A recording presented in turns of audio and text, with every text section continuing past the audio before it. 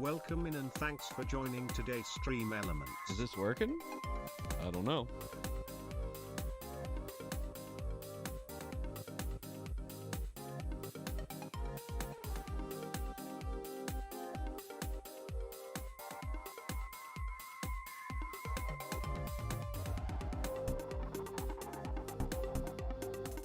Welcome in and thanks for joining today, Rugmat.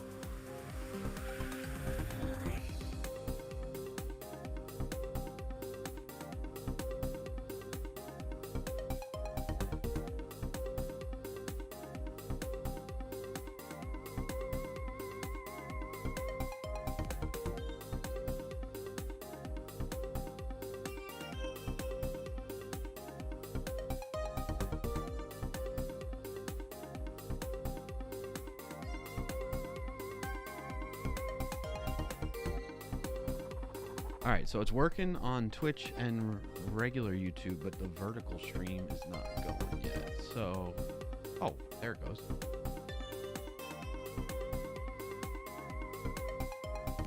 Is it live?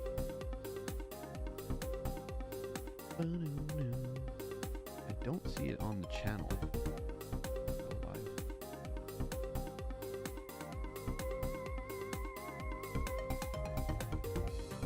Okay. Should be live now. Sweet. Okay, that's working.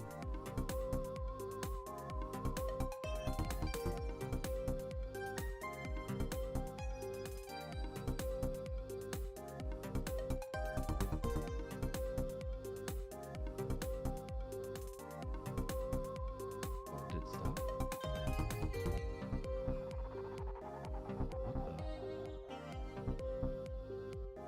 What the what?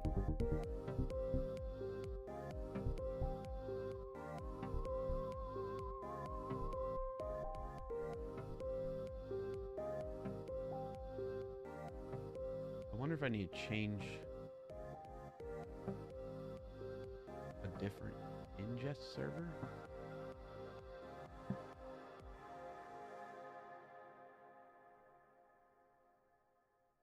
Or do they just figure it out based on stream key? I think.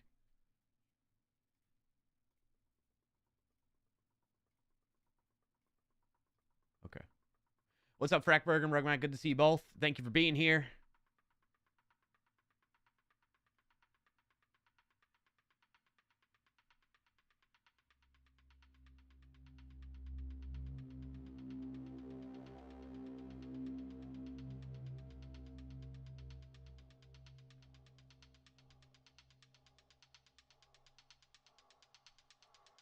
Discord server announced.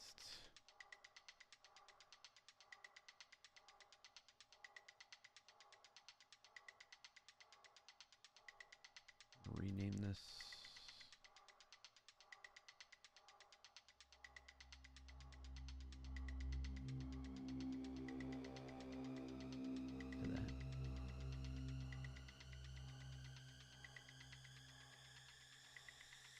we got some vertical viewers. Probably myself. Yeah. Oh, yeah.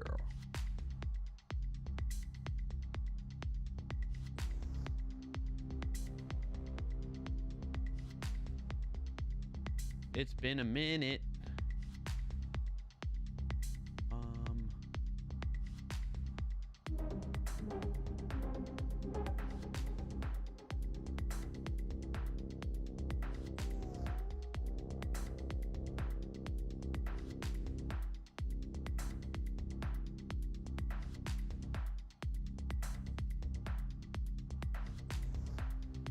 Why can't I shrink this?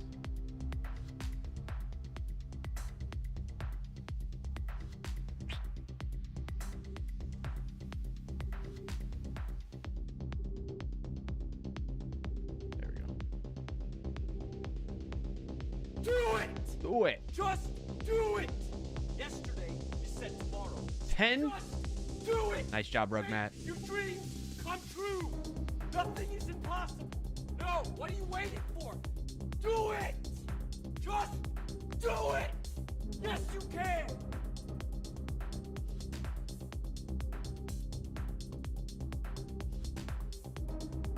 All right, we got a lot to speak about. Chat. A lot to catch up on. It's been, what, 2 weeks since we streamed? Oh, I didn't even set up. Oh Welcome no. and thanks for joining today, Clarkiobot. Hey, Clarkiobot. So great to have you here. So great. Love having you here, Clarkiobot. Huge help. I haven't even set up my cameras. I'm such a noob. Welcome in and thanks for joining today, Clarkio. Oh. Hey. Glad to have you here, Clarkio. That's me.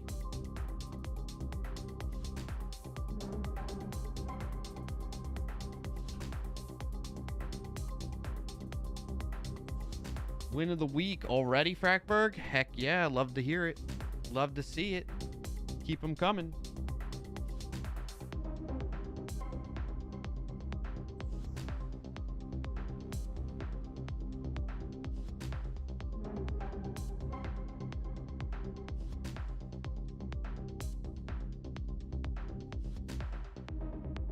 And my office is like a mess. I gotta clean it up so bad. So bad. We're gonna put this over here. I gotta go get some water. Cameras are set up, so we're good to go on that.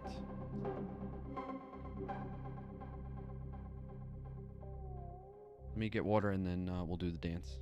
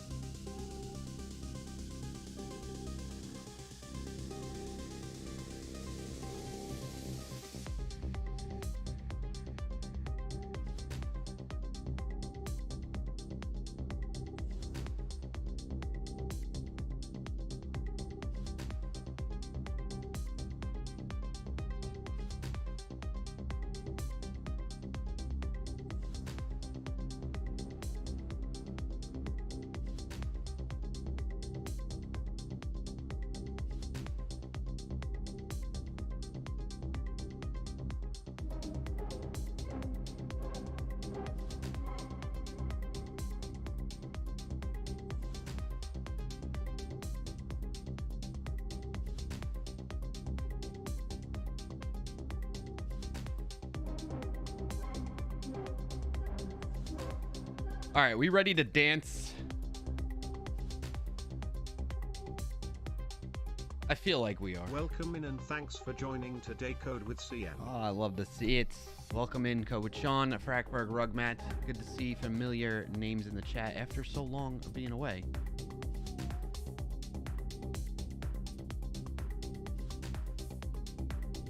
Double check really quick.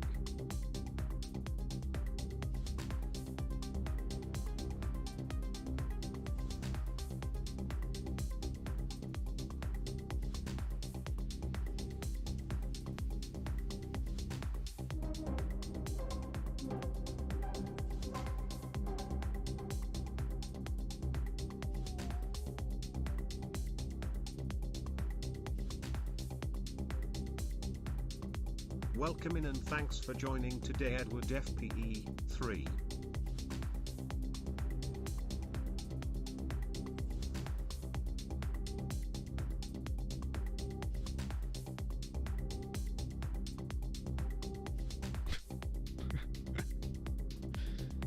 What are we living in the early 2000s? Is that supposed to be offensive? Gosh, people with these old slurs.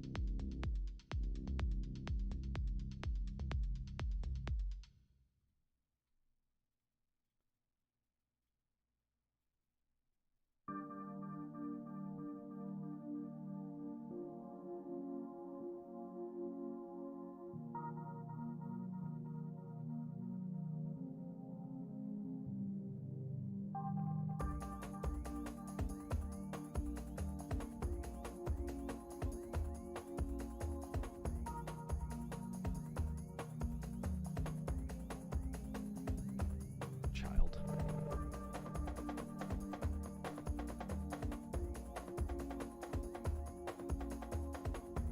Managing multiple chats is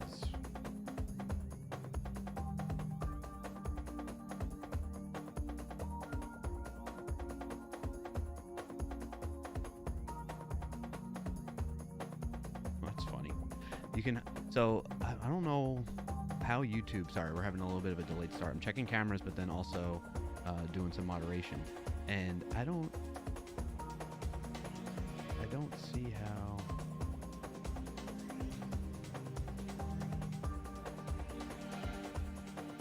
you moderate so much on YouTube.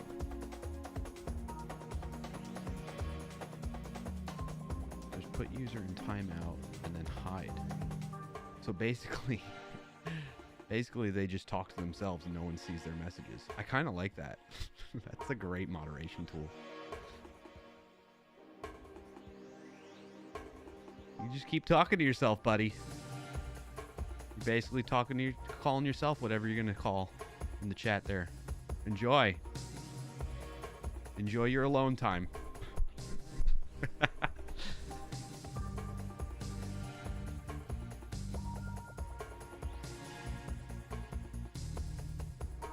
Must be some bot too.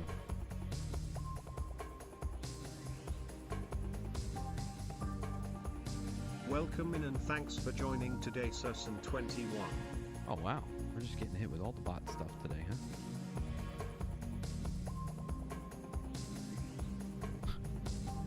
Fun times.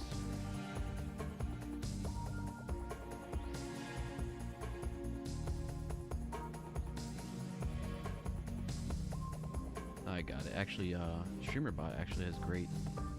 Oh, there you go. Frackberg, thank you for helping out. I'm realizing I should just go to the StreamerBot chat that I have that handles it.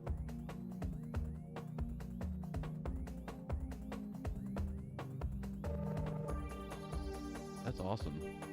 So on YouTube, I guess, I don't know, maybe it's considered banning them, but it's like a silent ban almost, where it just says hide user. So like if they comment on videos or they comment in the live chat, it just like they talk to themselves. That's how YouTube handles moderation, I guess, instead of Twitch where you get banned completely. Yeah, no worries, Frackberg. No. I was just getting familiar with some of the moderation tools on YouTube anyway. I appreciate that, Kowachon. Are you on YouTube though, Kowachon? Also, how's my audio? Being that it's been 2 weeks, I was recording this week for work and I messed with my mic settings and stuff like that. And oh, you're just on Twitch. Yeah, I got you. Audio is a hair low. Okay. What I'm gonna do is in OBS, I'm just gonna bump up the gain a little.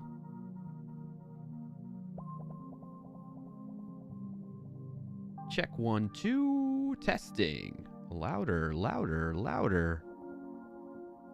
Mic is hair low, mic is fine. Music is fine. Yeah, yeah. Yeah, I'm getting the mic higher. I'm just giving it a little boost. Perfect now. Woo! Hello! Okay. That might be a little loud when I'm talking louder, but I'm normally talking like this anyway. All right, we'll leave it like that. All right, cameras are set. We are ready to rock and a roll. That is about to start in 5 No, we're not. seconds on Twitch. There's an ad running for 90. Little ad break. Little ad break. Gosh, rusty. I am rusty.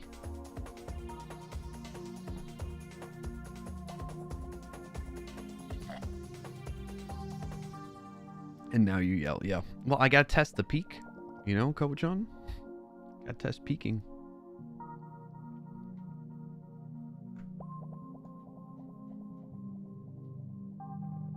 Oh, you're listening from an iPad, Fracky boy. How things going? I guess you probably shared in your win of the week. Hi, I'm new here. First time today, says Kowachon. You're only here for the dance. Gotta go to a meeting. All right.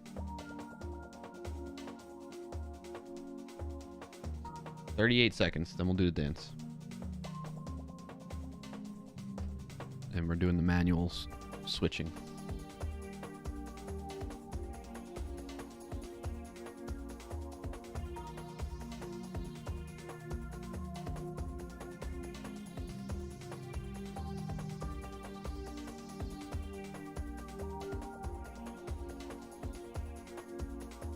Boom, boom, boom, ba-da-boom.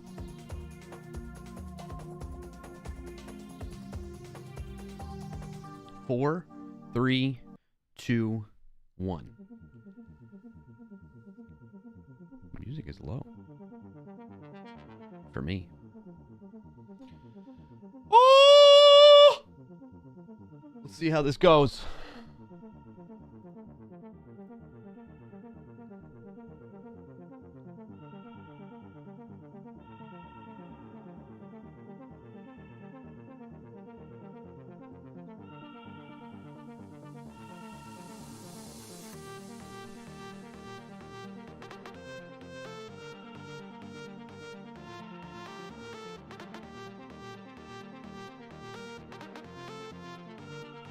Oh boy. Thanks, Rugmat.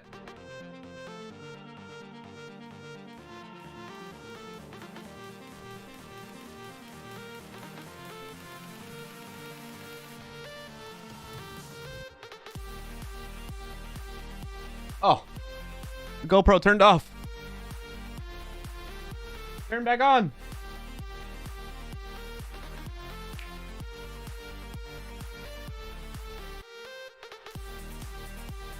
There it is. Hopefully it stays on.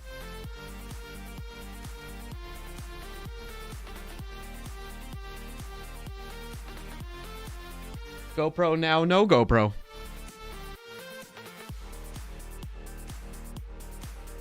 Welcome in and thanks for Clap. joining today, DN08.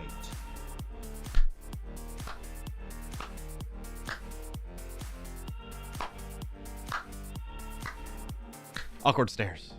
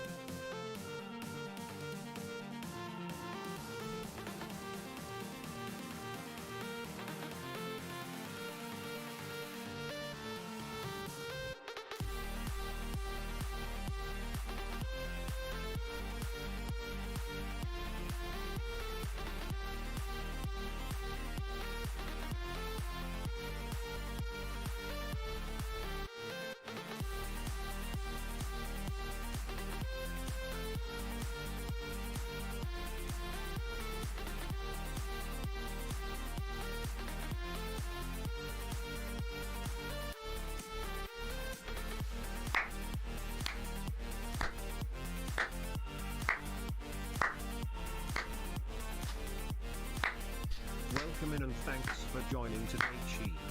Cheese, what's up, Cheese, over on YouTube? Happy to have you here. Welcome in. I know it looks all janky right now over there on YouTube, vertical, because I'm just trying it out for the first time today. So, let's see if this works, though. This should be a little bit better. Now you can see me pretty good. Welcome in. Happy to have you here. This is the Clarkio Shenanigans Show every Friday, although I was on vacation the past 2 Fridays, but every Friday at 12:30 p.m. Eastern Time, right here on twitch.tv/Clarkio or youtube.com/Clarkio. Happy to have you here. If you've not been here before, I am your host. What we do on Fridays, there's 3 segments to the show. There's the intro opening that you just saw where I do a dance awkwardly. And we talk about wins of the week. If you don't know what that is, there's a command in the chat you can put in there, !WOTW, and the bot will respond to you some more details of what that's about. So we celebrate each other's wins in the community. We play a little Wordle and connections. And then we get into the main technical portion of the show, which today what we're going to be covering is how AI can make you and your projects vulnerable. This has been super interesting to me. I've been kind of testing it out this week. And I was surprised that this is what's going on with the AI. I use AI a lot to help me with coding, and I'm going to continue to. This is not going to stop me, and I'm not trying to deter you from using AI to help you code. But there are things to do to take into consideration so that you use it responsibly.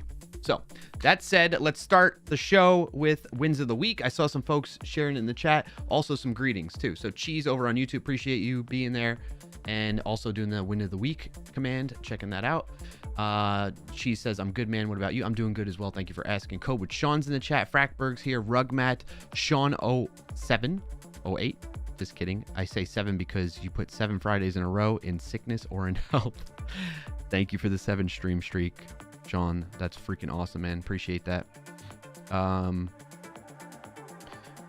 else? Did I miss anybody else in chat so far?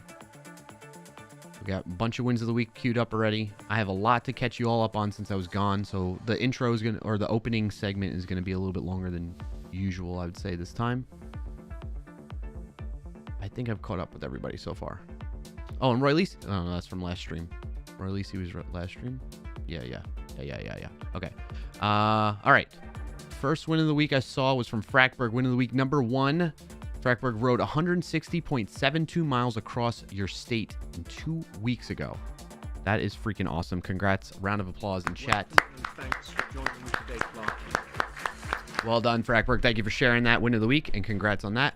Then, right after that, Frackberg shared a second win of the week, which was started my new job last week. That's awesome to hear. I'm very happy for you. I knew it would happen eventually. I know you wish it was sooner than now, but I'm glad it happened. Congrats on that, and thank you for sharing as well.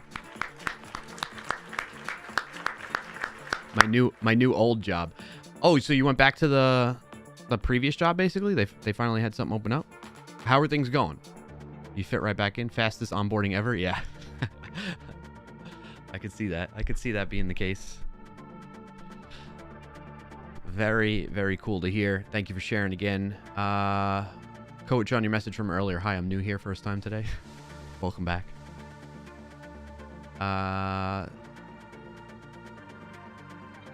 What's the next one I see? I think it was Sean08. Sean A. LOL. Frackberg says, LOL, the addition of the shadow caused my stream resolution to drop to 180p. Eek. All right, Sean08's win of the week. I'm no longer too sick to work. Loss of the week, I'm working. But hey, at least it's only a half day. All right, yeah. Well, congrats on your win. Sorry about the loss.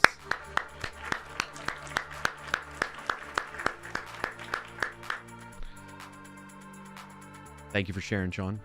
And thank you for the 7 stream streak. It's awesome. Rugmat, by the way, thank you for all the emotes when we're dancing and stuff like that, man. It keeps me going, keeps me pumped up that, like, I'm not just dancing to the blankness, to nothing. You're kind of dancing along with me. I appreciate that. Code with Sean, is this another ad but for Dance Studio? No. But I like the way you're thinking.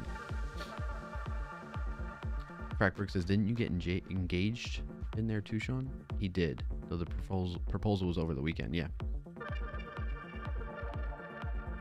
Brackberg, it's okay having some weird account issues due to former employee. Oh.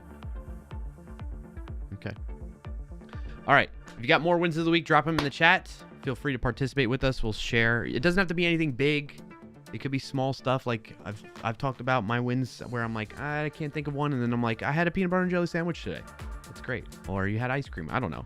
Whatever brings you joy, you can count on a win for that. Then share it with us if you'd like. But no pressure. If you don't have anything or you don't want to, all good. Just happy to have you here. It's how we want to start off the stream on a positive note, though. So, my wins of the week. Why do I sound like I'm peaking? I don't like that sound. Turn the gain down like a little bit on that, but that's not what I'm hearing. What you all hear is not what I hear exactly. Especially now that I added this filter. Do we share our wins of the week here? Yes, Cheese. Go ahead and drop it in the chat if you'd like. I appreciate you asking. All right, so my wins of the week. I was on vacation, and on that vacation, got a lot of family time. My vacation was like 10 days. I left on a Thursday, like a little over 2 weeks ago, and then came back on Sunday. So some wins from the vacation. Lots of family time, enjoyed time with the kids, my wife, my parents, my sister, and now brother-in-law, aunts and uncles, cousins that I got, like a lot of them, you know, live back where I grew up in New York. And so I got to see a lot of them. What else? I got through my anxiety about flying and just got there and back, which was great. Speaking of, so I was looking at, so I have anxiety about flying. It's gotten worse. Like my wife and I like identified and realized that it's because well, not because, but it's gotten worse. It wasn't this bad where I get like physically ill thinking about from anxiety of thinking about taking a flight somewhere, regardless of how long it is. If it's shorter, I feel better, but regardless, I still have it. And we realized that since having kids is when this has gotten to this point where I just feel more, and it's like a subconscious thing that I guess was going on until now. I consciously like made the connection a little bit in that, like, whether I'm flying with them or alone, I still like, it's different anxieties. When I'm with them, it's like I have no control over the situation to keep them safe. And then when I'm without them, it's still no control of the situation, but it's like, now what if something happens to me? Or, you know what I mean? Like, I don't want them to be without me, that type of thing. So anyway, I digress, but I got through it, and I probably need to like go to therapy or something about that to figure out how to do better with dealing with that. But that's a whole nother thing. So I feel good that I got through that, and and part of the reason I was bringing that up is part of my anxiety is with the way things have been going with Boeing, by the way. For those of you that maybe aren't familiar, Boeing, a airplane manufacturer who has had a bad track record recently over the past, I don't know, 5 to 10 years. Especially their 737 MAX line of planes. And like the most recent one with that, where the door blew off right in the middle of a flight. Not in the middle, but like on takeoff, I think it was. So when I was looking at our flights, I was like, okay, what kind of plane are we going on? And the plane from here to where we were going was a 737-700. So I was like, okay, that made me feel a little bit better. But then it said originally that the way back was the 737 MAX 7, which is one of the problematic planes. And I'm like, okay, well, if they're going to keep that on the line, they're probably, after all this stuff that has happened, they're really scrutinizing the safety of that plane. And so it's got to be okay. So like, if they're going to use that plane, then it's got to be okay. And I should like let that go. But it's still hard to, because you know that that's the problematic model, especially for Boeing. But luckily enough, I don't know if it was just like a blessing or whatever, but when we got to the day of coming back and we got to the airport, I was checking the flight information and stuff like that, and it said it was 737-800 model, so it switched out. So we weren't even on the, so that really took like a huge weight off my shoulders, off my mind, really. So that's another win right there, that they got swapped out to one of the older models, which even though it was an older model, it was a newer plane too, like a newer, like recently made version of the 737-800. So anyway, I purposely choose a flight that is not Boeing at all. I know, but like there's not a lot of airlines that, at least from my experience, that are using like, because the only other major manufacturer of airplanes is Airbus for commercial flights like that, large commercial flights. So it's either Boeing or Airbus. And I've noticed not a lot of airlines use Airbus. I think only like Frontier, Spirit, some of those like tier leveled airlines, which they don't always have flights to where I'm coming from and going, that type of thing. So there is that, right? American Airlines uses Airbus. Oh, okay. I didn't realize that. Yeah. Typically don't fly American Airlines. I mean, I have before, but it's been a while. Most of the time, because of where I'm going, most of the time it's either Delta or United or Southwest or JetBlue. Speaking of, so when I fly from where I'm at to visit my parents in New York, the direct flights for that are usually only Southwest right now. But it sounds like they're going to be getting JetBlue in there too. So I'm looking forward to that because that'll give us more options. Also, Southwest announced that they're going to assigned seating, which is interesting. They're the only airline that has it where it's just like a boarding group and it's first come, first serve type of thing. So you get boarding group A, B, or C. And especially if you're a family, although they tell you, but it still happens. So this even happened on our flight home. It still happens where like a family with kids, young kids that need to sit together are like in the later boarding group. And they join and get on the plane with the later boarding group. And at that point in time, because it's first come, first serve, like the seats are sporadic. It's a bunch of middle seats. So like if you need to sit with your kid or kids, you need to get on the plane sooner. And they offer that like without additional costs, where you can get on like after boarding group A, I think it is. You can get on the plane with your kid. Anybody with small children under the age of, I don't know what the age is. I think it's like 5 and under or something like that. It's something where it's younger. Which I think they should raise it. I mean, I guess it's not going to matter anymore since they're switching, but they should raise it. Because like, I don't know. If your kid is like, maybe raise it to like 10. And then they can kind of, then maybe I would feel okay with them sitting a row ahead of me by themselves, but not like completely at the other end of the plane. I want them to be near me, you know? It's my kid. Anyway, it doesn't matter. It's going away because they're doing assigned seating. I think next year is when it's starting. Cheese on YouTube says, yeah, after what I hear in the news these days about Boeing, I too get a bit scared when flying with Boeing. Yeah, I'm with you. I'm with you on that. Also, did you have a win of the week that you shared in the chat and I missed it? I don't see it. It didn't come through, but no pressure. Like you don't feel like you have to. So anyway, that happened. That was win. Getting through that anxiety and flying. I had a great trip, great time hanging out at the home I grew up in with my parents, seeing aunts and uncles and extended family. My kids getting to see aunts and uncles and extended family. And then my wife and I went on a anniversary trip where we drove to Boston. And man, I like Boston a lot. Boston's beautiful. We had an awesome spot where we were staying at, right by the harbor. What did we do there? We went on a bike tour for 3 hours.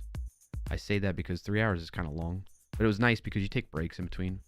But man, we were like exercising like more than we ever do, in the sense of like, because like Boston is such a walkable city. It's amazing. I didn't realize how much of an impact that makes, because I've been to New York City, and yes, it's walkable, but it's like it's meant for cars driving in and out of it all the time and getting from one place to the other. Boston is meant for people walking, biking, taking the subway, and like, you know, mass transit type of approaches versus driving a car individually. And it was fantastic. We ate at a lot of great places, had a lot of great food, explored There's a lot of great just things just to see and walk around. We went to their public library. I can't tell you the last time I've been to a public library prior to this. They have an awesome public library. What else did we do? Why am I blanking on this? What else did we do? We explored, walked around. Oh, I went to the Red Sox Yankees game. I'm not a huge baseball fan, but I was like, we're in Boston. We got to go to Fenway, you know? And the Red Sox won. It was a good game. It was a close game. The Red Sox almost didn't win. It was the first game of that series if you're into baseball and you watch that sort of thing. So that was awesome to see. Great atmosphere. It's so cool that Fenway. So I didn't know this prior, again, because I'm not a huge baseball fan. When I was growing up, I was more of like a Mets fan, but even then I wasn't that into baseball. So I don't follow it very closely. I like going to baseball games. Let me be very clear about this. It's not that I hate baseball or I think it's a bad sport or anything like that. I think it's a very skillful sport. It's interesting in that regard. So playing it was fun to some degree. I played like T-ball as a kid, but then let it go because I didn't find it fun to play that much. I found it to be a bit boring if you're not the pitcher, first base, or the catcher. Those are the most active like positions to keep you occupied, you know? So where was I going with this? Baseball. I don't find it fun to play. I don't find it great to watch. Thanks for joining today, Steve Kyle. I don't think it... Steve Kyle. I don't think it's great to watch on TV, although I think with the pitch timer, I haven't watched a baseball game since they've added the pitch timer, like on TV, but maybe that would make it more fun to watch. So I'm giving you some background, right? So I'm not a huge baseball fan, but I was like, I'm in Boston. I got to go to Fenway Park. And the biggest rivalry in the sport, Red Sox and Yankees, you know? So I'm like, okay, we're here. Let's check it out. And it's so cool that they built the ballpark like in the middle of the neighborhood of the city. Instead of there being like just this massive parking lot, just concrete everywhere type of thing, it was like a really better, different atmosphere than what I've experienced in the past going to any sporting event really, where it's built around the neighborhood and we got the genuine, authentic experience. We took the subway from where we were staying to get to the game with everybody else that's going to the game. So it's like everybody's talking about it or whatever.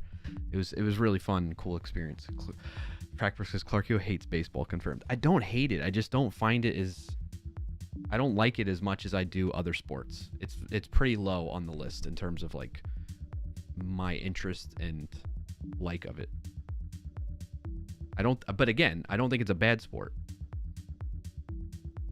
I don't hate it like in the sense of like, oh, it's a terrible sport. Why would anybody play it, watch it, be into it, that type of thing? I don't think that. I think more so it's just not interesting to me. And Steve Kyle saying, ew, he's gone to the dark side of sports. Nobody. Not happening. Sorry. Headcanon is set. Clarkio hates baseball. Okay, buddy. I think you spelled canon wrong, too. Put that in your pipe and smoke it. Cheese Set on YouTube says, oh, yeah, my win of the week is for sure spending a lot of time with my parents who live all the way in Europe. Haven't seen them in a long time. Oh, that's awesome to hear. Well, congrats on that, Cheese, and thank you for sharing.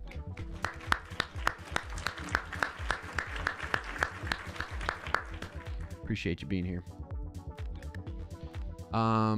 Did you sit in the Green Monster? No, we ended up sitting like near, like just off to the side of home plate in one of the upper deck areas because I was like, I don't know. I just figured that was a good spot. I looked into the Green Monster area. Part of my thing was I didn't want to get like fried in the sun. So I picked on the side that would be like in the shade too. So there was that going on.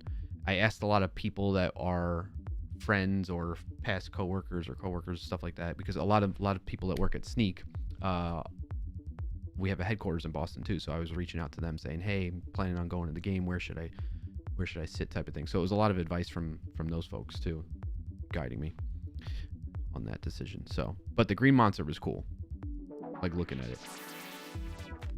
Oh, good to know for future, Sean. Yeah, I don't think the Green Monster is a bad spot to sit. I think you can enjoy the game. pretty much, honestly, like, because we walked around a little bit before the game started, before going to our seats and everything. And like, I really do feel like you can enjoy the game and get a good view of the game from most places in that park. There are some, because of the way it's so old and like the way it was set up, they have these beams. If you're on the lower level, they have these beams that can obstruct your view. So like if you're close to that or like within range of it where it can get in your way, I could see that being a problem. So there are some seats that are positioned that would not be worth sitting in. But I didn't have to deal with that. That's another reason why I went with the upper deck, because there was nothing to obstruct the view. Oh, good to know for future, Sean. I meant the sneak boss. Oh, okay, I got you. Yeah. Well, for anybody that's never been to Fenway, that's some details and background on that.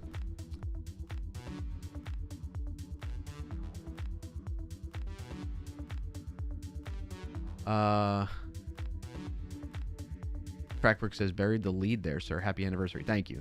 It's not exactly the anniversary. You all know I keep shit private. So. But. This was like a all-in-one type of trip, even though it's not the exact date type of thing. You know what I mean? 3 hours casually ignores his 11-hour ride. What are you talking about? You talking to me, or you're something in response to yourself? Crackberg. Sean says, oh, I have a great song for you that I'll send via Discord since I know you won't listen on stream. Okay. Did you already message it to me? Okay, I see. Yeah, I'll leave that up as unread for now. Otherwise, I'll forget. Catching up on some more chat here. Your 3-hour bike tour versus Frackberg's 11-hour bike ride. Oh, yes. I know. All right. Listen, but you bike ride like weekly, daily, Frackberg. You bike ride like nonstop. You're in shape for that. I am not. Nor is my wife, for that matter. Like, we bike sometimes. We're like fairly active, but not like to the level that we were while we were in Boston, because we were walking everywhere. They had like all these, like, I can't express this enough. If you've not been to Boston, like, it's super walkable and there's a lot of stuff to see and do just walking around. So like, there was these markets. There's Faneuil Market. There's Quincy Market, where they have like all these different little shops or restaurants and little like almost like food truck type of booths, but it's like legit. Not that food trucks aren't legit, but you know what I mean. Like, they're like legit restaurants inside of this bigger whole market thing that's like shotgun type of style architecture. Speaking of architecture, a lot of cool architecture there. Really old buildings. A lot of history there. You know, American relative old as we are here, this country, that type of thing. I know in Europe it's way more. Have seen some of that in the past too. What else? The big things were the bike tour, the baseball game, dinners at unique places that we've not been before, and trying different foods and whatnot.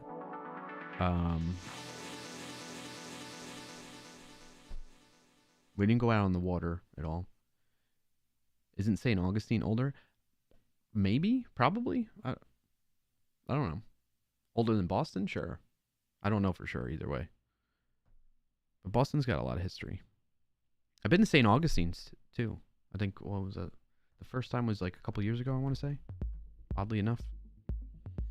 I can't think of what else we did. Why am I blanking on this right now? Is that because of the beer? Is what because of the beer, Steve Kyle?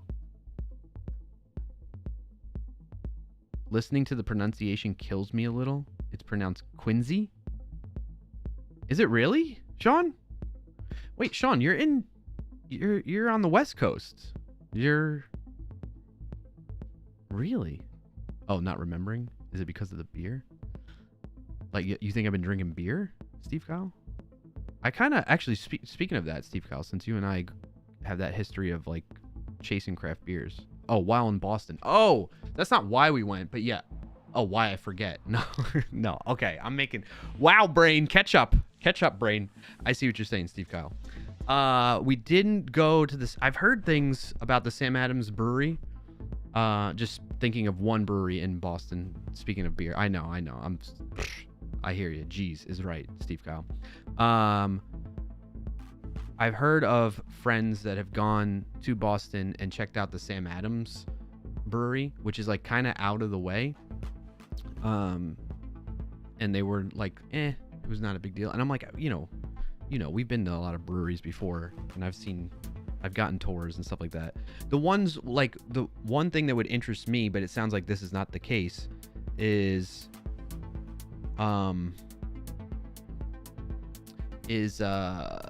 like when they have massive productions, like Sierra Nevada. Like, I went to theirs in Asheville, North Carolina, not the other one that's actually out west where they started, and it's humongous, right? So like that kind of stuff is cool to see. And I would figure that Sam Adams, being, for folks that don't know, Samuel Adams is a brewery in the U.S. that's very massive, widely. Today, Digital Drummer. Happy Friday to you too, Digital Drummer. So you would think, but I think it's because it's their original brewery or something. I don't know. Anyway, people were saying it's not that impressive, so we're like, I don't really care. Plus, where we were in the north end of Boston by the harbor and everything, they had like a little Sam Adams kind of mini brewery thing there, which was really cool setup. It was like outside. The weather, that was the other part of it. The weather, coming from Florida to there, the weather was awesome. Like everybody else, we were actually kind of chilly. We would wear sweatshirts at times too, believe it or not. So, Bald Bearded Builder over on YouTube. Dude, are you using the new ATEM multi-stream thing? Yes, I switched to that from whatever I was using before. What I was doing before was I was using the ATEM vertical streaming tool, but in not vertical format, in horizontal format, to stream to both Twitch and YouTube at the same time. Now I'm using the multi-stream to stream to Twitch and YouTube at the same time in the horizontal normal mode. And then I have a third one that streams to YouTube vertical that I'm just testing out today. And so it's bringing in people like you right now. I see you in there. And Cheese. Speaking of Cheese, Cheese says, I'm watching you while coding a Discord bot. LOL. Nice. Awesome. Keep it up. Appreciate you watching. The bot you're building is an auto mod bot. Basically, if you say the R word or any offensive language, it'll automatically delete the message and alert an administrator about it, and it'll warn you. Nice. That's awesome. Good project. Settings are wrong. You're sending vertical only to YouTube. On the third one. Yes. So YouTube's getting, there's two separate streams. If you go to the youtube.com/Clarkio, you'll see the horizontal one and a vertical one. Yep. Chi says, I feel like horizontal streaming is better than vertical streaming is better than horizontal. I think so, at least the way YouTube's pushing things. From what I can tell as a user of YouTube, they tend to, as part of YouTube Shorts, they push a vertical stream in there. So that's why I wanted to test it. Well, one of the reasons why I wanted to test it out. Steve Kyle says, I heard that one in Asheville is a whole compound. Yes, it's crazy. It's a crazy, massive setup, Steve Kyle. Definitely. I mean, Asheville in general, as I'm sure you already know, but for folks that don't know, Asheville, North Carolina is like the mecca of craft beer. There's like a ton of breweries there. Really well-known breweries, but some smaller ones that all produce great beer. What I was getting at about that, Steve Kyle, is I don't know about you, but I haven't been as into trying new beers as we used to be, man. I still have a ton of that beer sitting in the fridge. Like, you know, the bottles that we would go to like beer shares. And that's stuff's like, I don't know, 10 years old. I don't know if it's good anymore, you know? Definitely not into most of craft beer. Yeah. I've kind of gotten out of it. Drinking in general is meh after... exactly! It's crazy how that does that to you, huh? Sean 08 says, as a viewer, screw vertical streams. Fair enough. Still have the Clarkio After Darkio beers? No, I don't have those. I don't have beers like that. But I still have the tall, like, you know, like the 750 milliliter type bottles that you get at like special craft beer releases and stuff like that. Like, I still have a bunch of those sitting in the fridge in my garage. Yeah, throwback, exactly. Beer and game night, bag night. Clarkio After Darkio. Those were the days, man. Those were the days. What else did I miss in chat? Also, Triple B, by the way, thank you for the comment on the last Sneak video, which reminds me, shout out to Sneak. I usually start off the stream that way, but shout out to Sneak. Thank you, JT. I'll get to that in a second. Shout out to Sneak, who makes this stream possible by enabling me to stream on Fridays during my work hours. Not sponsored by them or anything like that, or endorsed. All this is me. So, what's the official word to say? What's up, JT? Good to see you, buddy. Schmerple, right back at you. What's the official way you say it? Opinions and comments are my own and not on behalf of my employer or something like that. Anyway, shout out to Sneak. Thank you for making this possible. And speaking of them, we had a new, because I've been working on the YouTube channel for Sneak, creating content there. We had a new video out that is related to what we're going to cover today, which is using AI coding tools and seeing how they can make your code and projects insecure. JT, thank you so much for the 53 months resub, buddy. Appreciate that. Also, Coach Sean, thank you again. I forget if I mentioned it earlier, looking at all my activity feed. Thank you for the 3 stream streak. You've had the pleasure of having me in 3 streams in a row. Yes, that is true. And Rugmat with the 10 stream streak earlier. Appreciate that. Thank you for the snooze. We got an ad starting in about 3 minutes. In the words of Corey, Hurricane Weathers, just paying the bills. Yes. Good words, Corey Weathers. Good dude right there. What else am I missing in chat? I think that's about it. We've been talking about wins for a while. So yeah, lots of family time. I went golfing while I was in New York with my brother-in-law, which was a little bit scary because the course we went on, the holes were kind of close to each other and it was pretty open. And so a lot of times people will be hitting balls like right in your direction. There was one time one landed like within 10 feet of me. And I was just like, and there was no one yelled for or anything like that you would expect. And I just looked at them and I was like, I just put my hands up like, what are you doing? At least give me a heads up, you know? So, anyway, still loving golf. I'm itching to go again since being back home. And, I don't know, maybe this week. We'll see. I think that's about it. And then the other win is with work that I wrote down was like, I've been just experimenting and learning how to use different AI coding tools outside of GitHub Copilot, which I'm realizing are free, and I could stop paying for GitHub Copilot like a knucklehead because you're getting just as good results in terms of just code in general. But yeah, I digress. All right, that's enough of that. We're done. If you have more wins of the week, drop them in the chat. If you're not familiar with it, ! WOTW. We dedicate the beginning portion of this stream, especially when Thanks for joining today, Royalies. Especially when I've been gone for a while like this. So oh, that was the other thing we did. I went and saw the Sneak offices in Boston because we were close enough. So we went and walked there. So I got to see a lot of people in person, a lot of my leadership team in person in the office. And they're like, what are you doing here on vacation? I'm like, I don't come here or travel that much. So, and we were like a 15 to 20 minute walk away or something like that. So they were like, oh, okay, that makes sense. So they showed me around the office and everything. I got some new swag. I got a new Sneak hat that actually has the Sneak logo.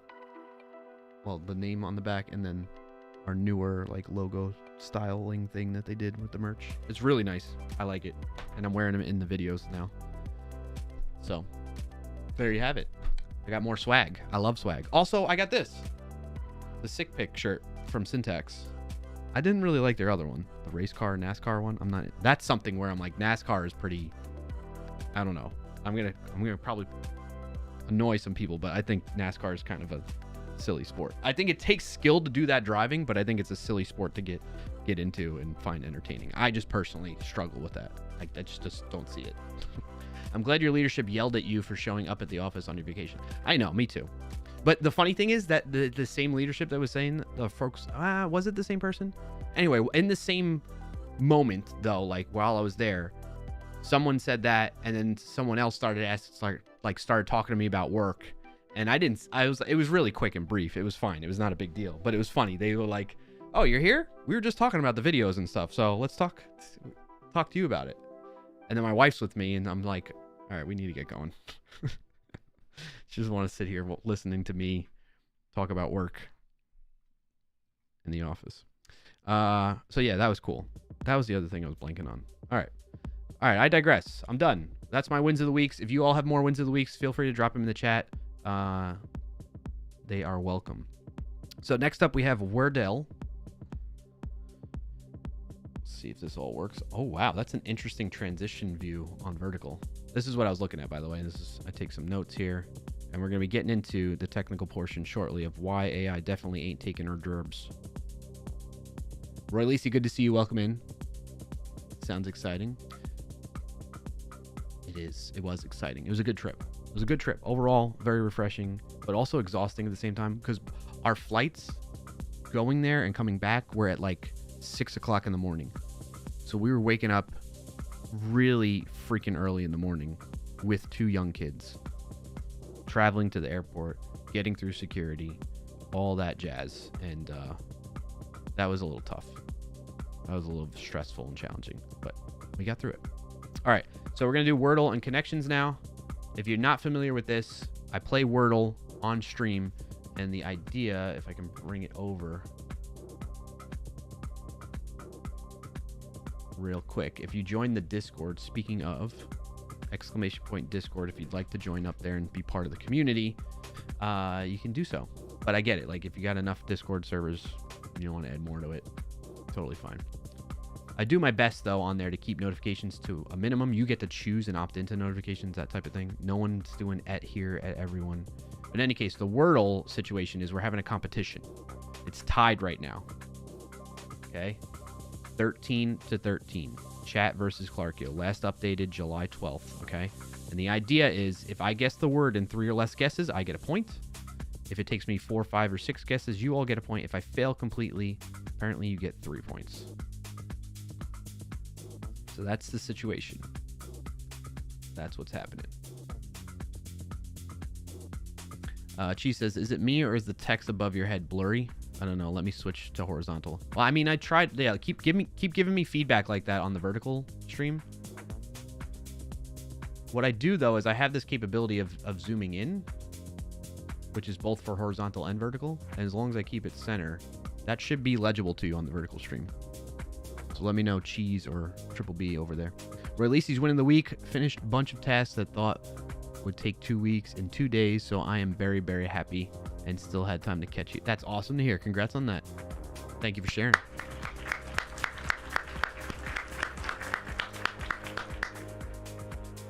Okay. All right, time for some Wordle. Ah, my eyes. All right, as always, we start with farts. Ooh, okay, good start, good start. We know it starts with an F. And there's an A somewhere. Is it like fault? No, not fault, because there's no T. And the A doesn't go there. Flang.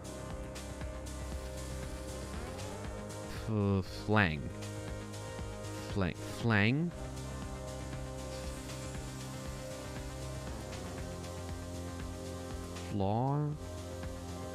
Flaunt is kind of what I was thinking of. Faint. Flaws. There's no S. Do I go with this to see if I can get the A position? But I want more vowels. Flavor. Is that a word? Send it. It's not a word. Damn. Flail? How do you spell flail? Like that? Oh! Good second guess. Okay, we got a chance. I got a chance. You all got a chance too, I guess. But that's okay. Flagrant? Fallopian tubes. Flan? Like the... Oh, you're helping me out, Coach Sean? Damn, 3 correct positioned letters. Yes. Flake. I like that guess, Sean. Thanks for the help. The assist there. You're messing up your team by doing that. Roy Lee says, or you might be tricking me. I don't know. Roy Lee says, oh, and win of the week, I'm close to finishing the stream audio to text without opening the stream so I can get text of what's going on on my editor, I have a little thing where I can send messages and receive them on editor. So when I'm working, I can still be up to date. Oh, that's awesome, Roy Lacey. Congrats on that. And thank you for sharing.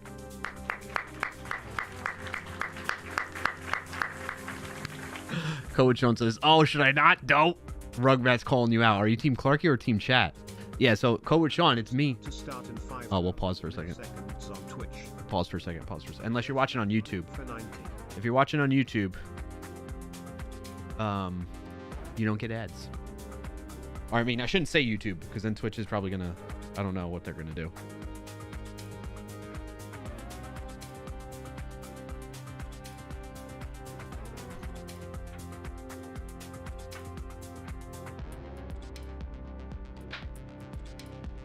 Ooh, you know, like eat something.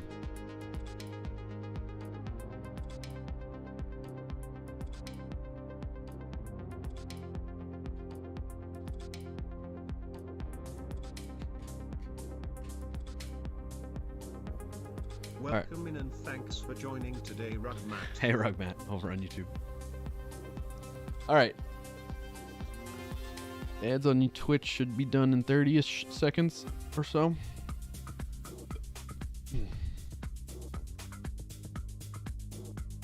I just spilled water.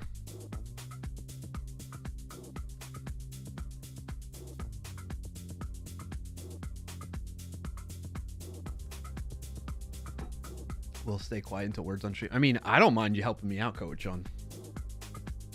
I don't mind at all. I think Flake is a good guess, but I'm going to see if I can figure out another option. I don't know.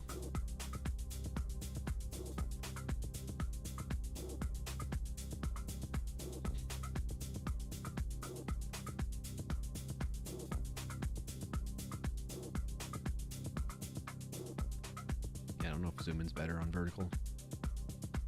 I'm looking at my vertical canvas. See what's going on there. You know what I want to do is like I want to, you know how I am zooming in, by the way, like this? It's with like a OBS script, and I'd like to essentially just do that all the time for vertical, but not for horizontal unless I press the button. I need to figure out a way to do that, but it is what it is right now. All right, Ed should be done. So yeah, Code with Sean, it's me versus you all in chat, and right now it's a tie game, meaning I've gotten it 13 points and you all have gotten 13 points over the weeks. So, all right, I think I want to guess Flake. I'm trying to think if there's Flame. Flame could be the other option. It could be Flame.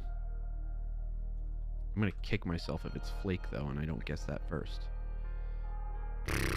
All right. This is for all the points. Yes! Oh, I'm glad I didn't go with Flame first. Hey, thanks for the help, Coach Sean. And eat it, chat! I am up! I'm finally up a point. I've taken the lead. It's been forever. Shout out to Coach Sean for assisting on that one, buddy. Love to see it. Love to see it. Sorry. Your friends in chat are not going to be happy with you, though. I'll tell you that much. Pipe. Pasted in there for anybody that's not watching the stream that's playing and doesn't want hints. Jump over to the pinned message, edit that, and very gladly update it to say, 1, it's August, which is crazy. July flew by. August 2nd, right? And it's now 14-13. Put that in your pipe and smoke it, chat. Am I peaking? I feel like I'm hearing my mic peaking a little bit. I don't like that. All right, now it's time for Connecciones. This we can play together, okay? You can help out if you'd like. It's up to you. And I like to shuffle at least 5 times. Cool. All right, and we got to figure out, if you've never played this before, the idea is you got to find 4 words that are connected somehow via a category. So like if 4 words were bass, flounder, salmon, trout, you're like, okay, I'm going to click on those because they're all fish. Or fire ant, fire drill, fire island, fire opal. And then it goes typically, although this is not always the case, they say yellow is the easiest, green, blue, and then purple being the hardest is like how it progresses. But I don't know. Vote kick Code with Sean. Sounds fine. Code with Sean making all Sean's look bad. Code with Sean is banned by chat team. Eat cornflakes? Yeah. Yeah, Rugmat. I'm going to eat cornflakes. I was helping my team and you shouldn't have read the message. Yeah, that's it. Yeah. Okay. Sure. Whatever you say, Code with Sean. This connection's definitely had me scratching my head. Okay, Rugmat, that's good. Good heads up. Release says, also, were you aware of .hta file extension? No. I recently learned about that. It could have been so useful to me at some point. No one talks about it. What is HTA? I've never heard of it. All right, Lush. Lush hair. Welcome in and thanks for joining today, Rugmatbot. Hypertext application file used primarily in Microsoft Windows. HTML code along with scripts, usually in VBScript or JScript. Really? Thanks, Rugmatbot. All right, we got Lush. Isn't Lush like Lush hair, right? It's a adjective?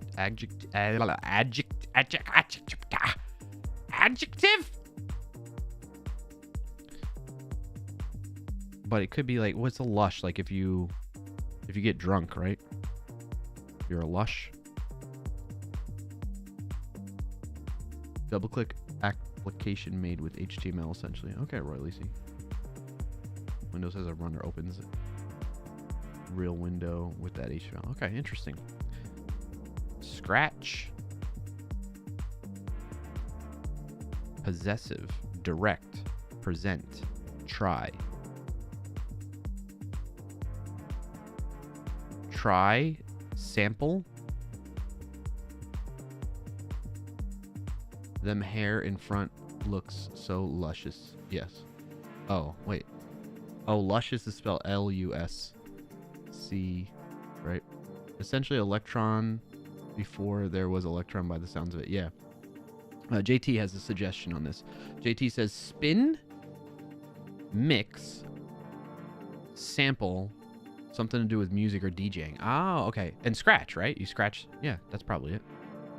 Nice. Good work, team. Good work, JT, working together on that one. I meant your hair, you silly head. Oh. My hair? My beard? Thank you. I was talking to my youngest the other day, and because we were looking at like wedding pictures of me and my wife, and I didn't have a beard then when I got married.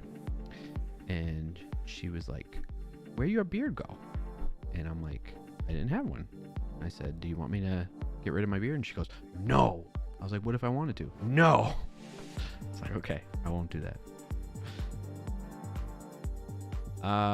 Possessive, direct, strain, nauseous. Nauseous, jealous. I don't know. No taxation without representation. Can you tell I was in Boston recently? Ecological. Test. Try. Test. Try. No. Possessive, irregular, present. Types of verbs. Maybe. Direct. I'll try it. I'll send it. JT. Oh, wow. Adjectives used in grammar. Nice job, JT. You're on a roll, buddy. All right. Now we're down to... See, this is what I'm saying. Like, yellow should have been the easiest, but we haven't even gotten yellow yet.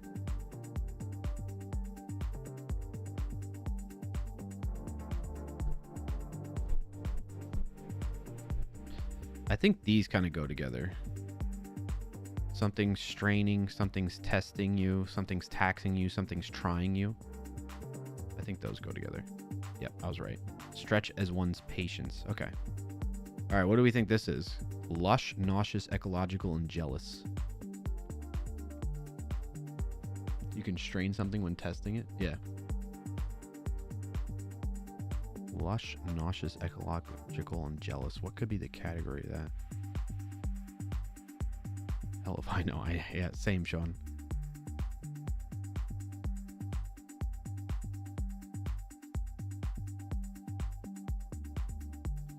I was thinking maybe like the way the words sound, like lush, nauseous, jealous. Love. Love makes you lush. Love is ecological. Love can make you jealous and nauseous. Yeah, maybe. It says emotions. I'm gonna slap someone. It might be emotions. Emotional things. What green might mean? I could see lush meaning green. Nauseous. I don't know about ecological. Like meaning like financially like ecological? Maybe. These are a bit of a stretch. Jealous makes you green and ecological. Lush, sure, like lush green, right? Nauseous, green because you're going to throw up. The ecology, like tree. Oh, like trees and stuff. Okay. I'm thinking economical, not ecological. Okay. All right. I don't know about jealous, though. I don't know about jealous. All right. Share these results in the Discord. Again, folks, if you want to join up in the Discord, exclamation point green with envy. Oh, yeah. Exclamation point Discord for the link, or go to clarkio.com/Discord for access to that. Chat helps. All right. We have a connections channel in there. All right. So I can wrap up and do like a quick, not wrap up the stream, but like I can see myself doing the technical portion pretty quickly to demonstrate to you all why AI is not going to take your job. So do we want to play words on stream, or do you want me to jump into demonstrating why AI is not going to take your job? What do you want to do first, chat? It's up to you, because we're doing pretty good on time. I mean, we technically started actually the stream at like 12:45, so we did all the catching up, wins of the week, Wordle connections in about an hour. I'm happy about that.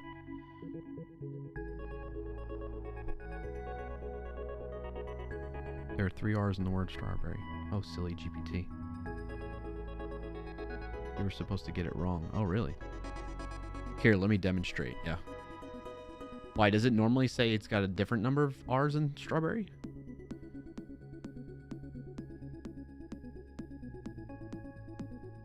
There's 1 R in strawberry.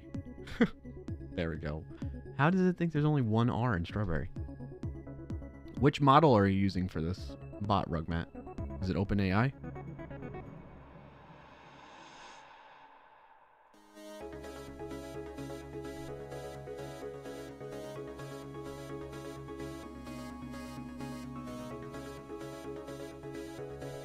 Because it's not thinking/counting. GPT-4o mini, yes. Okay. All right, let's play a little words on stream.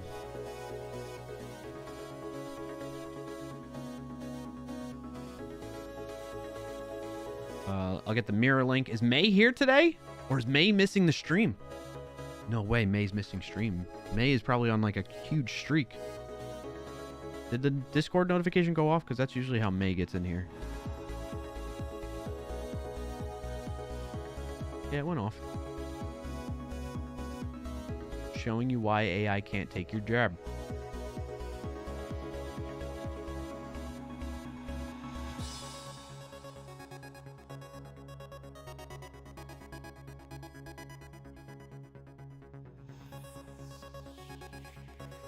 What was that?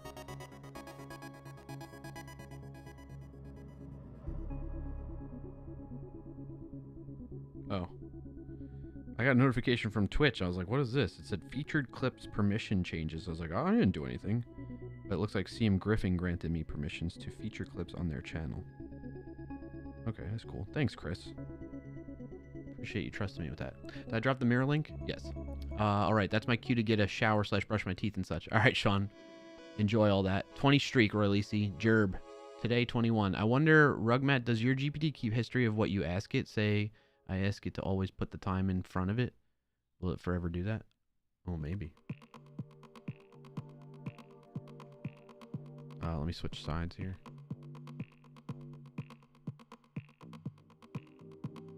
Move this over. All right, if you've never played Words on Stream, which let's switch to that category too. Right quick, because that'll attract some of the better players for us to learn from. If you never played it before, it kind of shows you right here, right? There's going to be a bunch of letters at the top middle of this screen, and then you got to make words out of them. And You'll get, when you get one correct, it'll lock you from guessing again until the timer hits the lock point, the unlock point there. You see like that? There'll be a little progress bar in the middle, you'll see.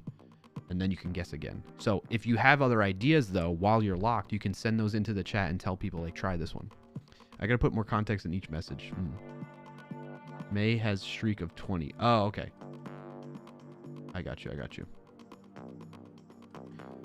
Okay. All right, let's start. We ready? That's kind of loud. Unfortunately, if you're on YouTube in any capacity, you're not going to be able to participate unless you go into the Twitch chat. You have a meeting less than 10 minutes? All right, Coach on. Nice job, Rugmat, getting the top word there. Somebody do rover.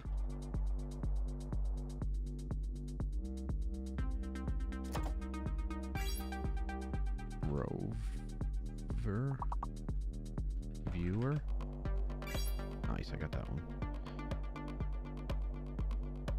Somebody do rover yet? Oh, there's not 2 R's. You can't do rover. What am I saying? Wove.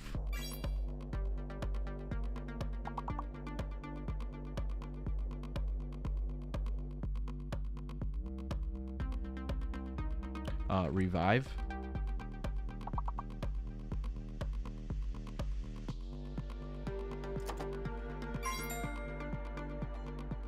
Rewove. Revive. Is there 2 V's? Yeah. Rewove. You're doing great, chat. Great job on this first round.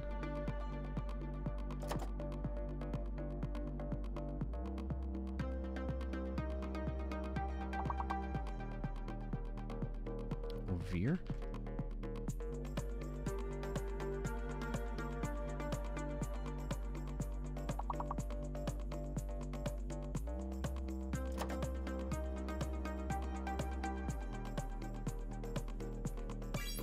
Rove. War.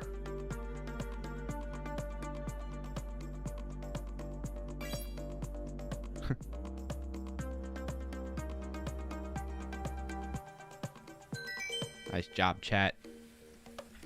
Skipping 2 levels.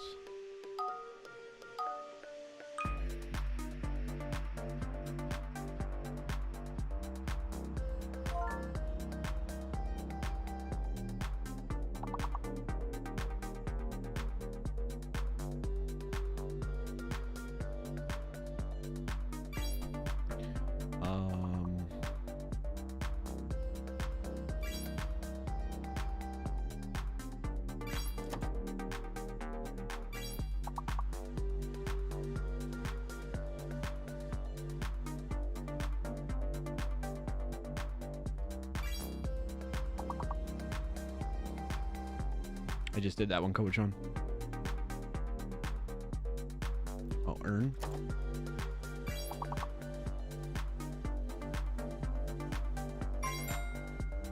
Nice job, Rogue Matt. Manure.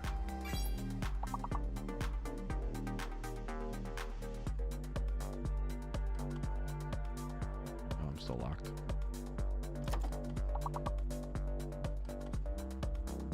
I've seen main in way too many games. I still don't know what it means. Like lion's mane, right? Isn't that how you spell it?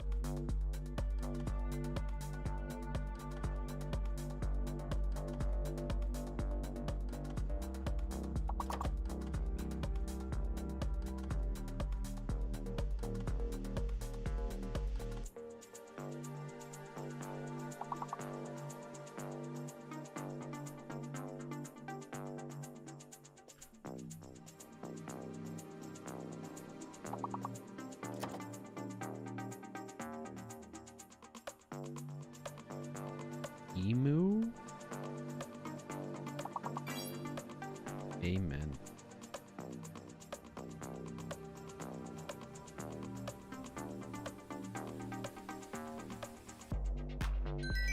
Yeah, all right.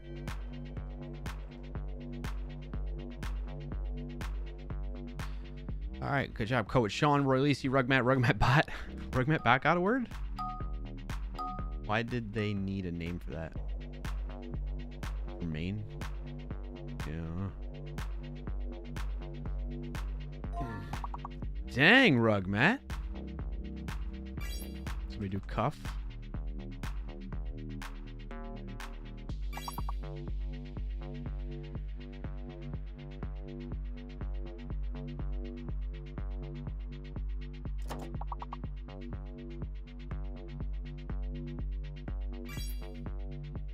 Huff and puff.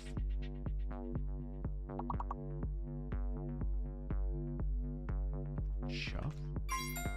Okay. Duff, I think, maybe? Yep.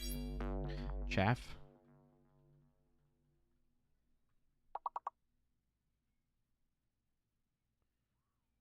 Is it something ANCH? Like, fund?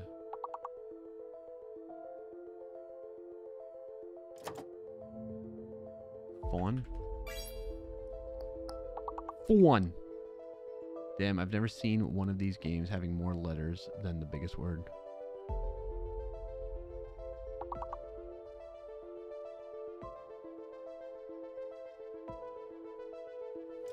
Funk? Oh, it's gotta be C. Alphabetically before cuff. Calf? Calf? Chaff? Chuff?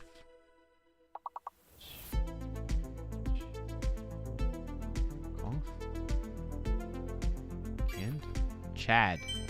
Chad. Cafe. Alright, let's keep it going, chat. Level 8.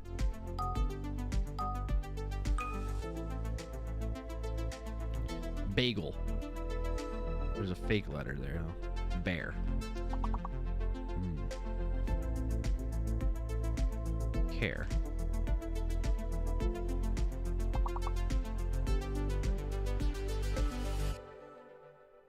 Rage.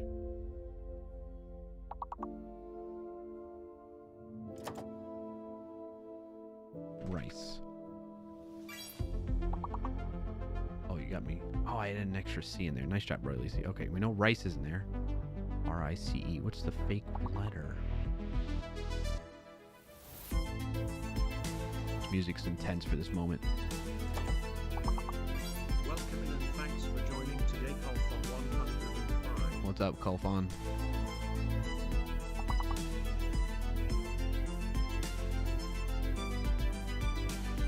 I can't think of another word.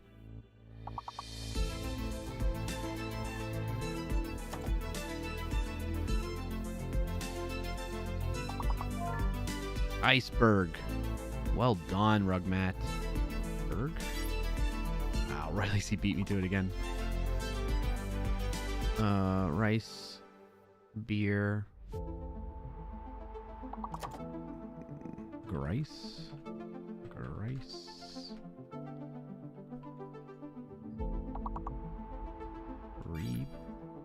Brie. Good guess, good guess. Brie?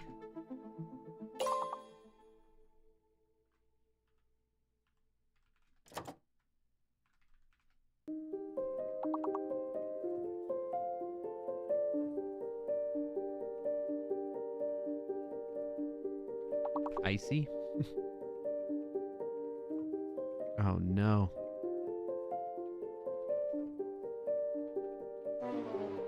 No. Interesting, interesting. Level 8. Got us that time. Not good, not good. Alright, we are gonna try playing again. I'm gonna go grab something because I'm getting pretty hungry. I'll be right back, chat.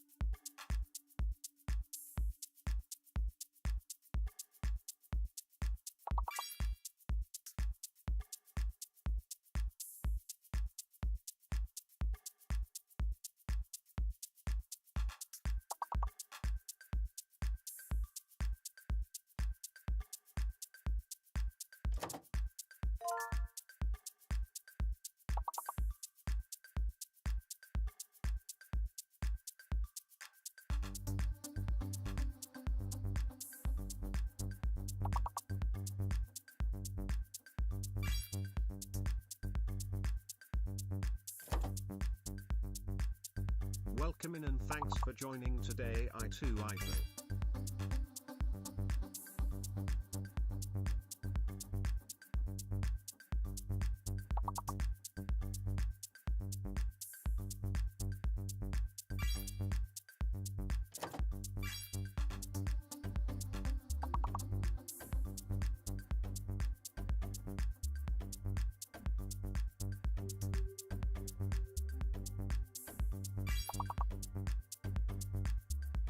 All right, I got some lunch, so perfect timing. What's up, Rival? I bet AI would win words on stream. You probably can build something like that, but it certainly ain't taking your job. I'm going to show you why once I'm done with my lunch.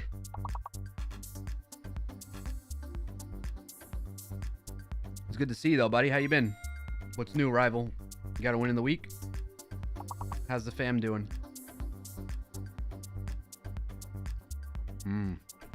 I grilled a London broil.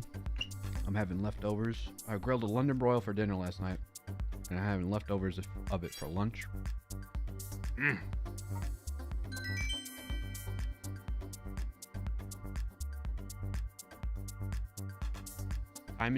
Tiny human potty training. Is it a win? Who knows?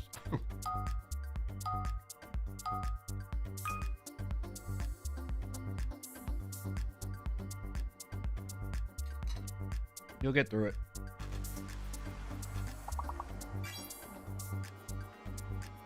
You got to spend...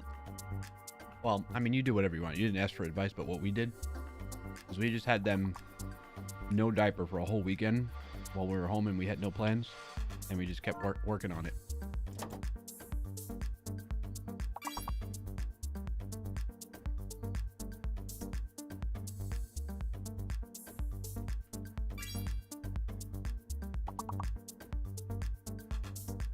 You people and your tiny humans, yeah. Oh, speaking of tiny humans and not wanting to make any more tiny humans, that's happening next week for me. The old snip snip. I had a dream about it, and it made me all freaked out and nervous. What age were what? My kids? I don't share. I'll talk to you privately, Rival, but I'm not gonna share it on stream.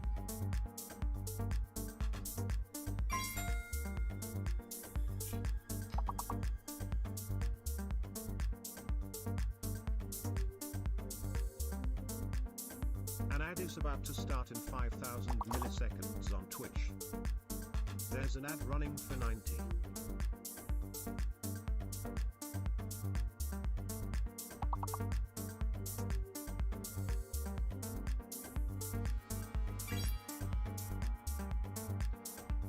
Everything will go great, thanks, Sean. Or at least is what you mean, snip snip. I mean, like, it's a procedure you have done so that you it's like male birth control. Put it that way.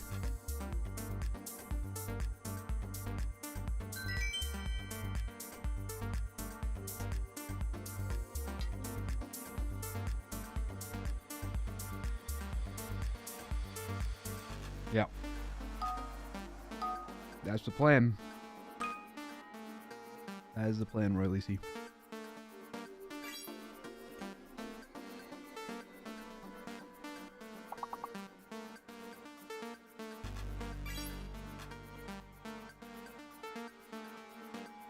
Oh, I know the big word. It's knockout. Yep, there it is, Sean. Any particular reason that is necessary? It's not necessary. It's just a choice. Okay, never mind. I won't ask about that. No, I don't mind. It's not necessary. It is a bit personal, I would say, but what can I say that I feel comfortable saying without, because it's getting into, like, you know, personal relationship reasons and stuff like that, you know what I mean? But basically, my wife and I have decided we're good. We don't want to have kids anymore. So that's part of the reason. And so, like, how do you help prevent that? Well, instead of her having to do more stuff, even though she's already been through enough having 2 kids, I was like, I'll take one for the team here. It's kind of the short way to describe knock up. Rival. Sean says I don't want to have kids, so I take the exactly. So some people do it because of that. Some people do it because of various reasons. I don't know, maybe even health reasons, you know? Or at least says, what are you humming about? Thankfully, my fiance doesn't want them either. There you go. It's all on a per person, per relationship basis.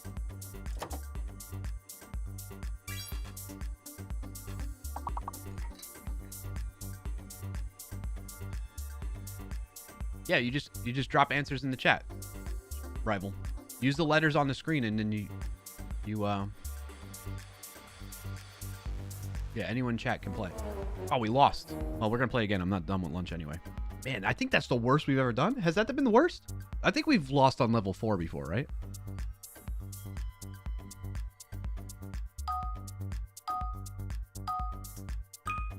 So, Rival, all you have to do is just, like, type in your answers into the chat.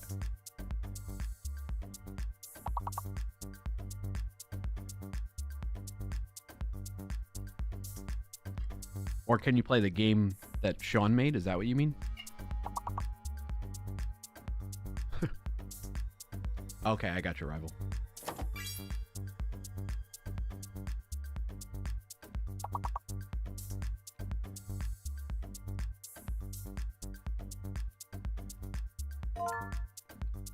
Nice job, Sean.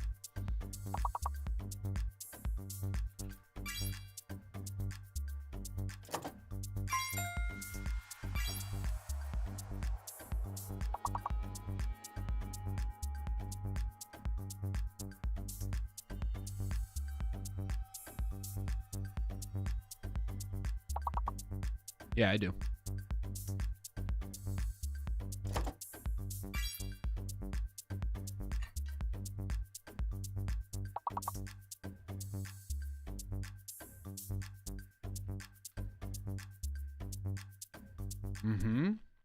It's true. My voice is in there.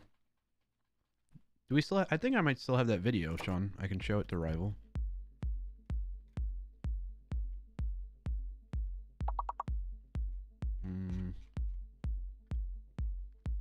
we have a clip of it? I don't know. I don't have it handy right now, but if you do, Sean, feel free to share it in chat.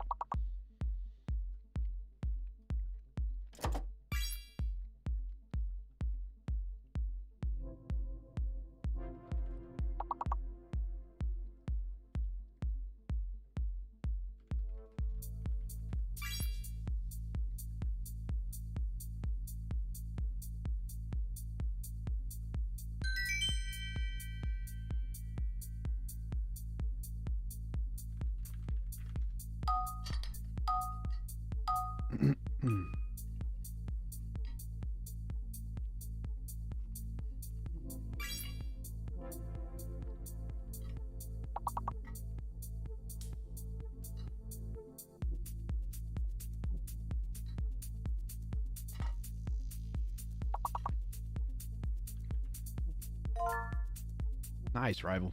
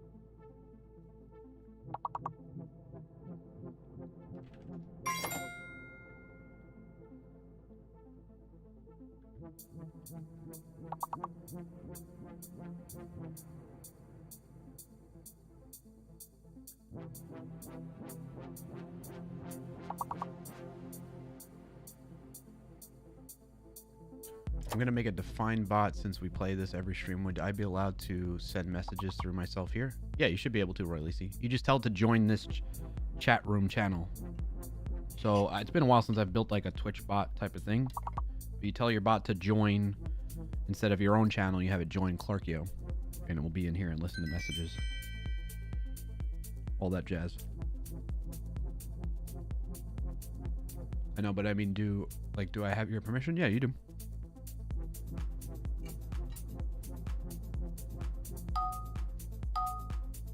Oh, okay, I got you right, Lucy.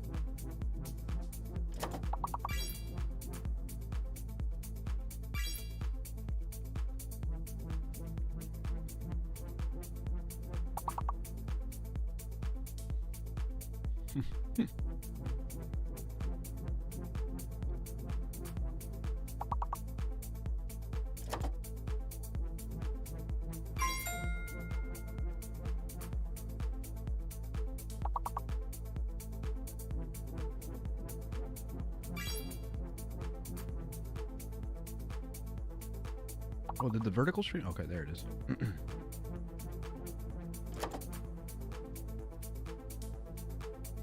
That's pretty cool. We had up to 3 people watching at one point on the vertical YouTube stream. Love to see it. Question is, will it end when I actually end?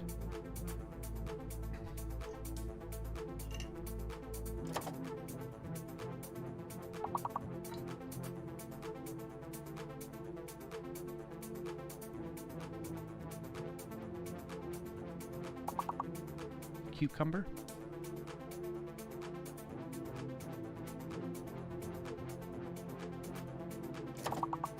You dislike what? Or at least see.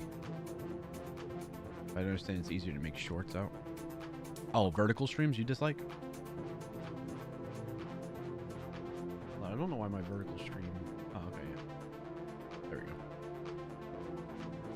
vertical stream thing on YouTube. I mean, I don't typically watch them. I like watching streams like horizontal streams on Twitch or YouTube.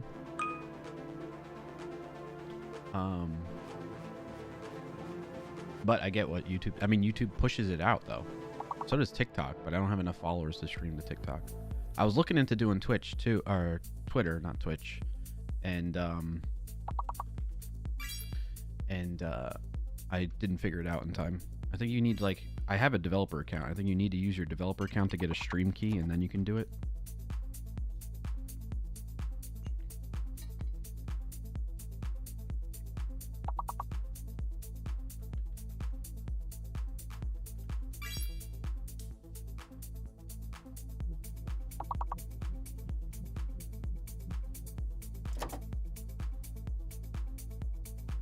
Welcome in and thanks for joining today, Ayush Sharma. Hey, Ayush.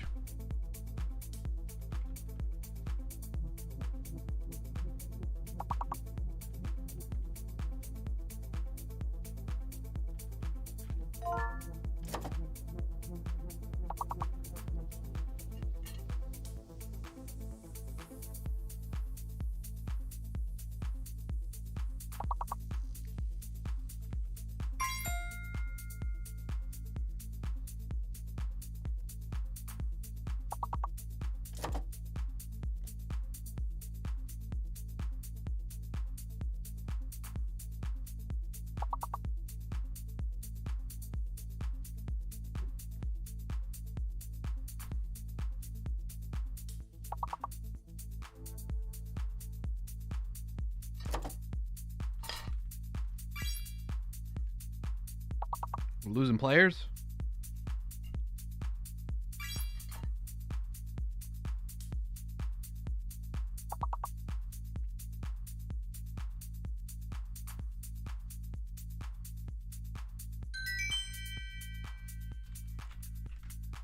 I'm almost done with lunch.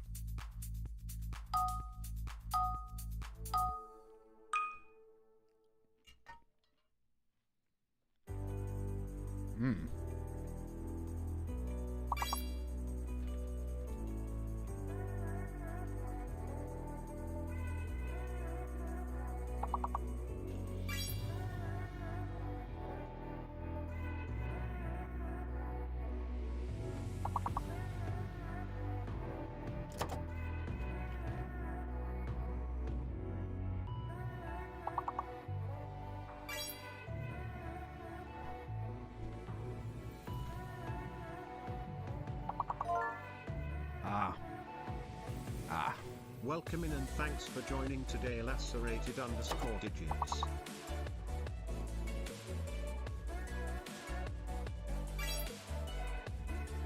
Hey, happy to see you. Good to see you, lacerated digits. I think N is fake letter, that's why that didn't work.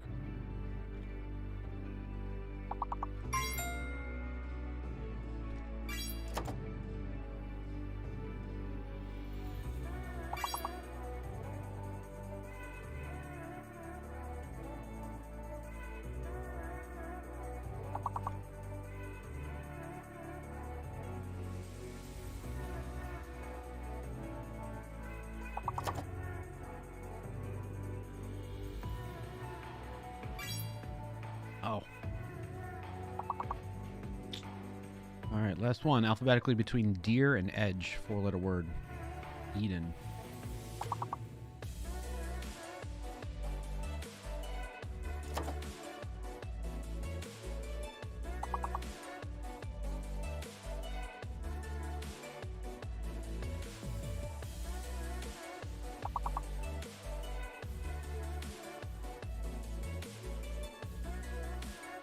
Drag. Oh, I got it at the last second.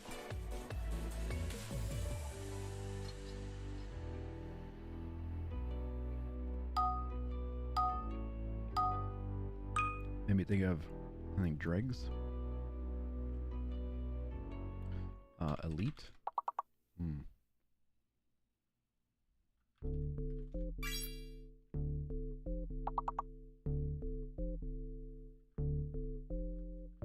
Dilate. You're thinking about, you're thinking about pregnancies. Or maybe your eyes, your pupils.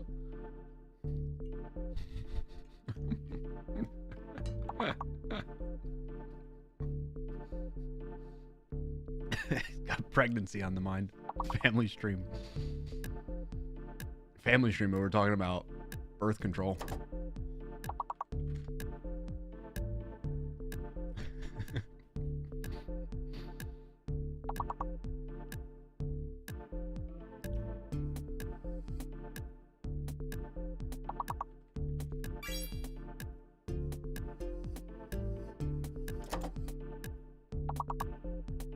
Birth control is family friendly.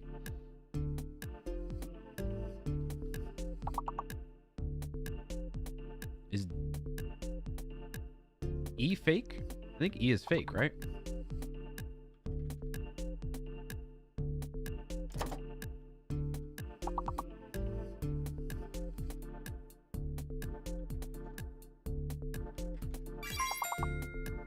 Nice.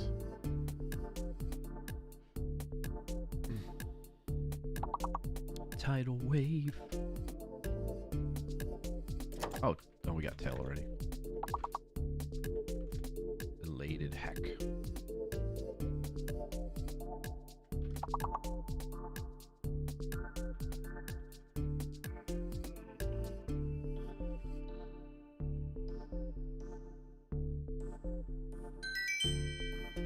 That was a rough one. All right, last level was 11. Next is 12.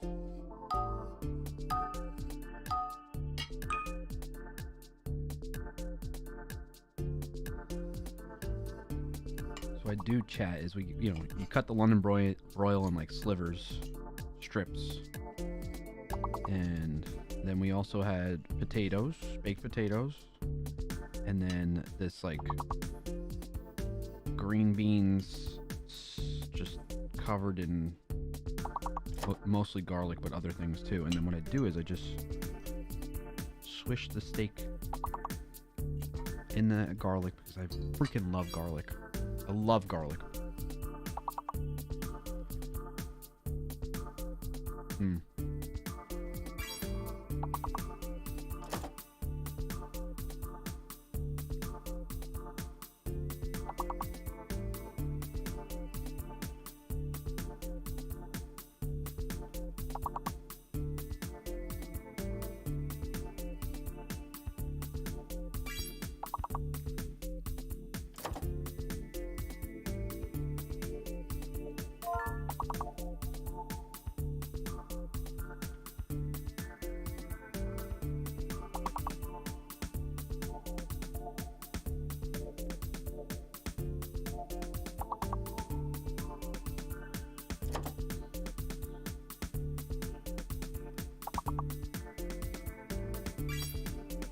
Why isn't cron a word? I feel like that's been a word before.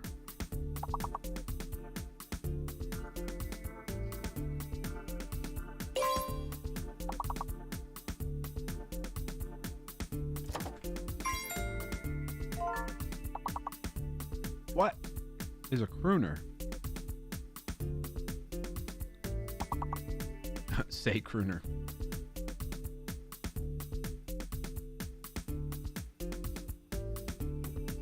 So that's how you do that, huh, Rugman?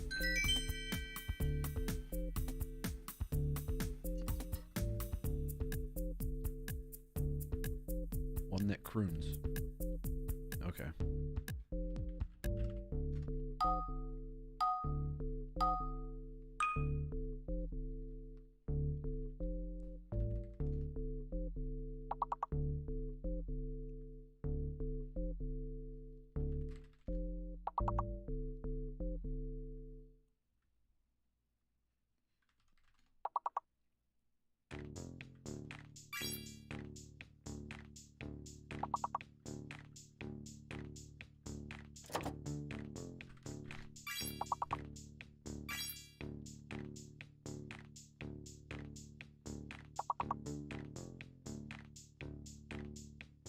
I think C is fake. C or I is fake.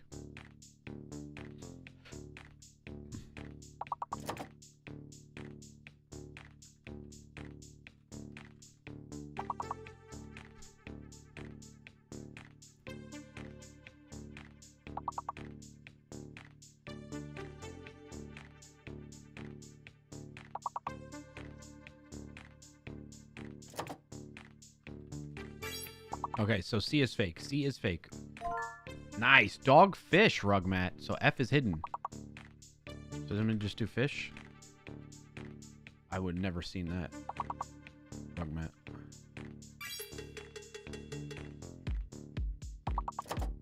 Shift.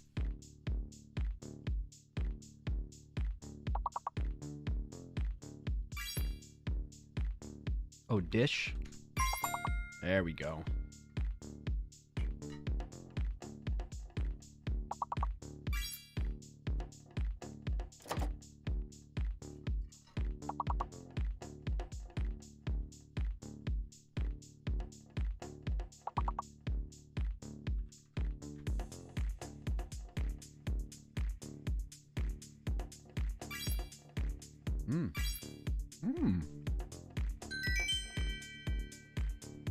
Nice job, chat.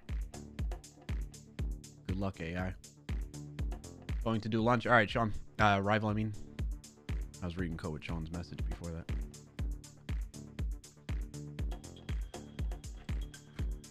Thanks for popping in, buddy. Appreciate it. Glad to hear the family's doing good. Good luck with the potty training if I don't talk to you. Enjoy lunch.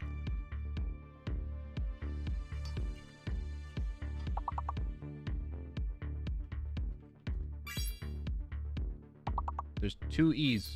The hidden letter is E. And Q is fake. Mm-hmm.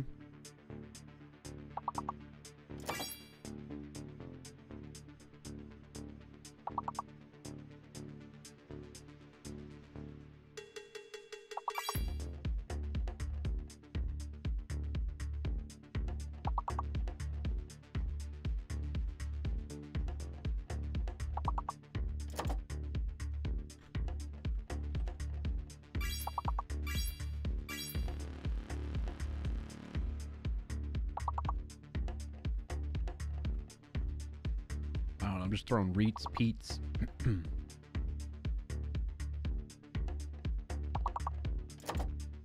X's is definitely one. Oh no, because it's 5 letters.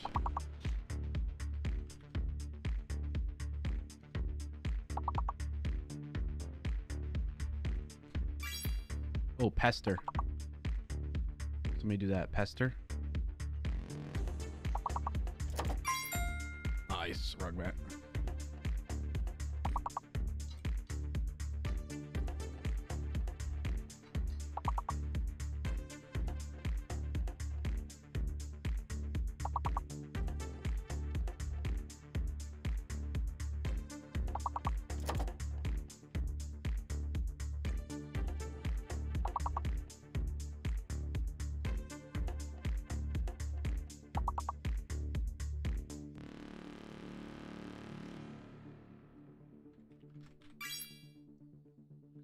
Oh, nice coach, Sean.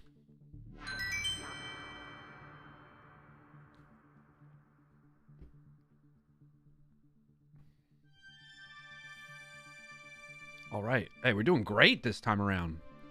Level 17. We're getting there. Getting to the really hard part. Anger. Danger. Ring. Okay. Let me try wearing.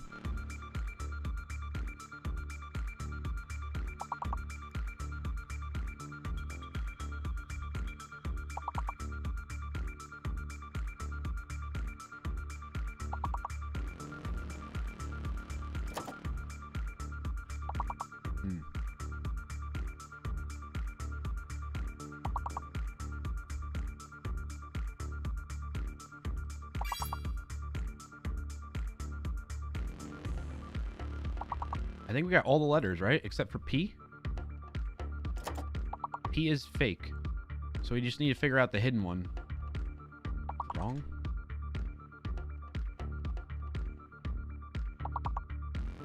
Wiring? Rainy?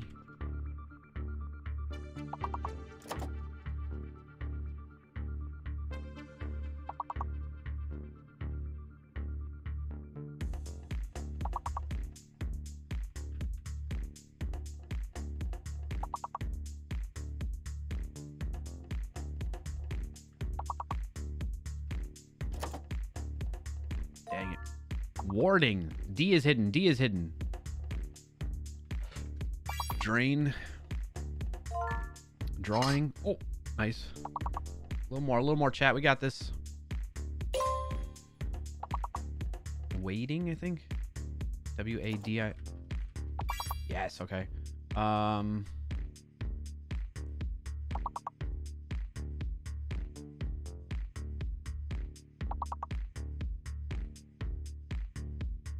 Grade. Grading. Grading. Grading. G-R-A-D. Oh! Grading. Should have worked, didn't it? No, that's 2 G's. Good try, chat. Good try. All right, I have like 2 more bites. So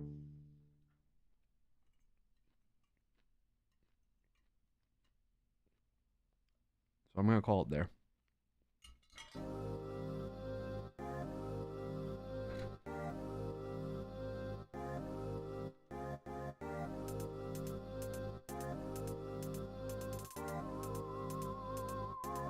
Hey, nice job, though, really quick. Shout out to Roy Lisi, Rugmat Coach Sean Rival, Rugmat Bot, and Sean A. Appreciate you playing along, getting us to level 17 record for today's stream. Good stuff, okay? All right, on that note, we are going to switch, and I'm going to start showing you why you should use AI, but not trust it outright. I'll have to figure out customization of Azure VPN. Have a great weekend. All right, Sean, appreciate you hanging out, buddy. Thank you for the support today. Especially the 3 stream streak from earlier. Hope you have a good rest of your Friday and weekend. And good luck with the VPN stuff. All right, I need to connect to a different code space quick.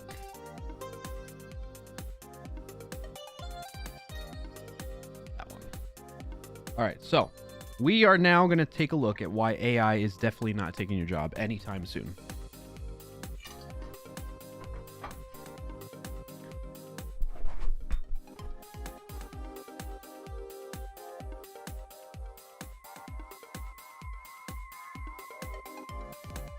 Don't worry about that, Sean. It's all in good fun. It's not like a huge... The end result is just at the end of the year, we're going to donate money. So it's not like a huge competitive thing. It's just a fun thing to do at chat, you know? So don't be too hard on yourself about it. It's all in good fun. I appreciate you, though.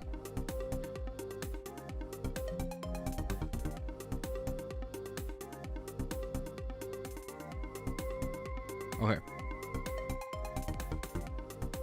And is this working again? Okay, cool. Everything like that. Everything like that. Okay. I'm going to take a little drink here.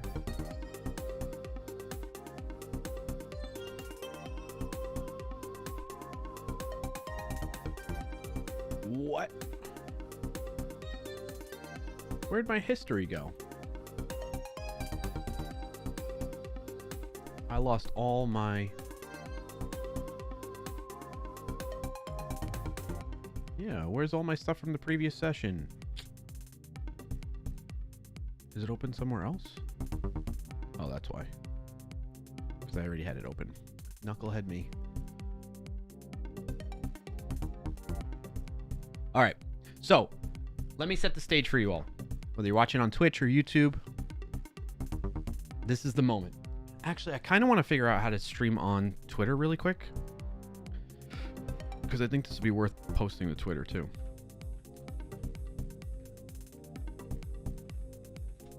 Give me just a second, chat. How to go live on Twitter using OBS. Switch How scenes. do you live stream on Twitter? That's the Shout out to Nicole Venn Videos. Appreciate that. You made this video. question, because you can go live with your phone.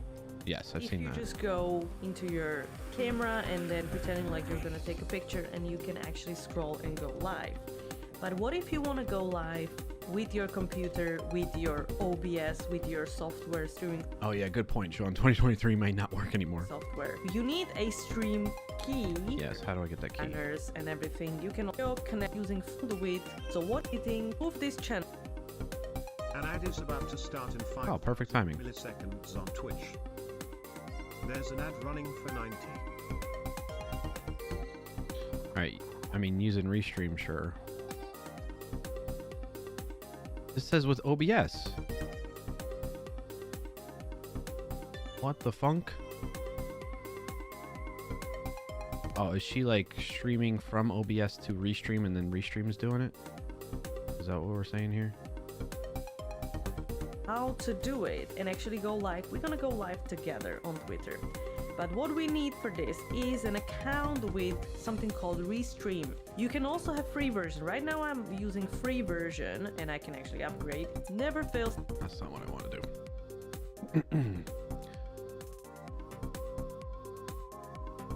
Say past year. Full guide. Restream, of course, is going to say use Restream.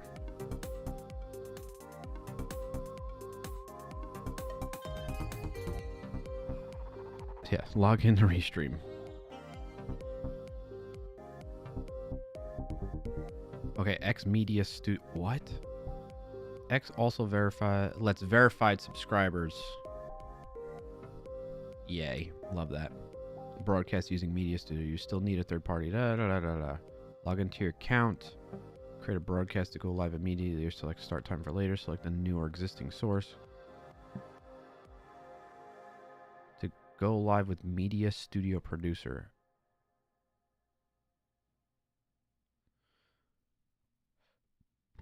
What?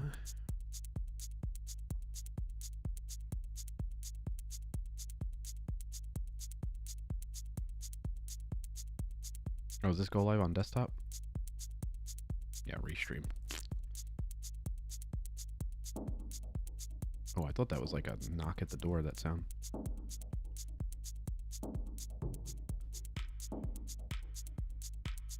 So, this is weird. So, I can go live without a... No, your X account needs a premium subscription to go live. You can... No, because I just checked on my phone earlier today, and I was able to go live from my phone if I wanted to. X's Media Studio, which is business Twitter. You can only get that if you're a verified X subscriber.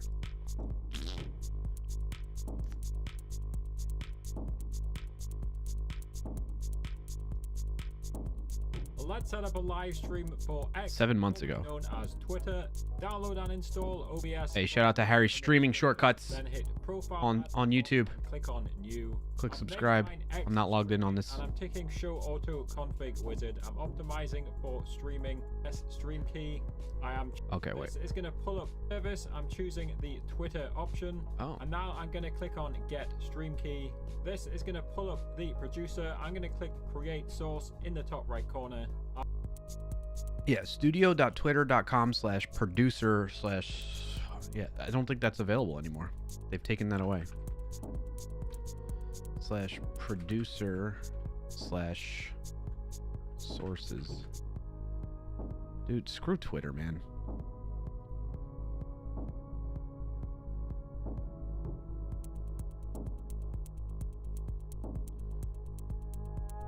So if I pay $5 a month, I'll get access to this? Is that what we're saying here? I don't want to give Twitter any of my money. Screw that platform.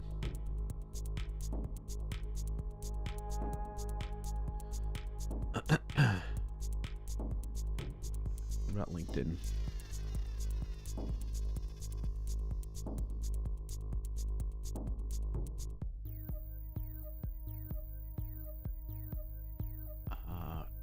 Go live on LinkedIn.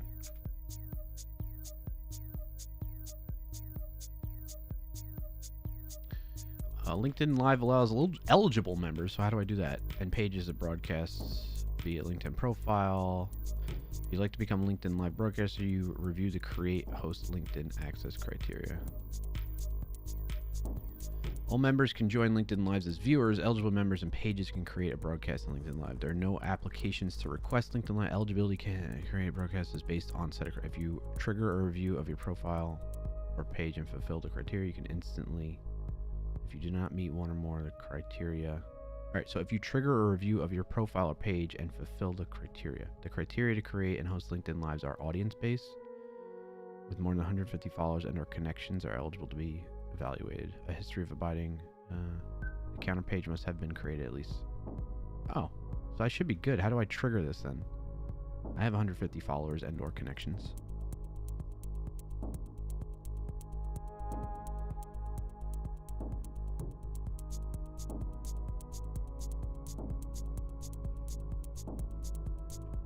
Okay, create an event. Oh yeah. Online. LinkedIn Live. I think I already have it. Oh, this is cool. Alright, I'm going to try going live on LinkedIn at the same time, too. It's going to be fun trying to keep track of all these chats. Assuming anybody even shows up. I have to schedule it for a time.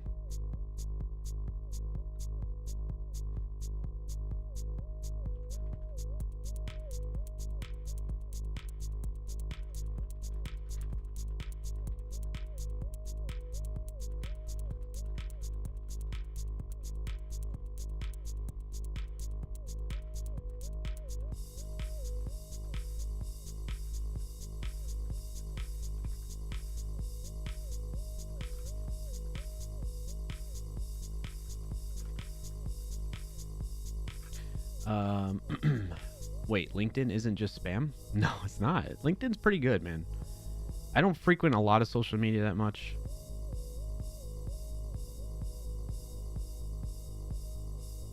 What time is it right now? Let's say 2 o'clock. Even though it's already... Please check a date and time.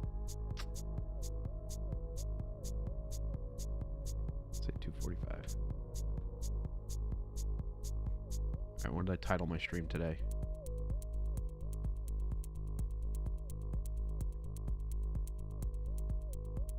Showing why AI can't take your job.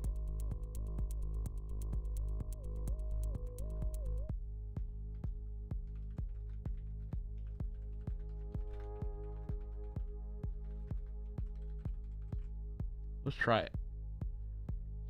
Alright, next.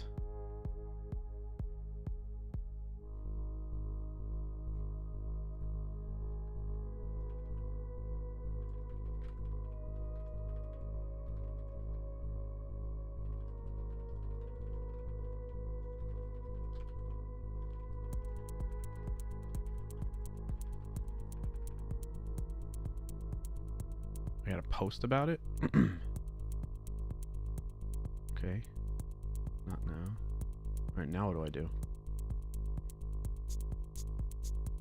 Now how do I stream to it?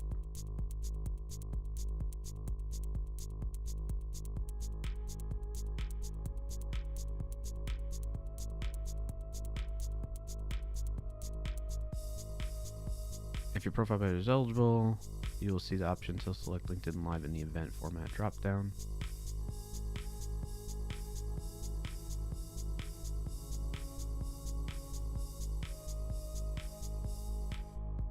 I created the event. Pre-live. Your event will start soon.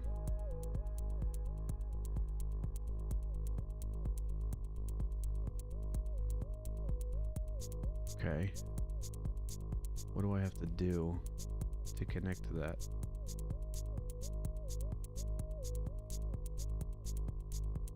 I can edit the event.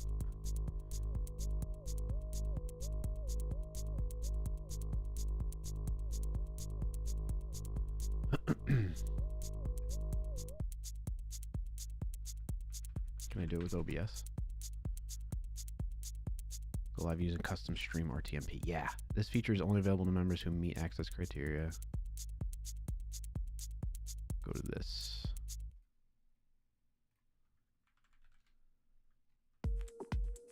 Hey, welcome to LinkedIn Live. Get started. Custom RTMP. Here, yeah, I already know how. Check out our guidelines. Yep, keep it professional. Okay, give me the key. I gotta pick a region. US. Southeast. Okay. All right. Now I'm gonna go into. I know this is very boring, but and doesn't help you all that are already watching me. But this is me learning, okay?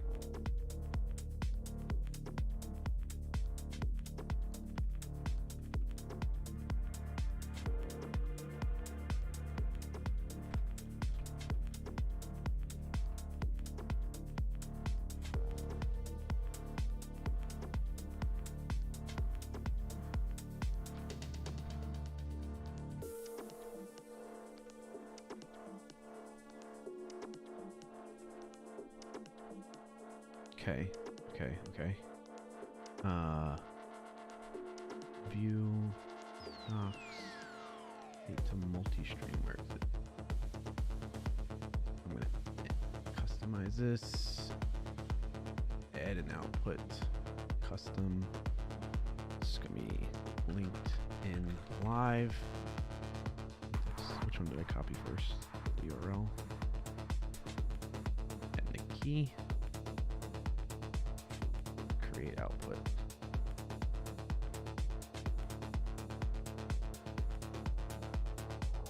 Okay. Stream.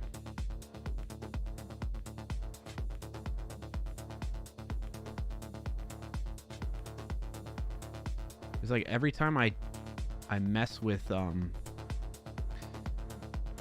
this is a note for Atom devs. Every time I mess with the multi-stream settings, it knocks out the vertical one. All the other ones stay live, but the vertical one seems to get cut off. Oh, that's me. What's up, LinkedIn? This is a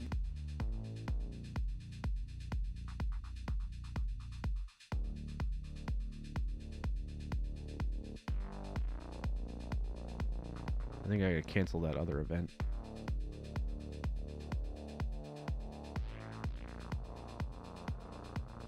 That. When you cancel this event, all attendees will be notified that the event is canceled. It will continue to be accessible. No, I want to delete it then. Delete. Does it show me live? How do people find out I'm live on LinkedIn? Like, how do you watch it?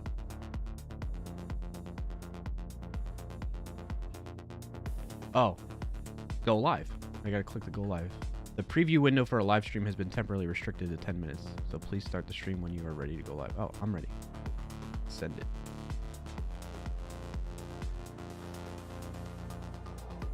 Oh, go live. There we are. The preview window for a live. Hey, LinkedIn, welcome in. Wait, LinkedIn isn't just spam? It is not just spam. How do I see chat messages there, though? Oh, right here? Be the first to comment. Okay. All right, cool. All right, so I'm going to show you now that I am live everywhere I want to be live. Why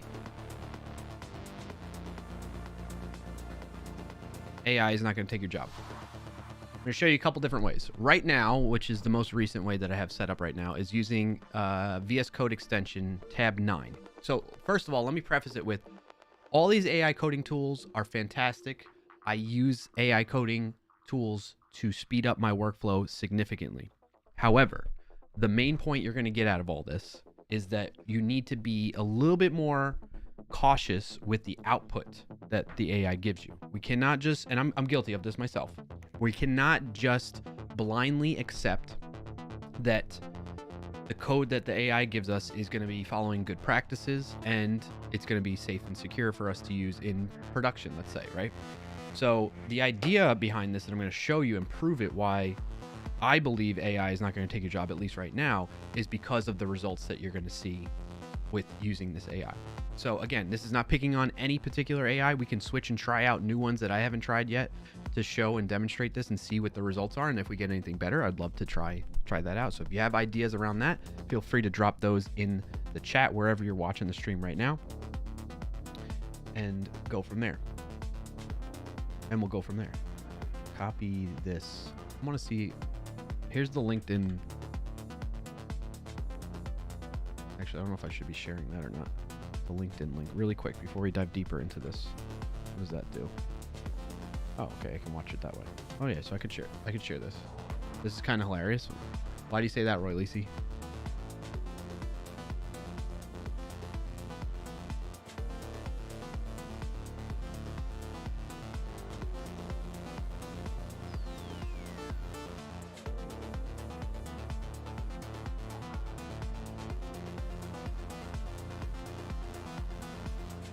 Welcome in and thanks for joining today TypeScript Tea Time. What's up, TypeScript Tea Time? Win of the week, caught this stream in time. That's great to hear. Thanks for being here, TypeScript Tea Time. And thank you for sharing that win.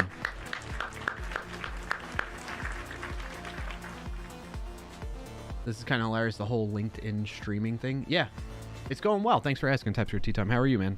How's it been? All right, so what we're going to prompt this AI to do is we're going to give it a scenario. Let's say your boss comes to you and they say, hey, listen, we need to get this app done tomorrow. And you're like, oh, snap. Like, how am I going to do that? Well, one way that you might think to do that is to leverage AI to speed up your workflow. Duh. So, of course, we're going to do that. But if we do it just blindly, you're going to see, and we're going to run into issues. So what's nice about Tab 9, so shout out to Tab 9. They have an awesome product. I signed up for their account previously through my research. What? I guess I got to restart it. I signed up for an account with them when I was doing some research throughout the week for work today, this week. And they have a great product. I tried Tab 9, I've tried Codium, and I've tried GitHub Copilot. All three having VS Code extensions, which is the main reason why I tried those. Sean says, I would choose to invest in making a time machine. Okay. Kappa. I don't know why it does that. It opens up a port right away. Must be a Tab 9 thing. Okay. I think this is fully open now. Yes. Yes. Yes. All right, so Tab 9 has what's nice about Tab 9 compared to like Copilot or Codium, although Codium kind of does this, but Tab 9 lets you switch between different machine learning models that they have available through it. So there's the Tab 9 one, and they tell you details about it of like, hey, this is protected, in the sense of performance, it's going to be pretty good. It's got your privacy in mind, and then protection against things like IP violations and stuff like that, these are the things that you need to be cautious of when using AI in the first place. Speaking of that, if you want to know what are the 4 reasons why 4 hidden AI coding risks and how to address them, you can watch this video that I made over on YouTube as well for the Sneak channel. There's a link to it in the chat right now. So I kind of cover that from. Welcome in and thanks for joining today, Janisco7. Thank you, Yanni. Good to see you, buddy. How you been? Happy Friday. TypeScript Tea Time. My other win is I finally took the time to start a private coding learning project again 2 days ago. Been 2 months or so. I blamed my motivation, but now that I started again, I'm having a blast. That's awesome to hear, TypeScript Tea Time. I feel that, man. Congrats. And thank you for sharing. Okay. So I covered those hidden risks, one of them being like intellectual property issues, right? Because depending on what data the machine learning model was trained on, it could be using things that would infringe upon somebody else's intellectual property or some type of patent that they have, that type of thing. And you don't want to have any violations of that in the output that you receive from the AI. So that's what Tab 9 is talking about when they talk about protection. Okay, so their model is pretty good, right, in that regard. And then you can see more details about these other ones. Oh, there's CodeStrol, there's Tab 9 plus Mistral, and then there's Claude 3.5 Sonnet, which I'm in the way, aren't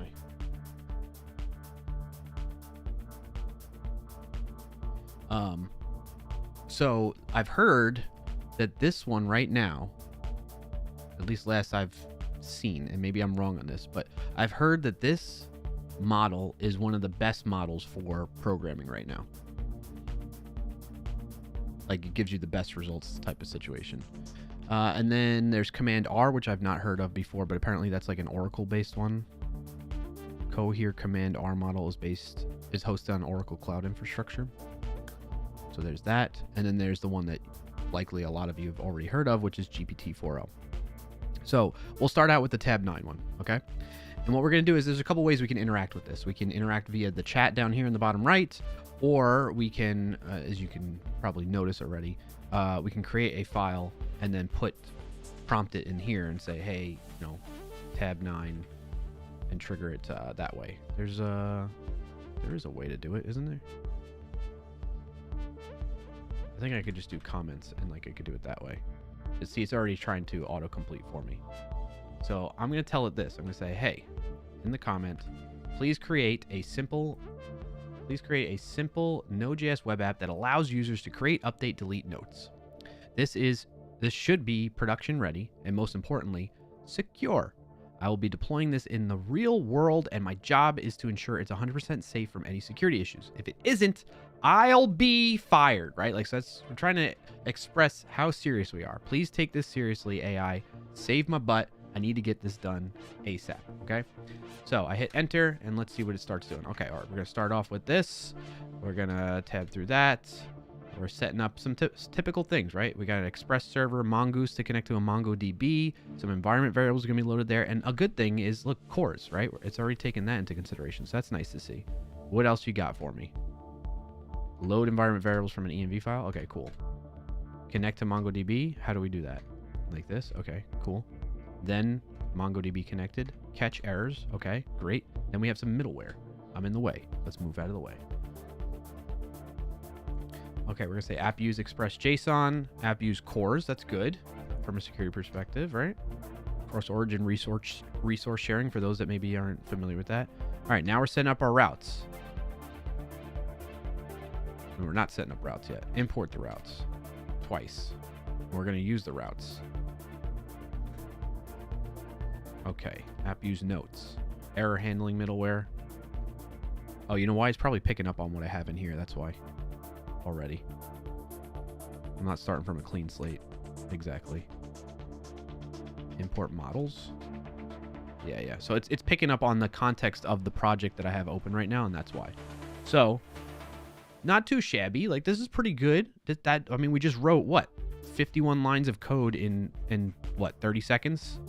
With me commenting on it in between, so probably even faster in some other situations. Now, let me actually get rid of all this, and let's get rid of all these files and stuff.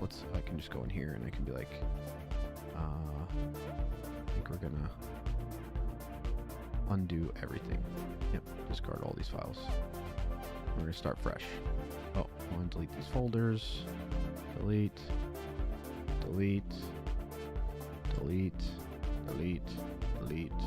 All right, so now we just have the README. Okay, we're gonna start completely fresh. Sorry, I should have done that from the start. All right, so now I have the server.js. We're gonna prompt it what I said before, right? It's gonna do its thing again. We're gonna go a little faster this time since we're repeating ourselves. Connect to MongoDB. We're getting similar results from before. That's great. Setting up the app with Express, using cores, define the note schema. There we have you. We have a note schema for the notes that users are gonna be creating, the note model. We're going to get that from Mongoose. And then we're going to set up some routes. Are we? Show me the routes.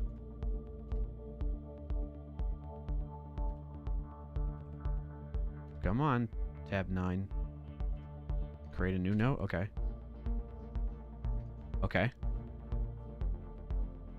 We got a post to create a new note. That's correct. That looks good to me. Welcome. Get all notes. Thanks for joining today, Leonajurin. We're gonna get those. Thank you, Sean. Get a single note. Move out of the way here. Update a note. Okay. So far, so good. This looks like code that I would find normal, right? Typical. This has this get note middleware function going on here. Error handling middleware. Good to have error handling. Nice job, AI. Picking that up. Start the server.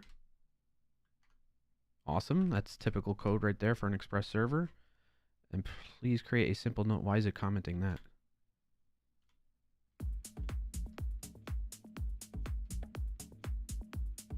I think it's done. All right. So now here's the question.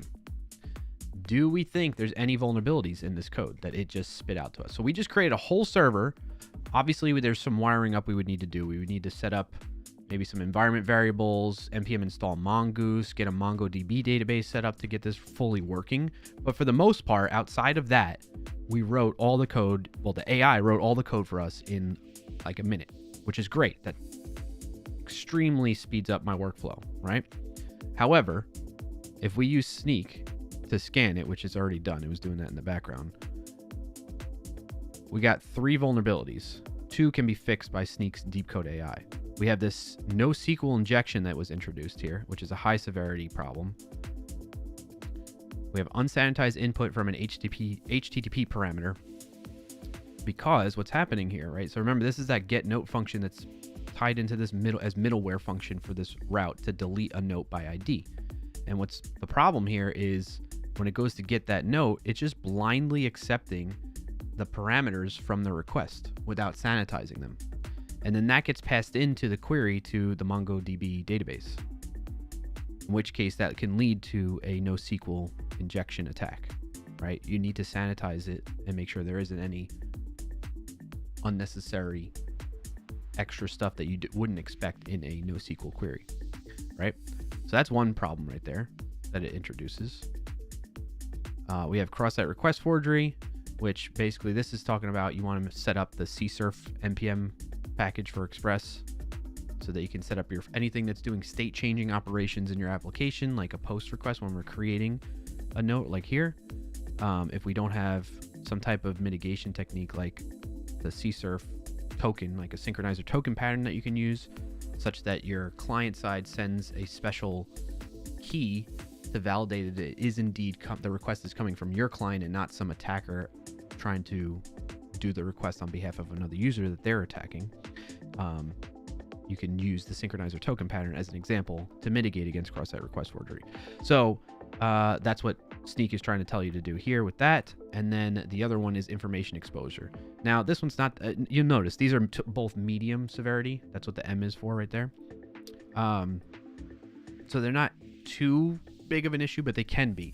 In particular, this information exposure one is about a lot of times when you set up Express, by default, Express will send a header indicating the header is called X powered by, like that right there. And the value of that will say like Express, and I think even the version of Express, right?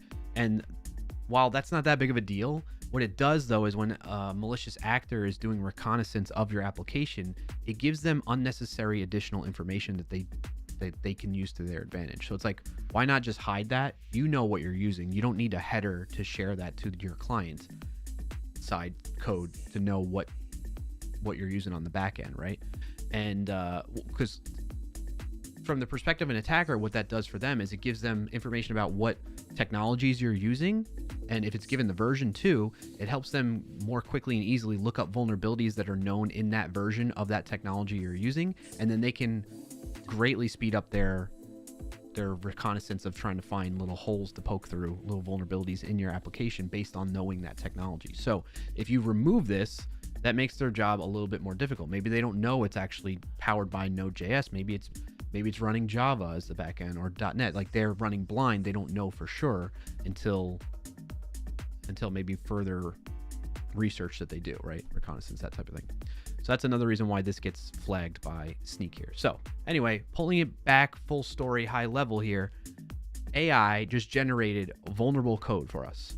Even though we did it line by line too, like we did it piecemeal, and we can analyze all of it in particular, the quickest way we can find out about these vulnerabilities is with a tool like Sneak. So I'm not here, I mean, obviously I work at Sneak, I'm biased in that regard. But even before I worked here, I've been using Sneak for years, and that's what led me to wanting to get a job here in the first place. And I believe that it is a great tool to quickly identify this stuff without having to even have a background in security to know about these potential things. So there's that. I'm going to pause for a second and read the Twitch chat for a moment. I don't see anything over on LinkedIn, but hi LinkedIn if you're watching live right now. I have no idea. It's my first time trying it out there, so welcome in. Happy to have you.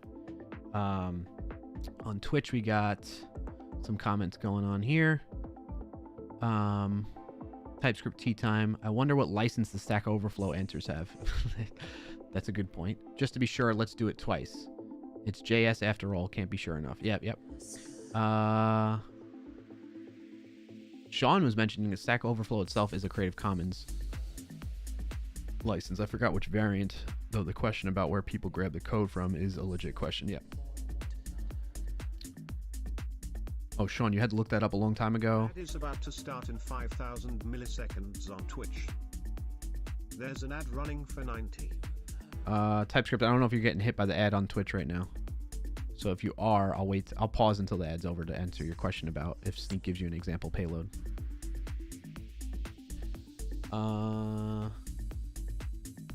It's even the share alike version. It's actually not great for proprietary software, if I'm not mistaken. Not sure, I'm not a lawyer. Yeah. Or at least says could go check. Yep, you're in ads. Okay. All right, we'll wait a second.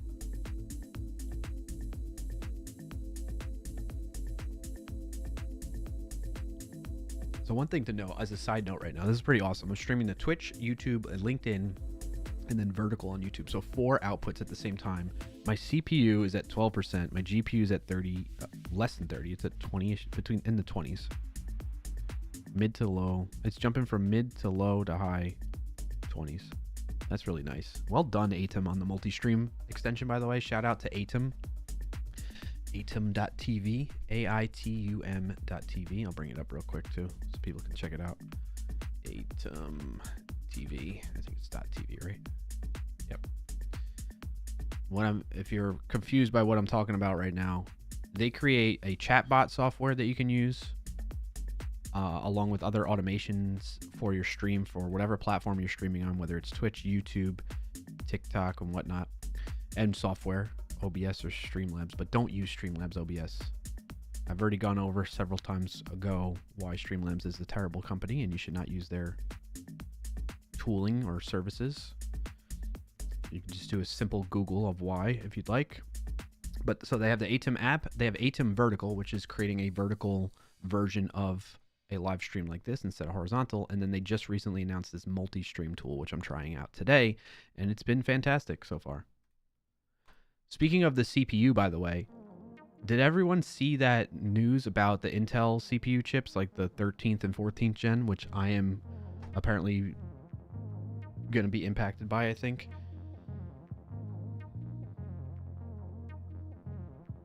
So many people with your name on LinkedIn. Oh, yeah, thanks for sharing that, Sean. The link to it there. Ads are done. Okay, TypeScript T-Time. I'm going to answer your question in just a second. So if you haven't heard about the Intel chip issue, but apparently they have something where the CPUs have 100% failure rate over time. So who knows? Mine could be damaged right now. And apparently there's going to be an update to the BIOS that comes out this month, mid-August. So I'm hoping things stay good until I can get that update. Or maybe at least they'll cover under a warranty or something like that. I think I've only had this PC for like a year now. So we'll see. All right, anyway, to answer TypeScript T-Time's question, first let's bring up OBS. Your question from TypeScript T-Time was, where is it? Does Sneak give you an example payload too for an attack? So yes, so like if we go to NoSQL 1, and if I want to look at, do they in this case?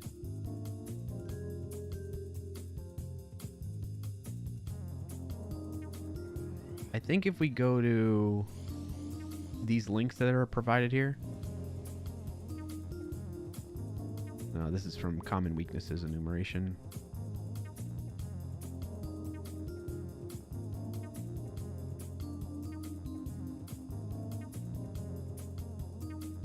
I guess we can learn more about that there, but no, so what I'm thinking, my answer was going to be yes, but I think when it's a sneak code vulnerability like this, well, what if I click on learn more about this vulnerability so we have sneak learn. Yep, that's what this is going to be. A NoSQL injection attack. Okay. So I open that up. We switch it to Java. So this is the other resource. The other reason why I love Sneak, not just because I work here, is it's very focused on education too, so that you can not just know that, hey, you have this problem that you need to fix, but here's why it's a problem, right? So maybe you don't know what a NoSQL injection attack looks like. You can go to Sneak Learn to learn more about that, and in here they likely have a payload that you can try out. Let's see. I'm kind of skimming through it fast. Where's a payload that we can use? The resulting Mongo query can be seen here. All right, we performed the query selector injection and let's try this. Let's do start. Let's bypass the authentication. $NE is an operator that means not equal. The query will find the user where the password does not equal 123. So look, they're changing this. So if we use NE, $NE, then that authenticates us apparently. How do I go to the next step? Oh, look at this. Mongo error. All right, so the Mongo error means we've broken the query. There isn't sanitization happening. Let's inject a while loop and see how the application responds. We start again. Crashed it. All right, so to bypass this login, knowing that it's using MongoDB, you pass in n password NE equals, right? Like if you passed in that value. All right, so I wonder, I mean, well, I don't have a database to try out because like, again, the AI generated that, but that gives you an example of like a payload maybe that could work, right? You can test out and try out on various things to bypass stuff. No SQL injection mitigation for the login page. To fix this vulnerability, all we need to do is cast the user input to a string. Now, if an object such as $NE is provided, it will result in the following invalid Mongo query. Right, because what was it resulting in before? Username, yeah, so like the password. Oh, it's like NE's null, password null. Okay. This is my first time looking at this lesson from Sneak Learn, so that's partly why you see me kind of fumbling around on this. So, well, my other answer would be TypeScript Tea Time is yes, but typically where I've seen that is, let's go to vuln, or what is it, security.sneak.io. So usually where I see a lot of it is through Sneak open source.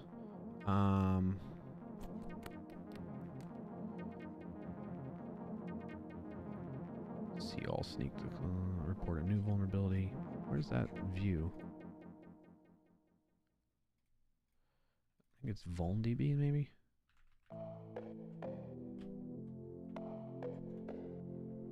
No. Sneak vulndb. There's like another view of that database. Oh yeah, you can, well, I guess you could search for it, CVE here. All right, let's search for like Express as an example, right? And so now I could see all of the vulnerabilities in the Sneak database. I don't know why. Is it dark? I have dark mode on, that's why. Ah, my eyes. I can see all the vulnerabilities in the Sneak database using that Express keyword, but the idea is I want to know like Express JSON. So here's one, like cross-site scripting vulnerability in this one. And whenever they have a write-up on a particular CVE or vulnerability that's in the vulnerability database, they usually share a payload. Well, not usually, but I guess in some cases. So for example, in HTML, angle bracket can be coded as at less than and greater than. So their escaping means the application is, so it's failing to do that. And maybe that's not a good example. Let's find another one. Maybe this cross-site request forgery. Here's a proof of concept for you. So they give you a proof of concept like that. I feel like a cross-site scripting one. What's one that it came up that I've seen the payload before? Like a regular expression denial of service usually has. Ooh, remote code execution. Let's see that one.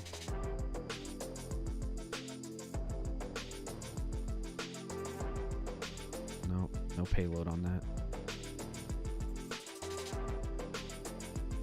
Malicious package, open redirect, directory traversal. Oh, here you go. Here's a payload you could use for this directory traversal. So anyway, you get the idea, I think, right? And that some cases, depending on the type of vulnerability that's being reported, it can share a payload that's relevant to that.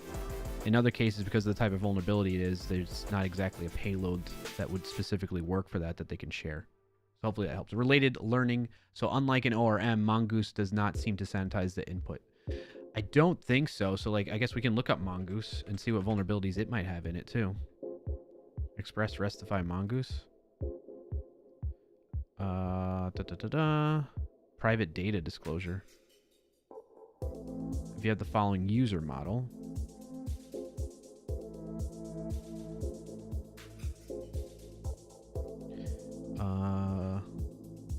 password. To keep from exposing the password, you likely want to call it out as a private field like so. This will indeed result in the password field not showing when you request an item, for instance. However, when querying on that field, using get user distinct equals password, all passwords for all the users in the database would be shown. So there's another example with the payload.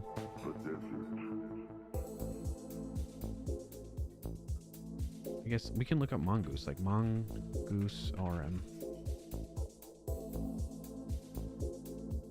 Oh, maybe it's not an ORM. What's ODM?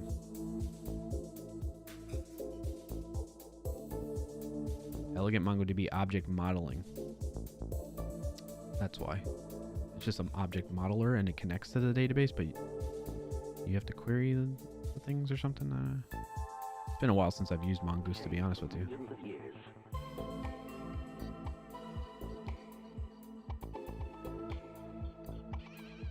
Queries. Yeah, so it's based on the model.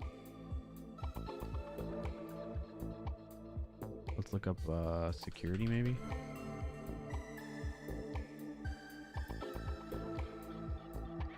Field level encryption. Let's see, injection. Sanitize filter. Sanitizes query filters against query selector injection attacks by wrapping any nested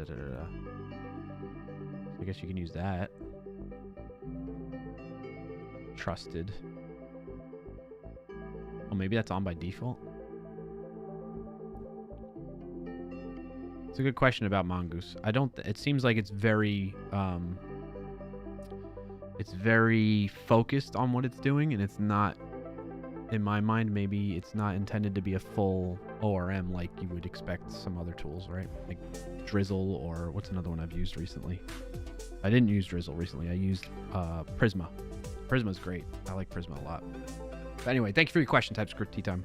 Hopefully that helped exploring all that. Catching up on some more chat things.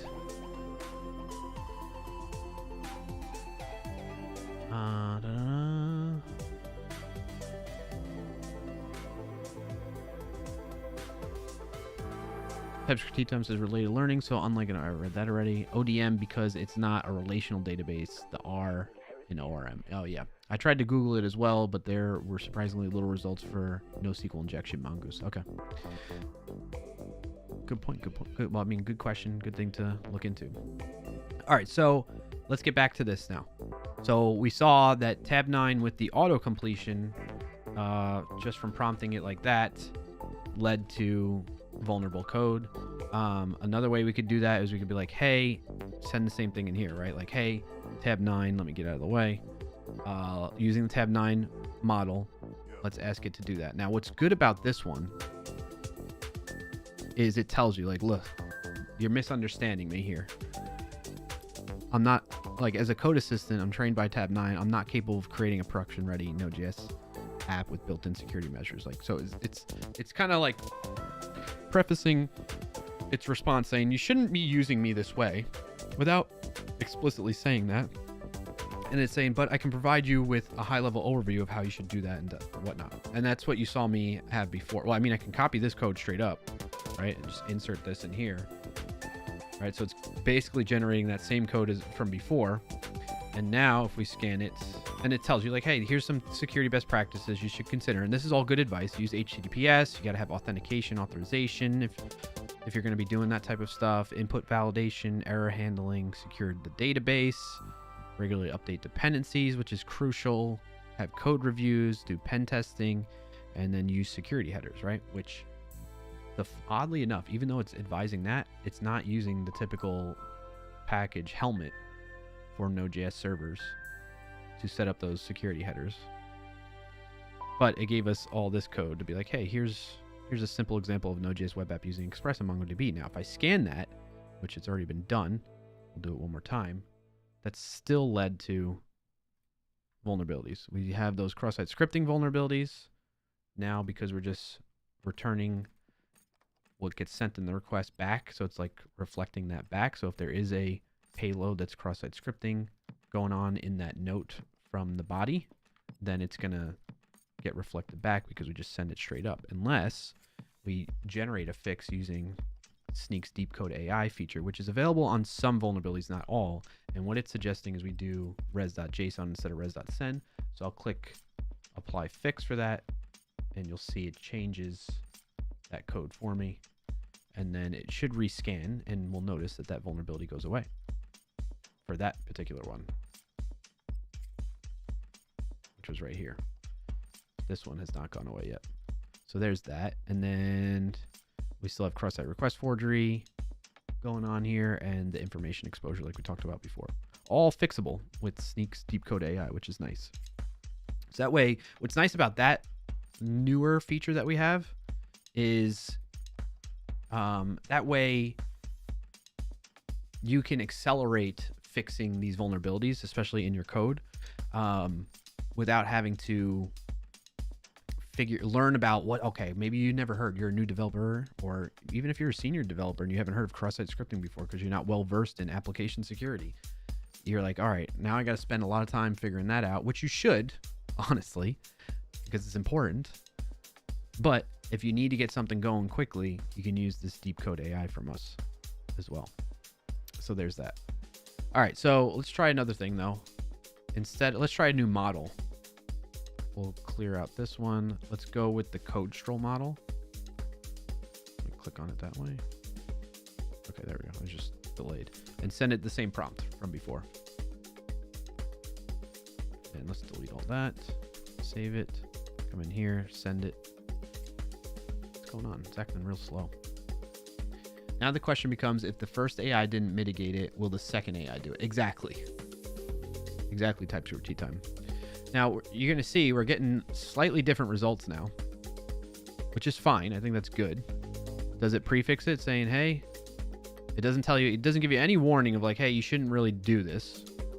Object data modeling. That's what an ODM is for Mongoose. It's not an ORM. Okay. Today I learned. Please note, all right, there's this note though, right? It's a simplified version, doesn't include all the security measures you should have in a production ready app. For full secure app, you should consider implementing features like input validation, output encoding, all that. So maybe we'll ask it about this. All right, so let's insert this in here.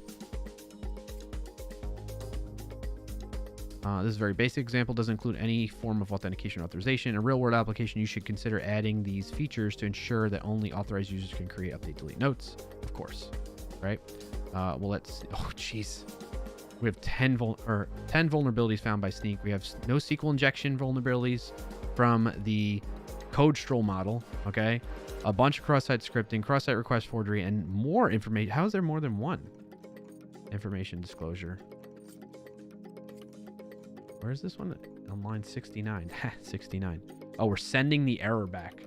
Let me get out of the way here. Look at that. When there's an error, catch error and send it back just plainly to the front end. That's a bad practice too in general, but also for security purposes. You should really be like just logging these internally and then sending a generic message back to the client. So that's interesting. I hadn't seen that one before. Okay, but let's leave it as is and see if tab 9 with CodeStroll model can implement some of these other things. Okay, thanks. Oh, let me get out of the way again. Thanks for the help in getting started. Please now help me make sure this is secure. I see from my security tool that there are a bunch of security issues introduced in the sample code you shared. What should I do now? Let's try that. All right. So how does prompt engineering play a part here? I don't know. Let me know. I'm honestly, like, this is still, like, I personally use AI to help me with code. Like, for the most part, it's always been GitHub Codespace, GitHub Copilot. So I wouldn't say that I'm really well-rounded in the best way to formulate prompts. I mean, I've toyed with it quite a bit and I've experimented here and there, but I'm open to like suggestions. So if you all have ideas on like what's a better prompt we can give it to make it, to try and get it to give better, more secure code, then I'm down to try that out. Let's see it. TypeScript tea time, you got to go. Wishing. Oh, no. Sean says, okay, time for me to find lunch. I'll catch you next week. All right, Sean, have a good one. Thanks for being here. Appreciate the support, buddy. For especially when you what are you up to? You're up to 7 stream streak. I appreciate that. And thank you for helping out with moderation, buddy. Have a good rest of your Friday and weekend, Sean. So yeah, Rival, if you have suggestions or ideas, let me know. Let's see what it came back with, though, right? From that one thing. All right, based on the error messages you provided. I didn't provide any error messages. It seems like there are 2 main security issues. Cross-site scripting and no SQL injection. Okay, so that's good. It found that. I mean, there are more than that, but those are the high severity ones that it figured out. Oh, man. That's the one. So tab 9, folks, if you ever watch this or by any chance, the one thing that's super frustrating as a user of this is if I click out of this, it doesn't preserve. I don't know if this is a VS Code thing or a tab 9 thing, so sorry if this is a VS Code thing. But if I get out of this tab and I come back to tab 9, I lose my spot from scrolling. Like, it's hard to keep track of the chat position or remember where I was in the chat position when I switch out. So case in point, I'm at this second prompt that I gave to it. If I go to like the sneak one and I come back, it brings me all the way to the top again. I would think at the very least it would put it at the bottom, you know? All right, so let's read what it says. Cross-site scripting gives you little details on that. Is when an attacker can inject a script into a web page viewed by others. In your case, it's happening when you're sending the note object as a response to the client. So what's interesting is that it's able to know this, but it didn't include that in its original answer. Even though we prompted it saying, hey, like, be security conscious, essentially. I need it to be secure.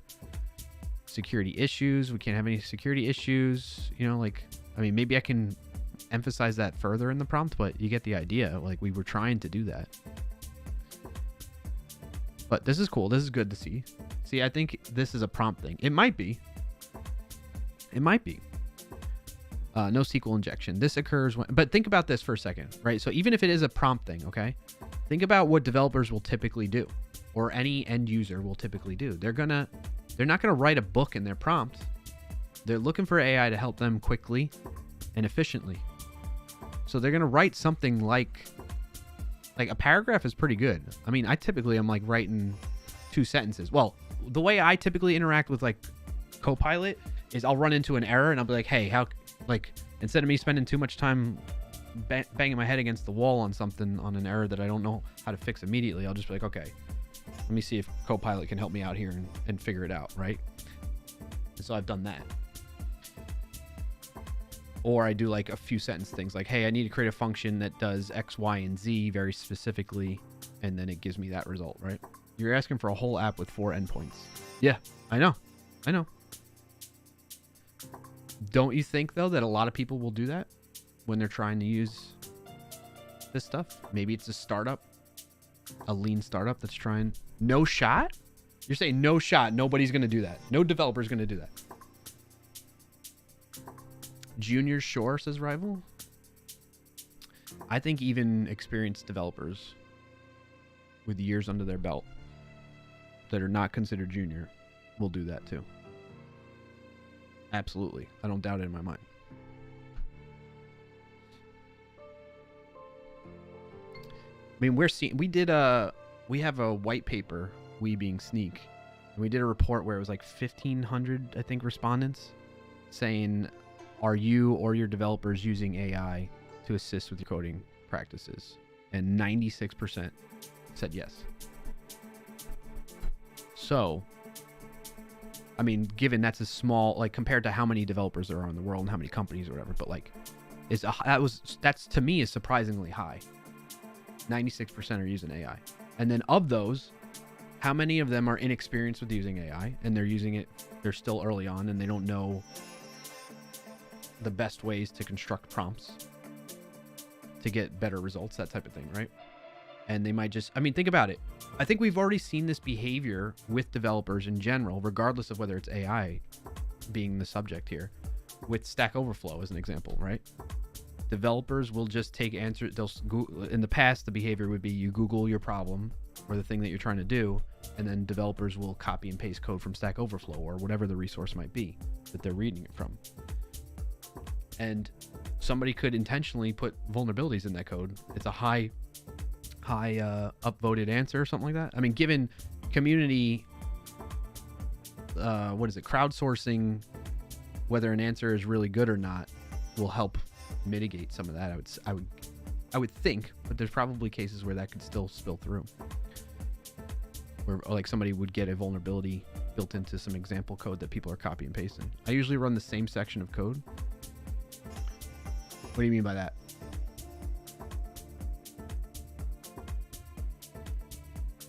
In the prompt, you usually run the same section of code in the prompt. It's still going over my head right now, Rival. Sorry. It's not clicking. So I will have it evaluate its own suggestions. You mean? You're saying you'll be like, hey, is there anything wrong? You're like, tab 9. Explain this code. Generate. Oh, well, this is the one thing I really want to try out. Generating tests. I haven't fixed this code. Fix code. The errors you're encountering are related to the. Then in a second prompt, I'll add the function they created and ask more poignant questions, security, or tests. Okay. Well, that's good. But what I would say is I think you're more of the exception to the typical behaviors of people using AI as a coding assistant. And so my whole point with this is two things. One, you need to be doing what you're doing, Rival, where you're like cautiously working with AI coding assistants and evaluating the output that it gives you and not just blindly trusting it outright. And two, because of this, because of not just the security aspect of it, but even just best practices and whether the code is going to be efficient or not that the AI is providing to you. I don't like, people have always talked about and been worried so far that if AI is going to replace developers. I just don't see that happening. I thought that before, but this further backs up that feeling for me. Baseline testing though is like amazing. It's such a good starting point. You mean like doing these tests, like having it generate tests? Do you use tab 9? What tool do you use to help with your AI coding? To help you with your coding?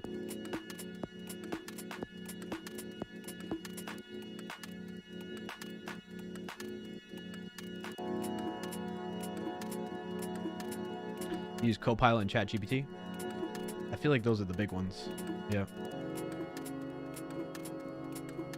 Haven't tried Sonnet, but they seem to be blown up. Yeah, they are blowing up.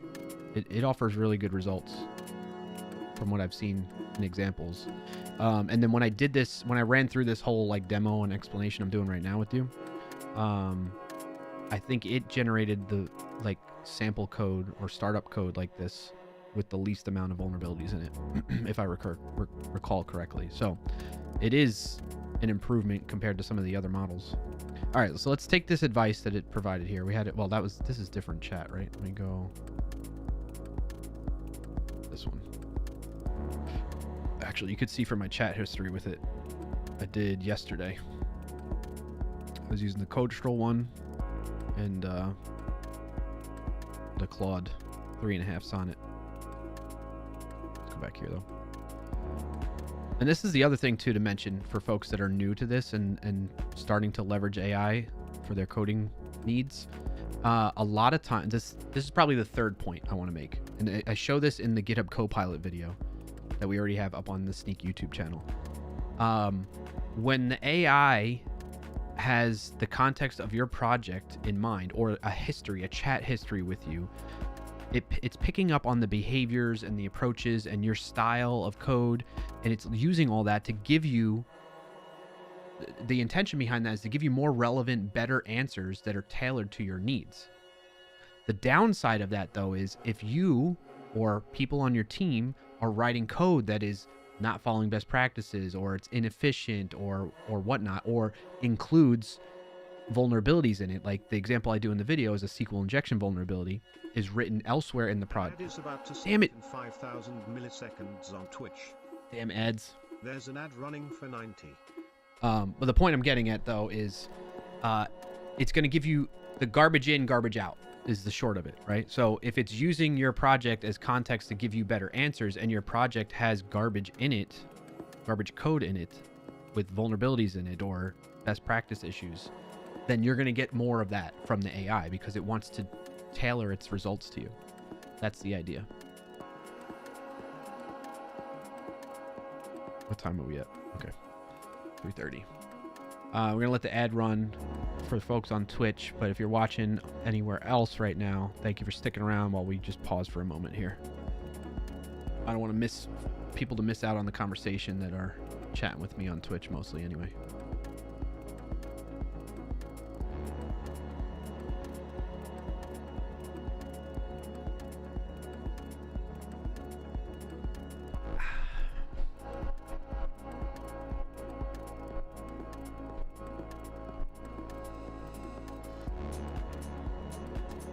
Let me go back to this here.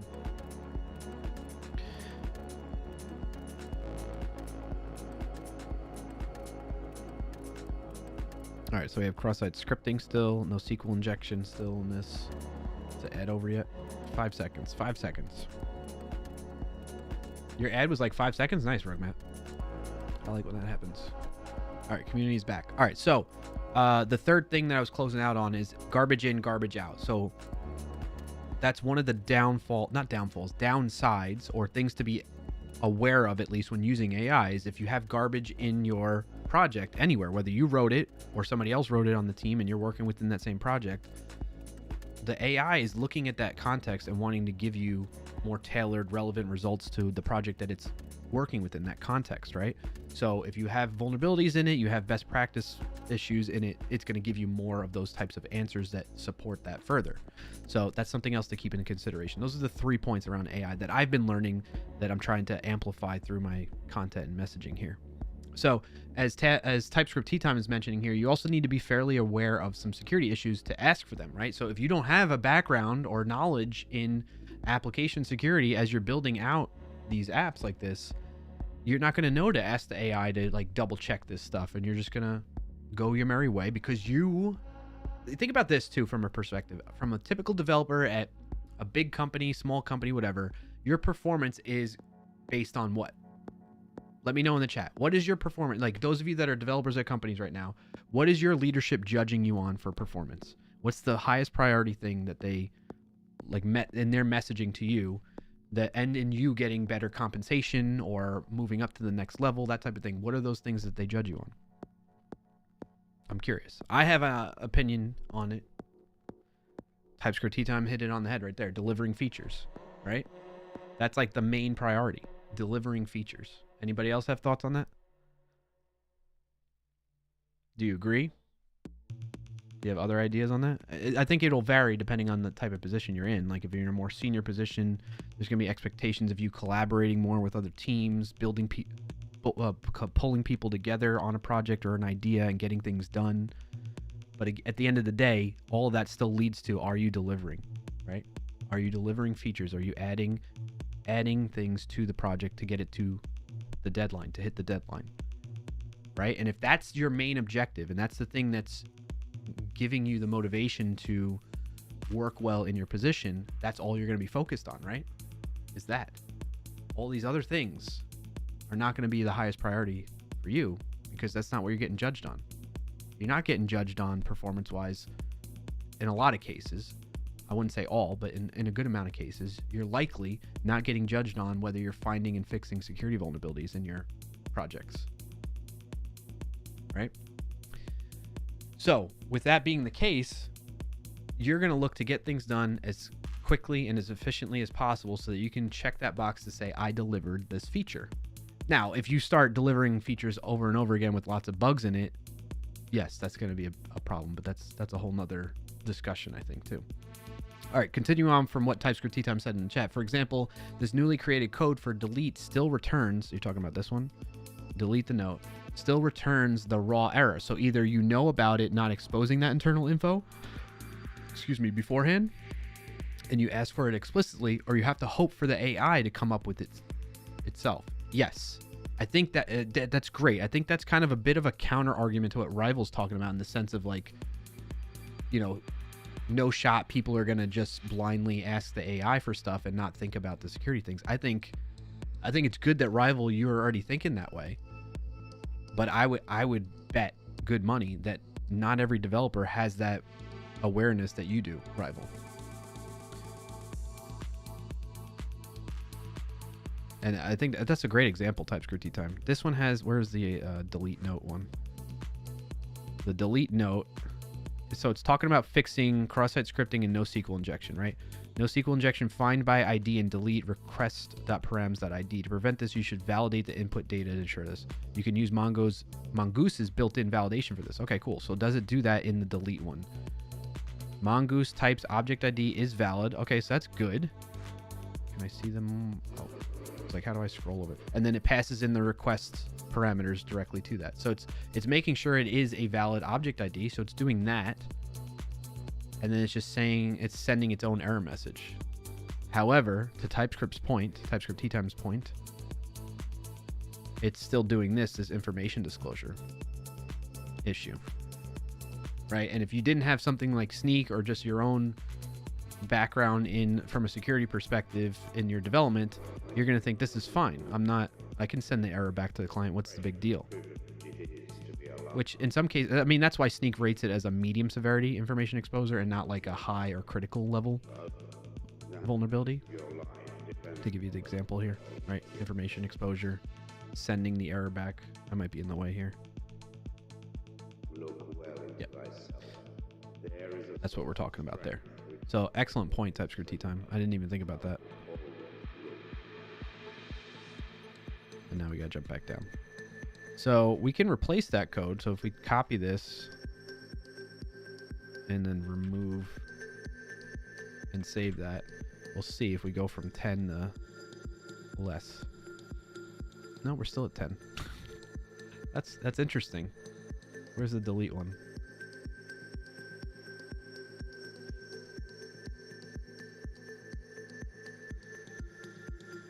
Unsanitized input. Still saying that, huh? Oh, this one doesn't have an automatic fix.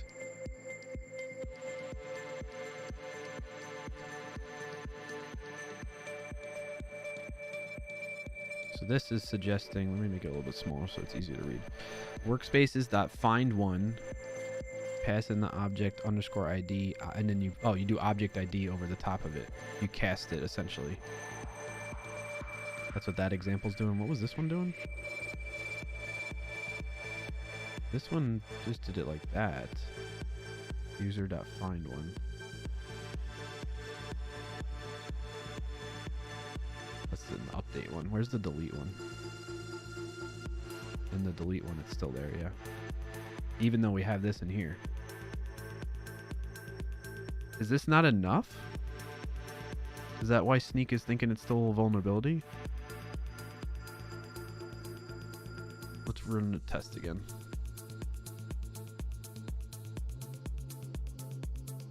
Look for .send error. Yeah, I got you on that. Roy Lee says, I know many that just see code, and if it does what it's meant to, they just copy paste from GPT, which I don't blame, but they usually are new or when they are tired. I've seen seniors do that to quickly remove production errors. Yeah, for sure. Roy Lisi, also, you said earlier, personally you used tab 9 till you stopped using VS Code. Okay.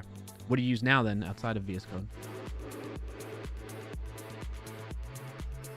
Let's see some of these other examples. Request query .toString. Oh yeah, changing it to string. I wonder if we did that. If we say .toString, does that fix it? Scanning. No. That doesn't. Is this find by ID and delete? Where is that being implemented? In Note? And that comes from Mongoose's model thing.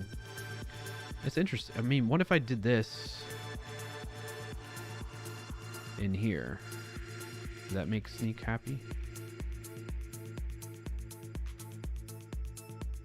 No, it doesn't.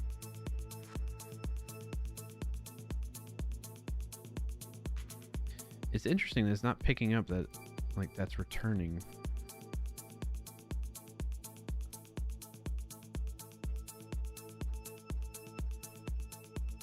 All right, what if we do this object ID casting?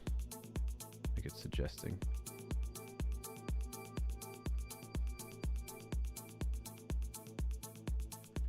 Do I need to import something on that?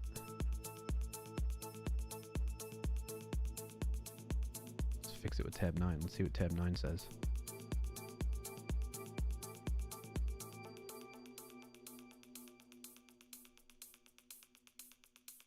Import it from Mongoose up here.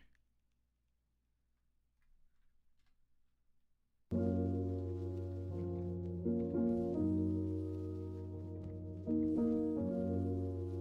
just doing it like that real quick. Alright, does that make Sneak happy? We're at 10 vulnerabilities. Let's see if it goes down to 9. No. Alright, so this might be a bug with Sneak we're discovering right now. Oh, because I'm not doing like that. I'm not saying ID is this. Maybe because I gotta put it in. I gotta tell it exactly how. Pass this in like this. Maybe that works. Ah, yeah, I think that works. No! Okay, and then if I wrap it in object ID, will that make it happy? Parentheses, object ID. Oh, you know what also might be happening right now? Because I have an npm installed. Let's did it update my package JSON? No, probably. I don't have a package JSON. Alright, so let's npm init -y. I wonder if this will help make Sneak happy, because it has no way of knowing what the Mongo. I think, like, we know. Oh, we do this. Make it happy. Object ID. Why can't I do that?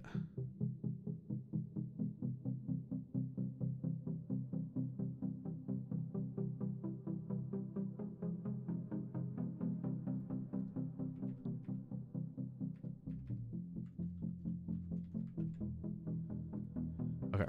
It's npm install express mongoose.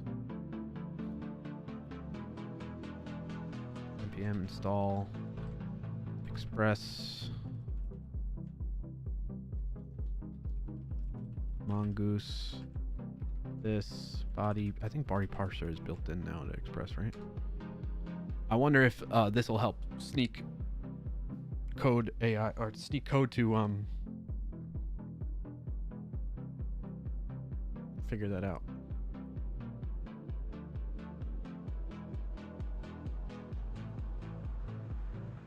Okay, we're getting somewhere. Well, object ID is empty though, or giving me an error. Is it type and cannot be imported in JavaScript files? Use import. Okay.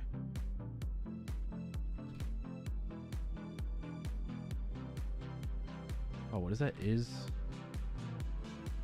valid object ID?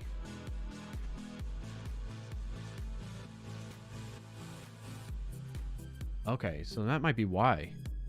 Oh wow, we got more vulnerabilities now that we installed. npm installed.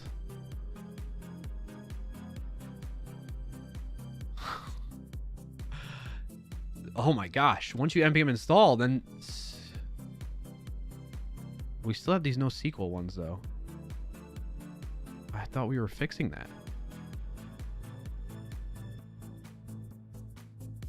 Request params workspace ID. Psh, like that, right? Like why? I am using object ID. I wonder if what if we do this? We say, okay, const query ID, or let's say note ID. Note ID equals request params.id. Note ID. And then note ID. Oh. Why is it doing that? I'm pressing tab. Finish it. What did I do? Oh, I must have broke something bad. Did I add an extra parentheses or something? Okay. Come on, Sneak. This should be fixed now, right? We're validating that it is an ID. Unsanitized input.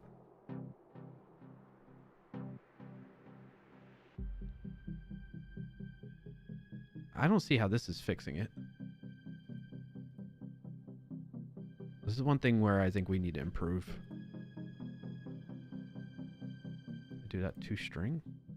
Request query t.toString.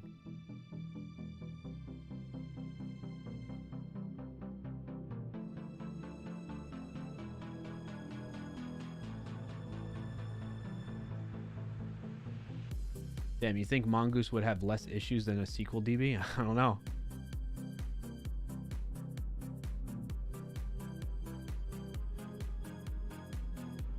Use NeoVim, Releasey? I used NeoVim beforehand, but I broke my config, so I had to use VS Code for a while. Oh, okay, got you.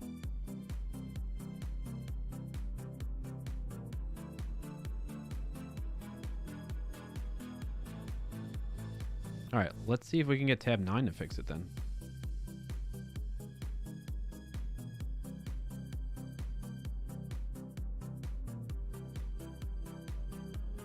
This is because the node ID variable is directly used in that.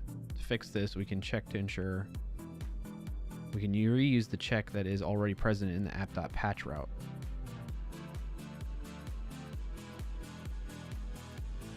In this updated code, we first check if the node ID is a valid object ID using mongoose types is valid ID. If it's not valid object ID, return 400. It's funny that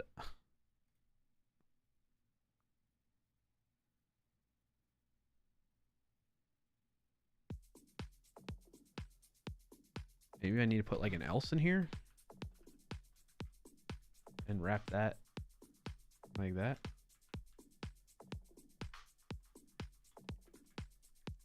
What's going to make Sneak happy so that it thinks that that's not a vulnerability anymore? Otherwise, I'm going to make a clip of this and send it to the team. I'm doing everything I possibly can based on the examples given here. Is like just not picking up on the fact that we are indeed checking this is valid. What does that do? Checks if a value can be used to create a valid BSON object ID.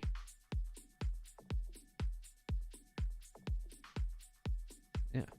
It's making sure it's a string, a number, object ID, and not like some type of NoSQL injection attack. Like the $NE or whatever the heck it was before. What did Sneak say the issue was with that? It made you, so it's saying that there's a NoSQL injection attack in here. So basically, since we're using MongoDB, which is a database, a document-based database, what I meant to be, essentially JSON objects, right? The problem is we're sending the query we're injecting into the query whatever comes in as part of the request parameters under the ID field, right? So we're saying, hey, we want to like assume the front end, or it's just an API and some other app is requesting this and saying, hey, I want to delete this note based on this ID, right? And so the request parameter is going to include a value for that ID that we can read from request params.id like that. The problem there is, though, if we don't check that that value matches our standards of what we're expecting, that it should be just an ID and not some other loaded data that's trying to circumvent the query itself to delete a note, and instead trying to, I don't know, delete the data from the database or whatever it's trying to do to put in a separate query on top of that.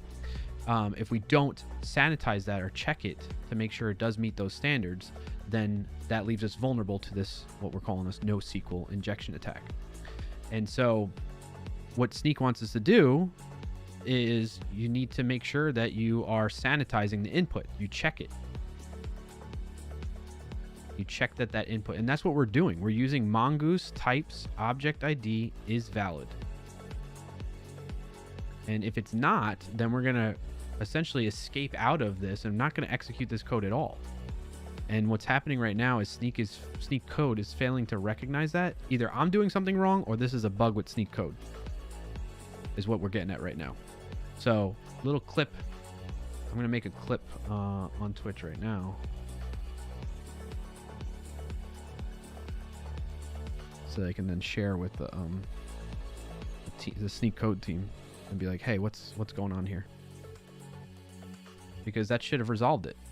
Based on all the suggestions here too, like look, this one says pass it in as underscore ID and then the value. That seems to like fix it. But then there's other examples like, oh, we just wrapped it in this object ID, put the parameter workspace ID in there and pass it into that query too.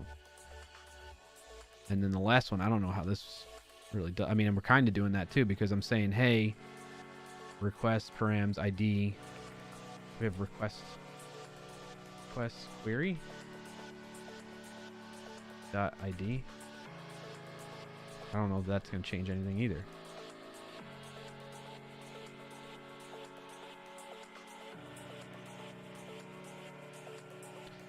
Anyway, we'll put a pin in that and come back to it. Is the object ID import correct? Maybe we need mongoose types object ID? Good question.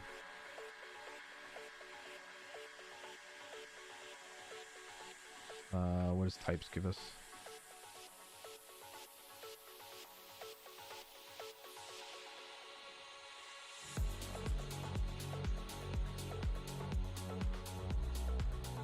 There's array types, there's a buffer, there's object, there's a map, object ID, extends Mongo, object ID. And that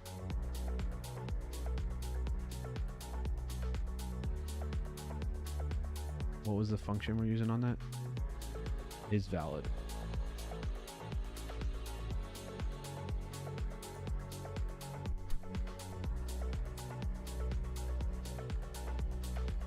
Is valid. Checks if a value can be used to create a valid based on object ID. So it's inspecting. Oh, no, it's this. Is there a way I can see the implementation of that, though? Welcome in and thanks for joining today, Emilanite. Hey, Emilanite. Happy Friday. How's it going? What's your win of the week if you got one to share?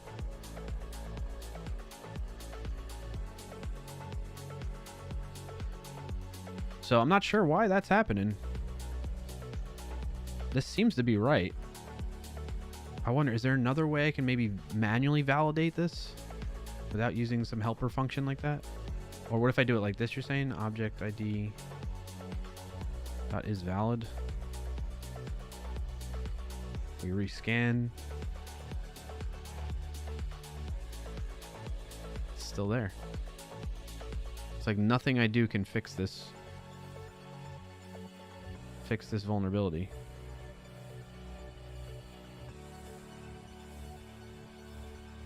See, let's go to the sneak lesson.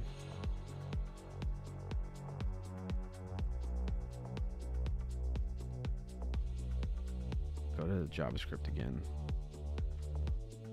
And what do they do to fix it?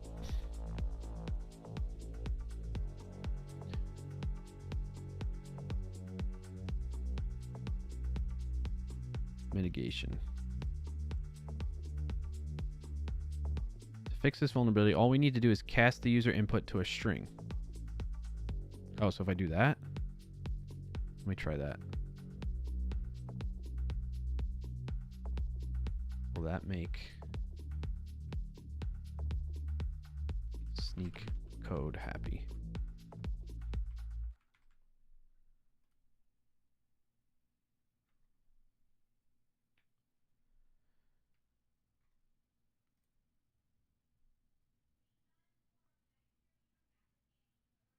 Uh-oh. Error running the command. Did I run it too many times? Am I still live?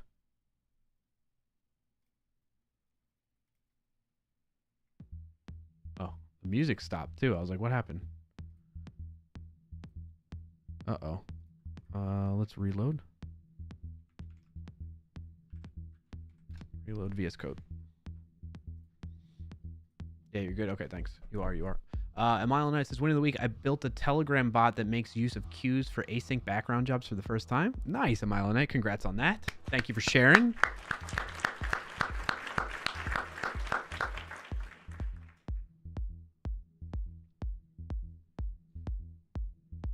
Okay. Oh, it's scanning now.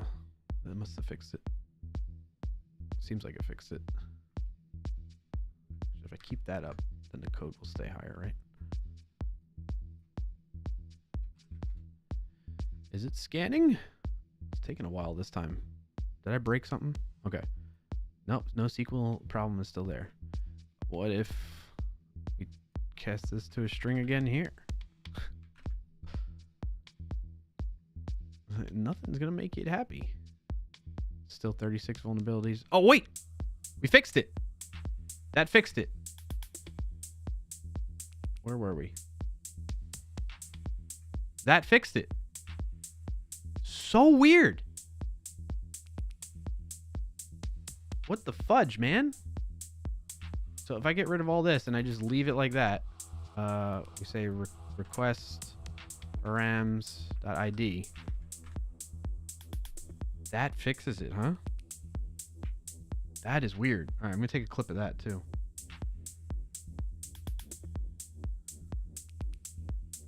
Figured it out. So I don't even need to use that object ID thing. I just cast it to a string. All right, that was from Sneak Learn, by the way, right here. So just like cast it to a string. You're good. Or you can have a validator, right? So you cast it to a string and then say plants. You still do the same thing. To stop JavaScript from executing, simply set JavaScript enabled to false in the mongod.conf file too. Additionally, it's recommended that you try to avoid dangerous operators such as where, map, reduce, and group with user input. For our solution, we're going to alter our query to use the equals operator and cast our query to a string. Okay. So use an equals operator. Wait, where'd it go? So instead of defining the query like that, you're saying the query is just plant search. Release says, Sneak LSP needs some slaps not to realize string was done 2 lines above. Yeah, I think so. Mylon says, by the way, Clark, when you open that last file with a bunch of type declarations, can you read all that stuff? Is that something necessary to become a mid-level / senior level? You're talking about when I was looking at the internals of things? Like if I click on that. Would I say it's necessary? No, I don't think it's necessary. I think so. Well, to give you an idea of what's going on here with when I was doing that, where was like a better? I feel like this probably is better. So this is showing. This is with TypeScript. Okay, so this is something that I think you can get to some degree with just plain old JavaScript, but TypeScript enhances it even further, so that you can click through and figure this stuff out. But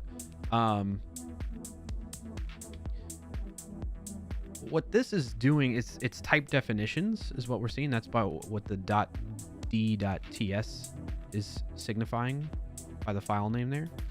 And so this is something that the people behind creating the API or creating the library that you're using, they will generate these type definitions to help you when you're using TypeScript understand the different functions and features and types that are available as part of their library or API or SDK. An ad is about to start in 5 Damn it, Twitch! seconds on Twitch. Worst timing. There's an ad running for 90. Hold on a mile a night. This keeps happening.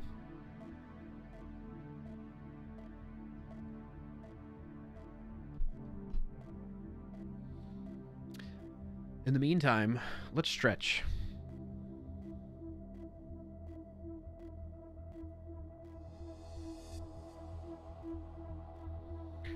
Put your arms out, parallel to the floor.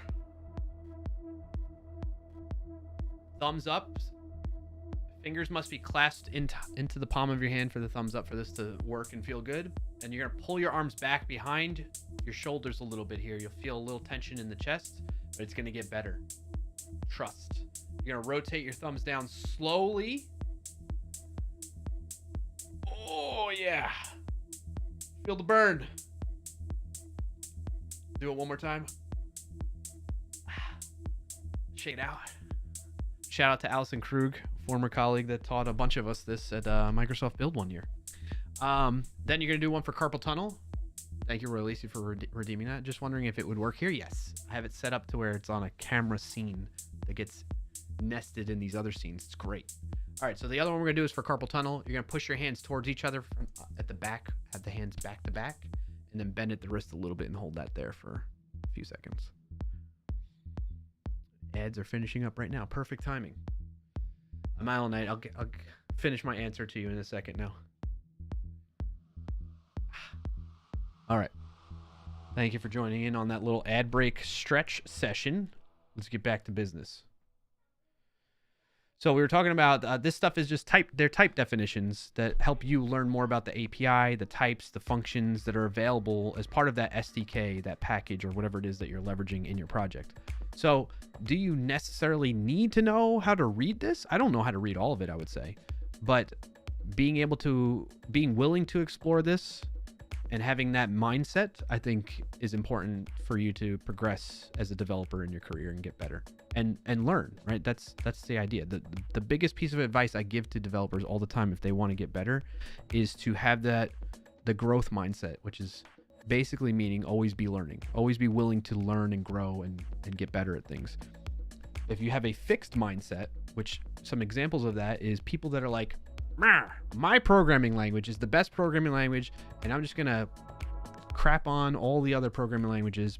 And where that typically stems from, when you see people doing that, is they have a fixed mindset because they feel that their skill that they have, which is in that one programming language that they're always advocating for, is like they're scared that skill is not going to be valuable, which is not the case.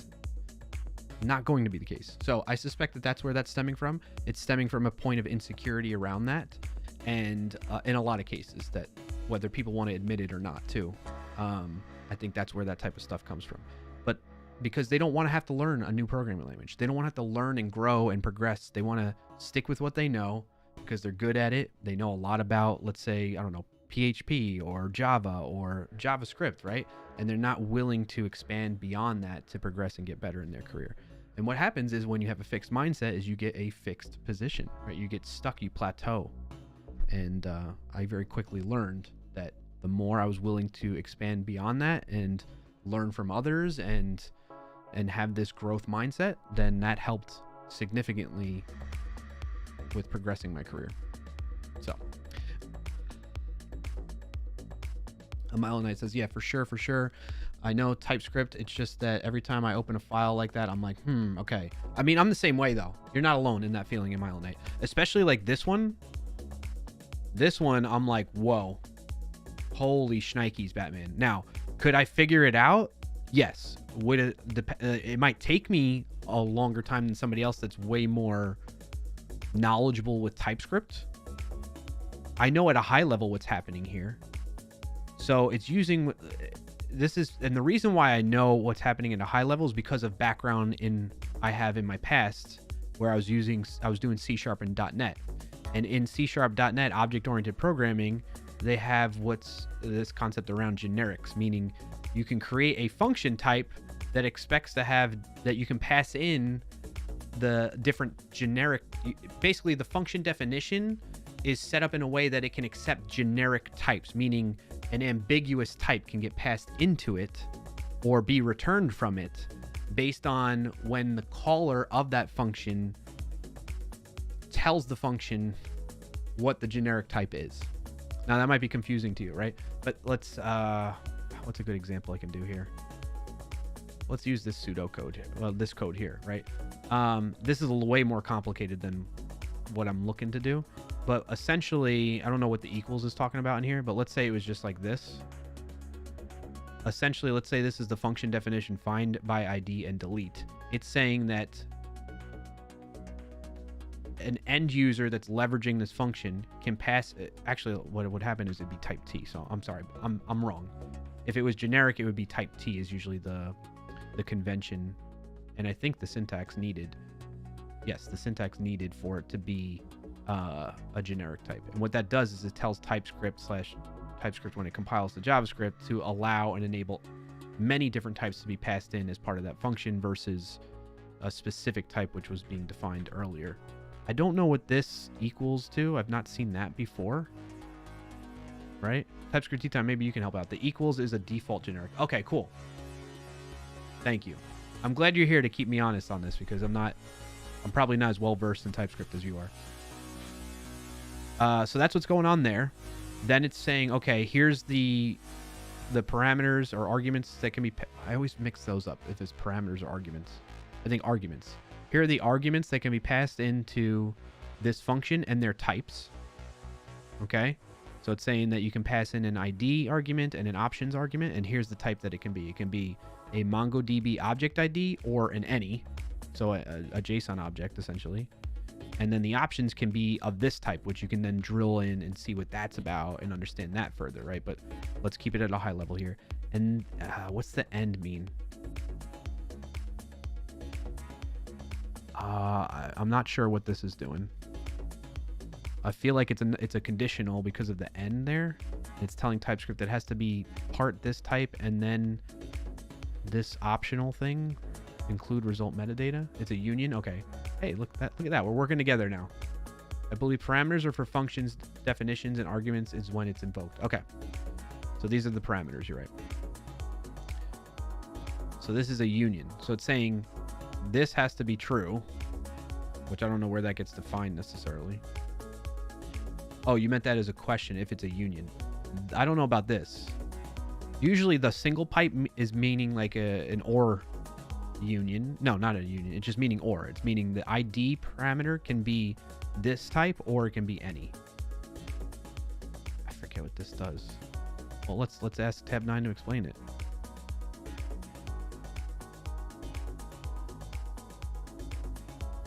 Used in TypeScript to combine types. In the context of the provided TypeScript code snippet, it is used to combine the get lean result type. Where the hell is it getting that from? And modify result types, which are used in the return type for find and delete one. Generics are basically function parameters, but the things you pass in are not string values or Boolean values, but instead a type, like any possible string, for example. Okay. Yeah, I'm with you on that.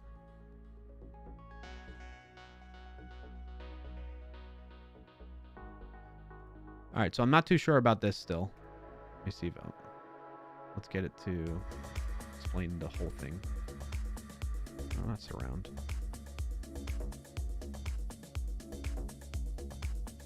Explain code. What the heck did I just hit?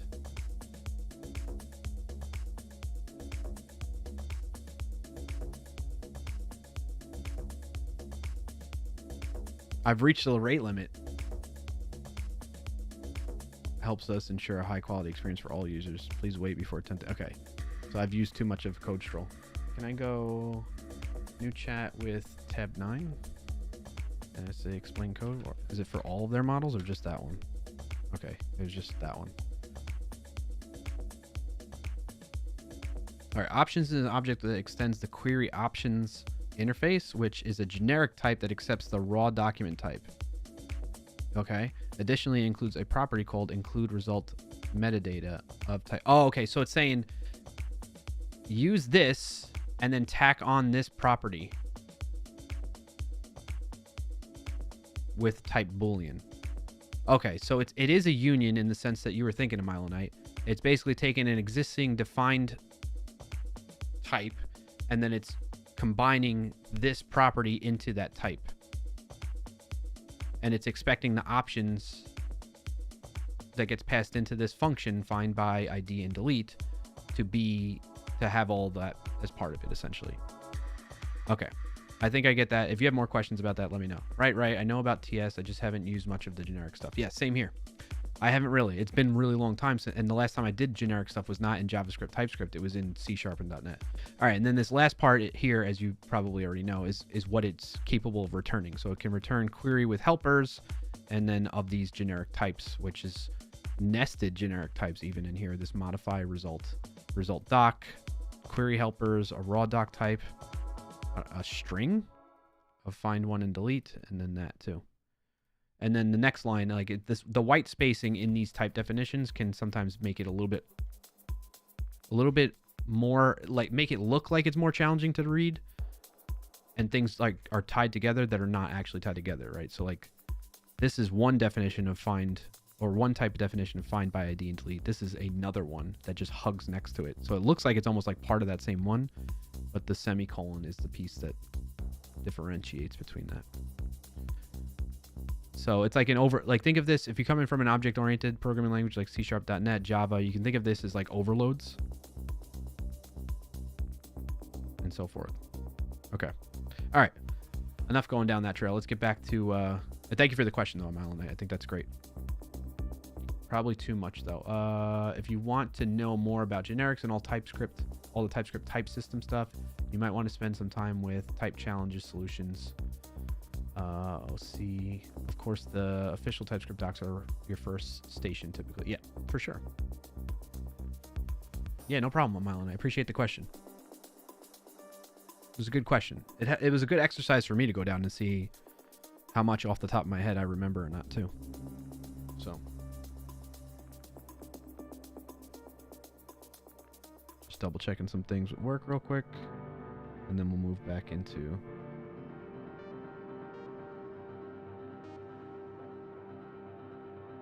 Oh, my boss was reaching out to me early. I'm gonna have to give him a call. All right.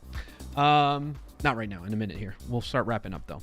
So what'd we see so far? Where'd we leave off actually with it? We were trying. Oh, we fixed those vulnerabilities.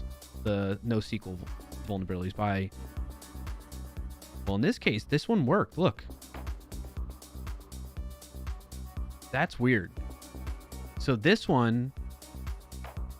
We didn't cast it to a string like the other one. Where's the delete one? Remember the delete one right here? I'm in the way. We cast it to a string and passed in this object with the ID. I wonder if I just do this, that brings it back or not. Or at least it says define supercalifragilisticexpialidocious. What to say when you don't know what to say.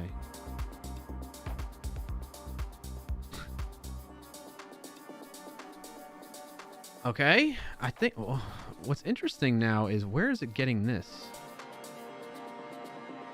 Where is this file? Oh my gosh, it's looking in my node modules file. Sneak code, why are you looking at node modules? That's probably a bug. Index router. Express router. Yeah. Oh, wait. Hold on, chat. Wait right there. My kid just walked in. Hold on.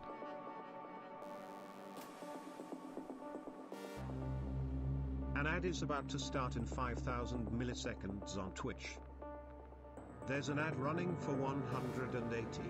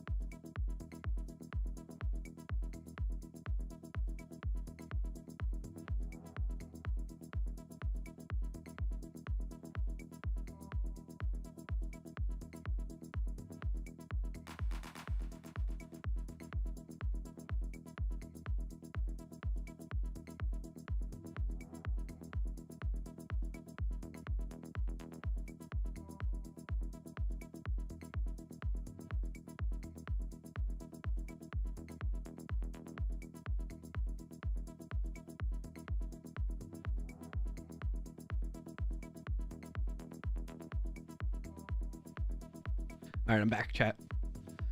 I love when the kids come home. Big smiles, big hugs. Where were we? So we're talking about AI creating insecure code. I want to reinforce what I'm sharing here is that it's not me knocking any of these AI coding tools. I'm not saying GitHub Copilot is bad. I'm not saying Tab 9 and their different models you use are bad. I'm not saying Codium is bad. All I'm saying is that we need to be careful with the output from them to double check what's being provided to us, because this stuff is hard in general. Like if you think about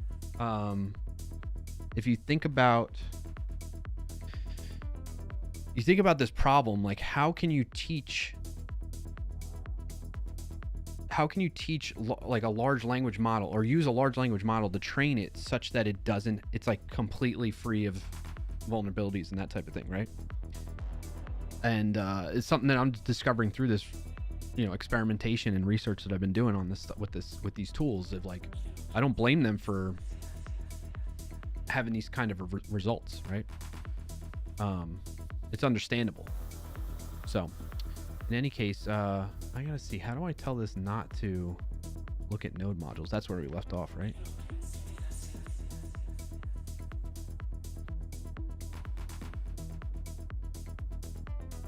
There's got to be a way. Folder configs.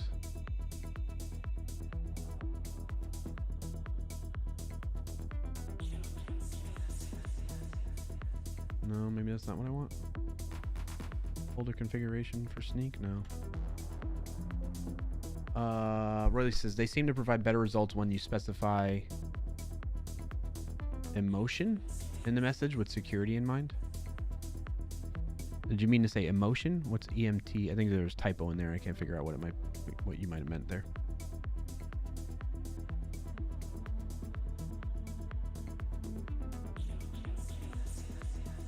All right.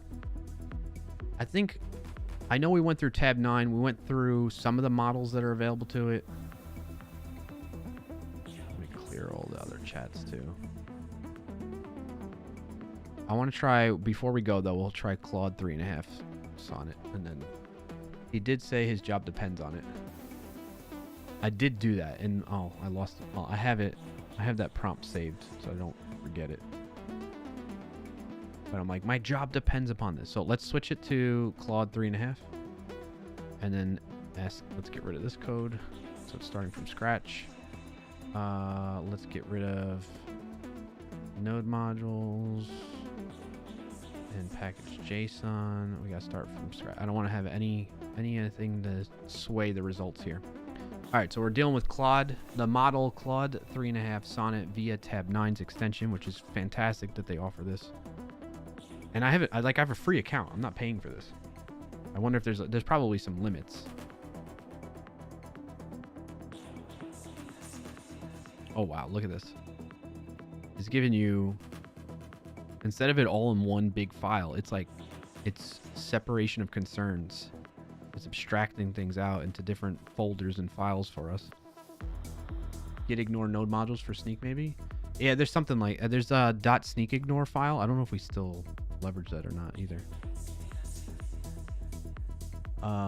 When you specifically mention, okay, I got you, in the message with security in mind. Yeah, but like to TypeScript T times point, I did put in there in the prompt, right? Like, hey, it's got to be production ready. It's got to be secure. My job depends upon it. Where is that? I will be deploying this in real life. My job is to ensure it's 100% safe from any security issues, right? So we are trying to tell it that. But yes, I agree. I mean, keep in mind too, right? Like this is 1, 2, 3, 4, 5 sentences. So we're not giving the AI a lot of context. We're giving it a little bit of information. We're saying, this is what we need you to do. Go figure it out. Go infer a lot of things. Make assumptions. Figure it out and do it. Whereas if we gave like maybe a couple paragraphs long of a prompt to it, it would definitely, not probably, but it would definitely give better results on top of that. All right, so in this case, it's saying, hey, here's the folder structure, which if you had a keen eye, you were here earlier on when I first started into this segment of the show. you would have noticed that I had this already built out previously. You install the necessary dependencies. This is a great this is a great response. I don't know if it's a great answer. It's a very similar answer, it looks like, too. But let's create some of these files real quick. So we're going to create, let's do the npm init again. And then npm install. Well, let's just copy what they said. .env, paste all that in, let it do its thing. It's happening in the bottom left there. Okay, that's done. That was fast. npm is getting super fast now, huh? All right, so now we need to create a config database. Control-Shift-P, create new file, config/database.js. Enter, enter. There it is. Now we can insert this code, save that, close that, close that. We need to create a models/note.js. Control-Shift-P, create new file, models/note.js. Enter. Yes, yes. Insert that code in here. Save that, close it. Middleware auth.js. Okay, we're using JSON Web Token to create a middleware function that checks for an XAuth token header. And then we verify that. Okay, very cool. Let's create Control-Shift-P, create new file, middleware/auth.js. If you notice closely, even though I'm saying create new file command, we don't want that in models though. Shoot. We want that in middleware auth.js. Like that. Did we mess up the other one? Note is in models, middleware, config. No, I think we're good. No, I'm gonna lose my spot. That's why I don't want to tab out. Middleware error handler. Oh, we didn't insert the auth.js code yet. Hold on. Save that. Close it. Control-Shift-P. Create new file. Middleware/error handler.js. I guess I didn't need that middleware again. Okay. Now we're gonna enter. I like this little song. Save. Control. Create new file. utils/validation.js. Okay. Make sure it's in just its own folder and not the middleware. Cool, cool. Paste that in there. Save. Doesn't know about Joy? Did we install that?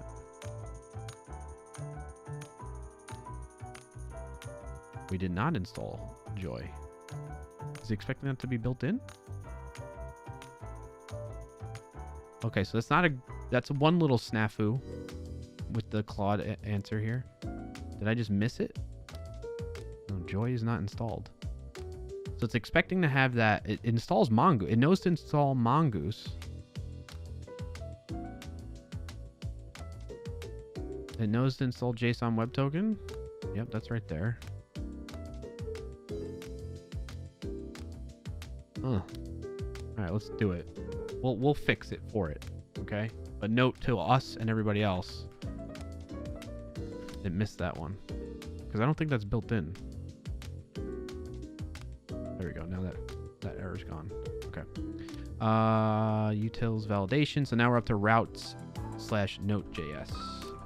Create new file, routes/notes.js.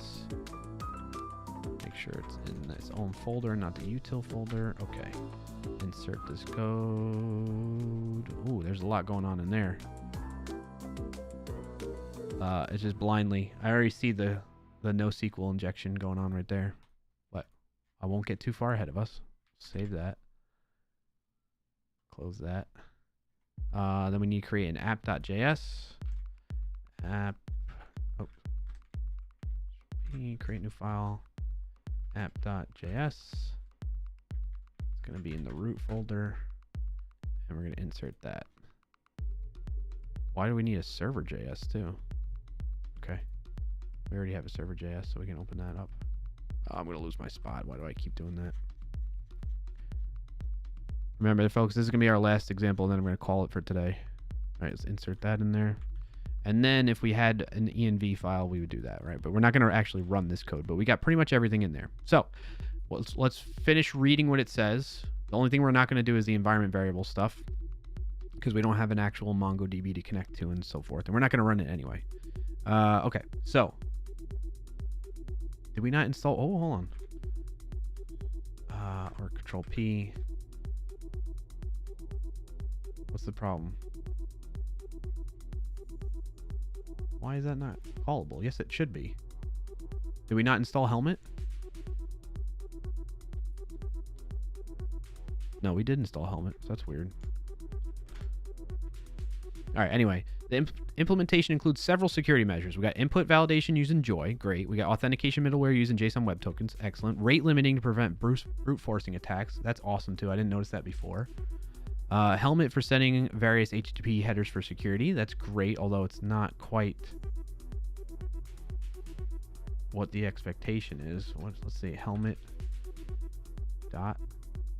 You should be able to just do Helmet like that, and it just sets up all the default ones. So I don't understand why it's not liking that. Weird. We'll skip over that. We got cores to control which domains can access your API, cross-origin resource sharing, limiting JSON payload size to prevent large payload attacks. Really? Where was that?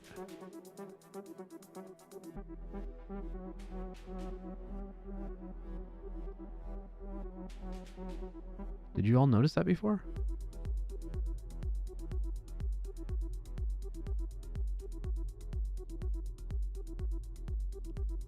They're all using Mongo curiously. That is an interesting point too, right? TypeScript tea time. But we didn't define it saying, hey, what kind of database to use. So where was that payload size limitation thing? I gotta say, this is a really great answer, particularly compared to the other ones. I know, right? This just further solidifies what I've been seeing in this Claude 3.5 sonnet. A lot of people have been talking about on social media that this is like the best model for coding right now, and it's definitely seeming that way. I agree. Yeah, it's TypeScript saying on Twitch, not saying it's 100% secure, but it is amazing. Yeah, I'm impressed with the results. Again, and I'm also impressed that tab 9 lets you do this for free with a free account. I mean, obviously there's a limitation I ran into before where we were sending too many queries to it. But yeah.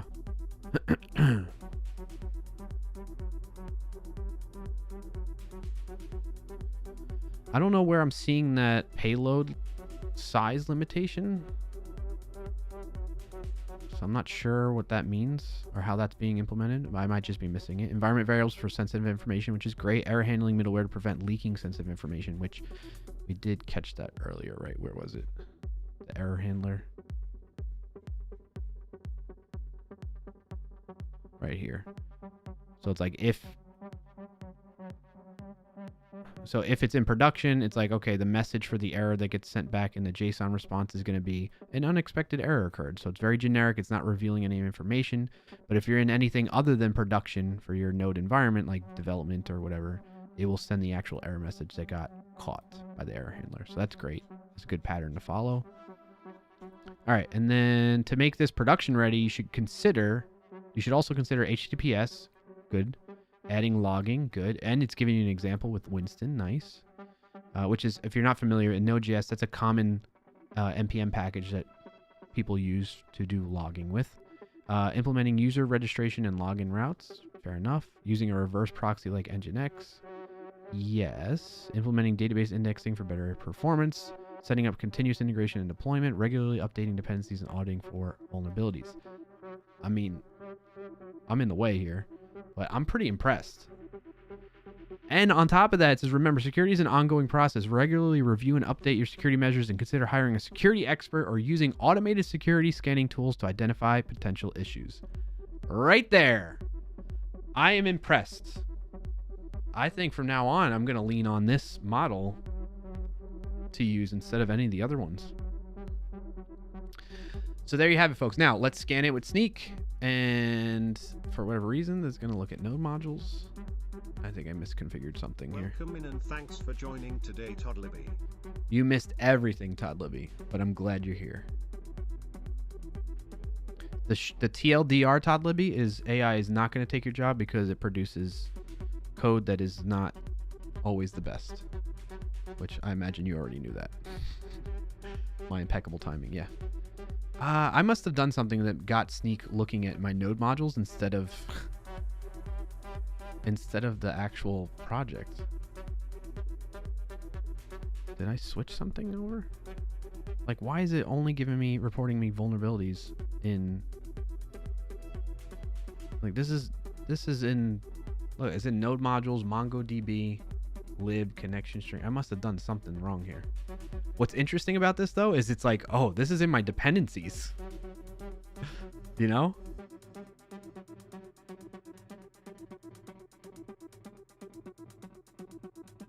Insecure TLS configuration, that's not that big of a deal in that case. What's in this? Hard-coded secret? Not really. That's a false positive. I would imagine. Is message invalid secret. So it's just using the word secret and saying, oh, that must be a secret, and it's hard-coded. I must have something messed up here. Ooh, regular expression denial service on this in the express router. Match path to a layer. What are layers? Anyway, we know what we would say. I mean, we saw from previous examples that, like, for instance, in the routes, we are not doing any sanitization on this input that's coming in as part of a request parameter. So Sneak would pick that up. Sneak code would pick that up. And so forth. I wonder if I reload the window, maybe that'll fix things. Truth or accessible code as well. That's a good point. Can always count on you to remind me about that, Todd Libby. That is a very good point. AI is not necessarily going to generate accessible code. Yet another reason.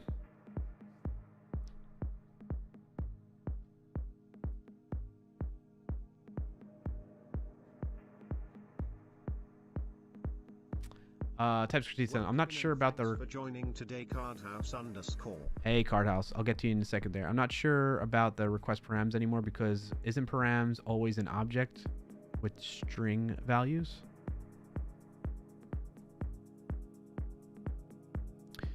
Yes, but then if you pass in that... Let me think about that for a second. Even though it is a string... I think this...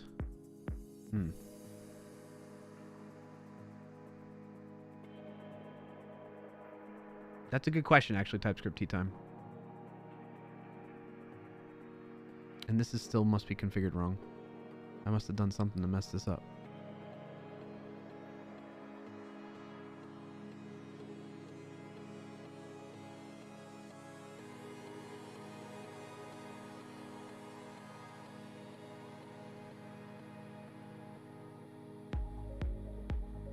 If I get rid of this again, save that.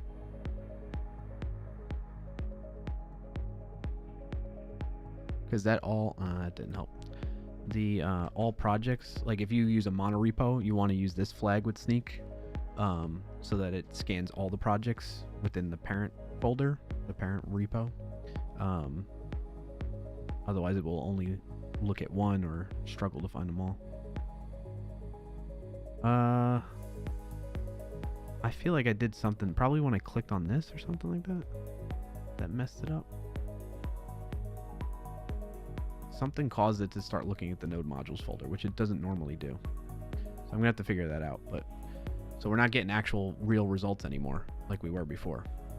But anyway, to summarize everything for everybody is today I used tab 9, which, to be, again, very explicit and clear, this is not me picking on tab 9 or in any other videos that I'm having coming out that you'll see from me on the Sneak channel. I'm not picking on tab 9. I'm not going to, I have a video or recording on Codium, and I have one on GitHub Copilot. And it's not picking on any of those. for two reasons. One, it's super hard to get in like, I don't know the details of how to even do this stuff, but like, if you can imagine to train some type of model, large language model, to give you impeccable code that has no security issues in it and no, you know, malformed or not malformed or no poor practices or lacking accessibility like Todd Libby brought up, it's hard. I imagine I fully expect it to be hard, and so like I'm not knocking them on that. And then what was the other thing I was going to say about it? I mean, the proof is it happens in all of them, right? All of them produce some level of insecure code, some level of problems in the answers that they give you that we need to be cautious with and scrutinize, right? We need to scrutinize with code reviews and just like having our own background and expertise of it. We need to scrutinize it with automated tools.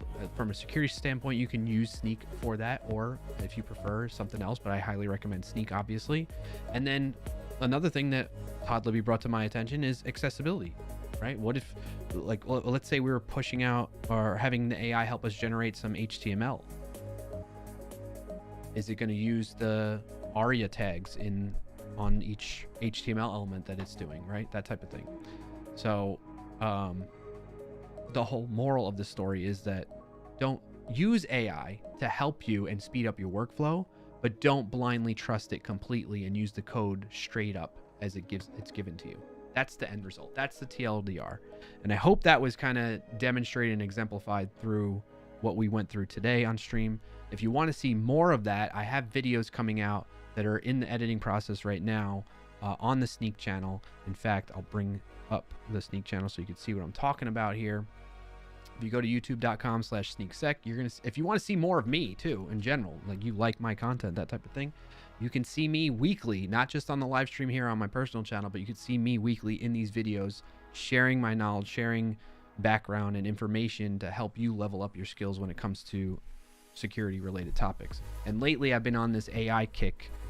We had this video with the four hidden AI coding risks and how to address them. And that talks about things what we mentioned earlier, like IP infringement you need to worry about, stuff like that. And then this is the one that kind of I use a different example. It's a Java based application that has a SQL injection vulnerability that's introduced to it through GitHub Copilot. And that one more so demonstrates what we were talking about earlier, where when the AI is trying its best to give you more relevant answers by using the context of your project, if your project has garbage code in it, it's going to give you garbage code out of the AI. In this case, I have SQL injection queries that are written in a way that introduce SQL injection in other parts of the project, and therefore the AI gives me more of that in that example there. So there's a little bit of a contrived, admittedly clickbaity title, but I wanted people, you know, I'm playing the game, the YouTube game, right? So again, GitHub Copilot, not bad. Not saying that with this. And then we got this one that's coming out. So this is in response to actually a comment on here. First of all, shout out Triple B, showing support on my work channel. Thank you. Saying it's a great video. But Ramsey here made a comment of, you're not supposed to use Copilot, like they're giving, basically reinforcing what I'm saying to you right now. But then they also mentioned like, use the chat option. It generally gives better outputs. And I didn't do that in that video. So this upcoming video that's going to be coming out on Monday. Oops. This one that's right here behind my head. This one coming out on Monday is us expanding upon that. Hold on a second, chat.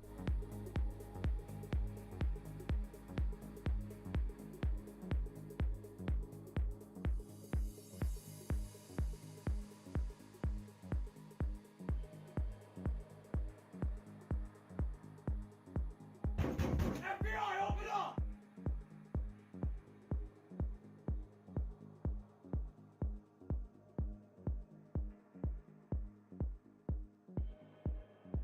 All right, I'm back. FBI, open up. No. All right. So yeah, if you want to catch that, that's coming out on Monday at 10 a.m. And you can see me trying. It's basically a blind test of like, all right, instead of me using the Copilot, using Copilot and interacting with it from the comments in like file itself, I instead use Copilot Chat and see if it gives me better answers. And it does. Like the spoiler alert, it does give me better answers, more secure options. But there are some cases where it gave me vulnerable code still too. So keep that in mind as well. All right. On that note, we're going to start wrapping things up. Again, please go check out youtube.com/sneaksec if you'd like to see more of this. I'm going to have more videos coming out the following weeks of what we just did. Tab 9, one for Codium, and then more coming up where I'm going to use like ChatGPT straight up or Gemini and that type of thing. So if you want to see more of that and see how those perform, because I'm basically doing like a blind evaluation of all of them to see if any of them kind of have a leg up on the other in terms of producing better, more secure code, then you're going to want to check that out. So Card House, to answer your question from earlier, that's what we've been doing. We were looking at AI, well, in particular tab 9, and then the models that it provides through that extension in VS Code, to see if it can give me secure results. And the reason I was showing that is because one, it's important to evaluate the results that it gives you and be cautious with it. But two, a lot of people are afraid that AI are going to take jobs as developers and replace that workforce. Maybe that'll happen in the future, but it's not happening anytime soon because of what we're seeing right now. Like, who in their right mind, whether they're a startup or a big enterprise, are just going to blindly take and like think about those agent type of coding tools. That's another one I should make a video on, actually. I'm thinking off the top of my head, because I haven't experimented with those much. If I tell that, those are meant to be like, hey, I give you a small prompt and it just runs and does itself.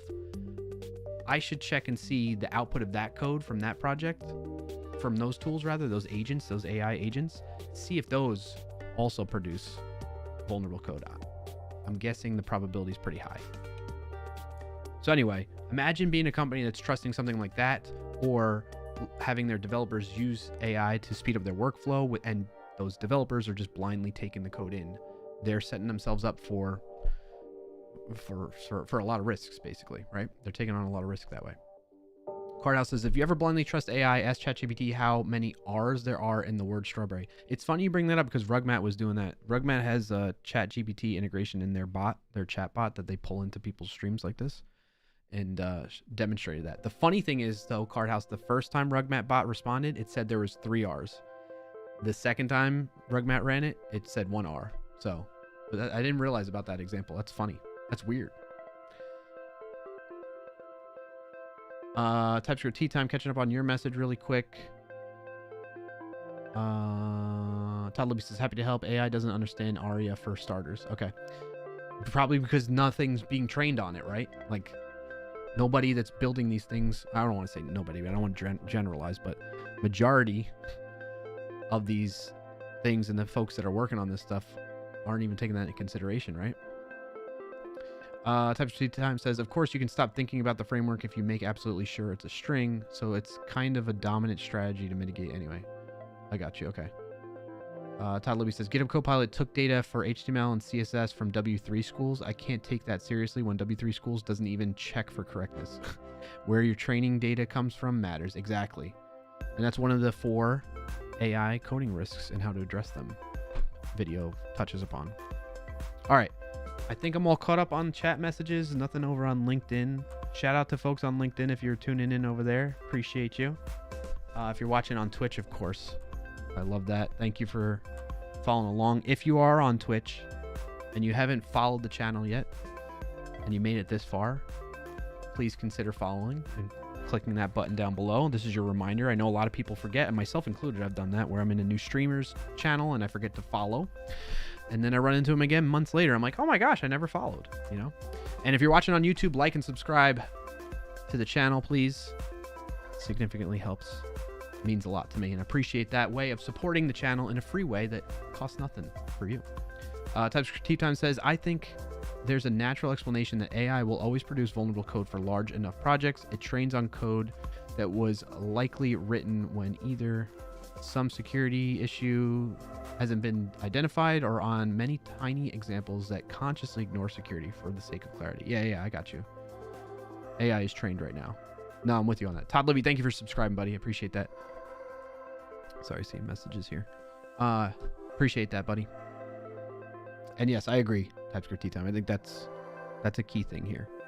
But again, I'm not guilt-free of this. What's the word I'm looking for? I'm included in this when I'm saying this, but like a lot of developers will kind of just blindly be like, oh, okay, I'm gonna go with what this AI is telling me, right? And see, because again, we're just trying to quickly get something working. The objective for us is to deliver a feature functionality and not always necessarily to worry about some of the other things that are involved with that. So, all right, I think I've beaten it to death now, the message here. Hopefully you all are feeling that. If you're watching this later, you get that feeling and value out of it, and we can look at more. If you have other ideas of things that I should try out to see if other AI tools that are out there that I'm not thinking of, let me know. Either hit me up in the Discord, which you can join up on that at clarkyo.com/discord, or use the Discord command in the chat, which I'm dropping right now. Or, I don't know, join us next stream and give me the idea. Right, but the best way to keep in touch with me off stream is on Discord. So if you want to join up and stay connected that way, be part of the community, play Wordle and stuff like that off stream, that's the best way to do it. Okay? But yeah, so what I have on the docket right now is I've recorded a video for Codium. I've recorded a video for Tab 9, which kind of is what we just did on stream. And then the plan is to look at more. Like, I want to do just straight up using the AI chats like ChatGPT, Gemini, and I think Claude has a chat app too that I can use. But I think we already saw that that's going to be good results for that one. And then the one that I just thought of was like some of those agents that run their own thing, right? So if you have other ideas outside of that I'm not thinking of, if you're more familiar and more deeply involved in the AI community, AI coding community, let me know. I'd love to hear from you and find out other things to experiment with. All right, on that note, I'm going to close it out. I appreciate you all. Thank you everybody that tuned in, whether you were just lurking in the background on the stream, on Twitch, on YouTube, on LinkedIn, or if you were sitting here chatting with me, if you followed the channel, if you subscribed or liked on YouTube today, if you are on a long stream streak on Twitch. I appreciate all of that very much, and it's the best way, the one that I encourage the most to support the channel without any financial, obligation, that type of thing. Financial burden. I don't know. That's not the right word. I'm struggling. At the end of the stream, my brain's fried. All right. Appreciate you all. I hope you have a good rest of your Friday and weekend. I'll be right back here next week. Same place, same time. It's going to be August 9th at 12:30 p.m. Eastern time on twitch.tv, YouTube, and maybe even LinkedIn again. All right. Thank you, everybody. Have a good one. See you in the next one. Peace.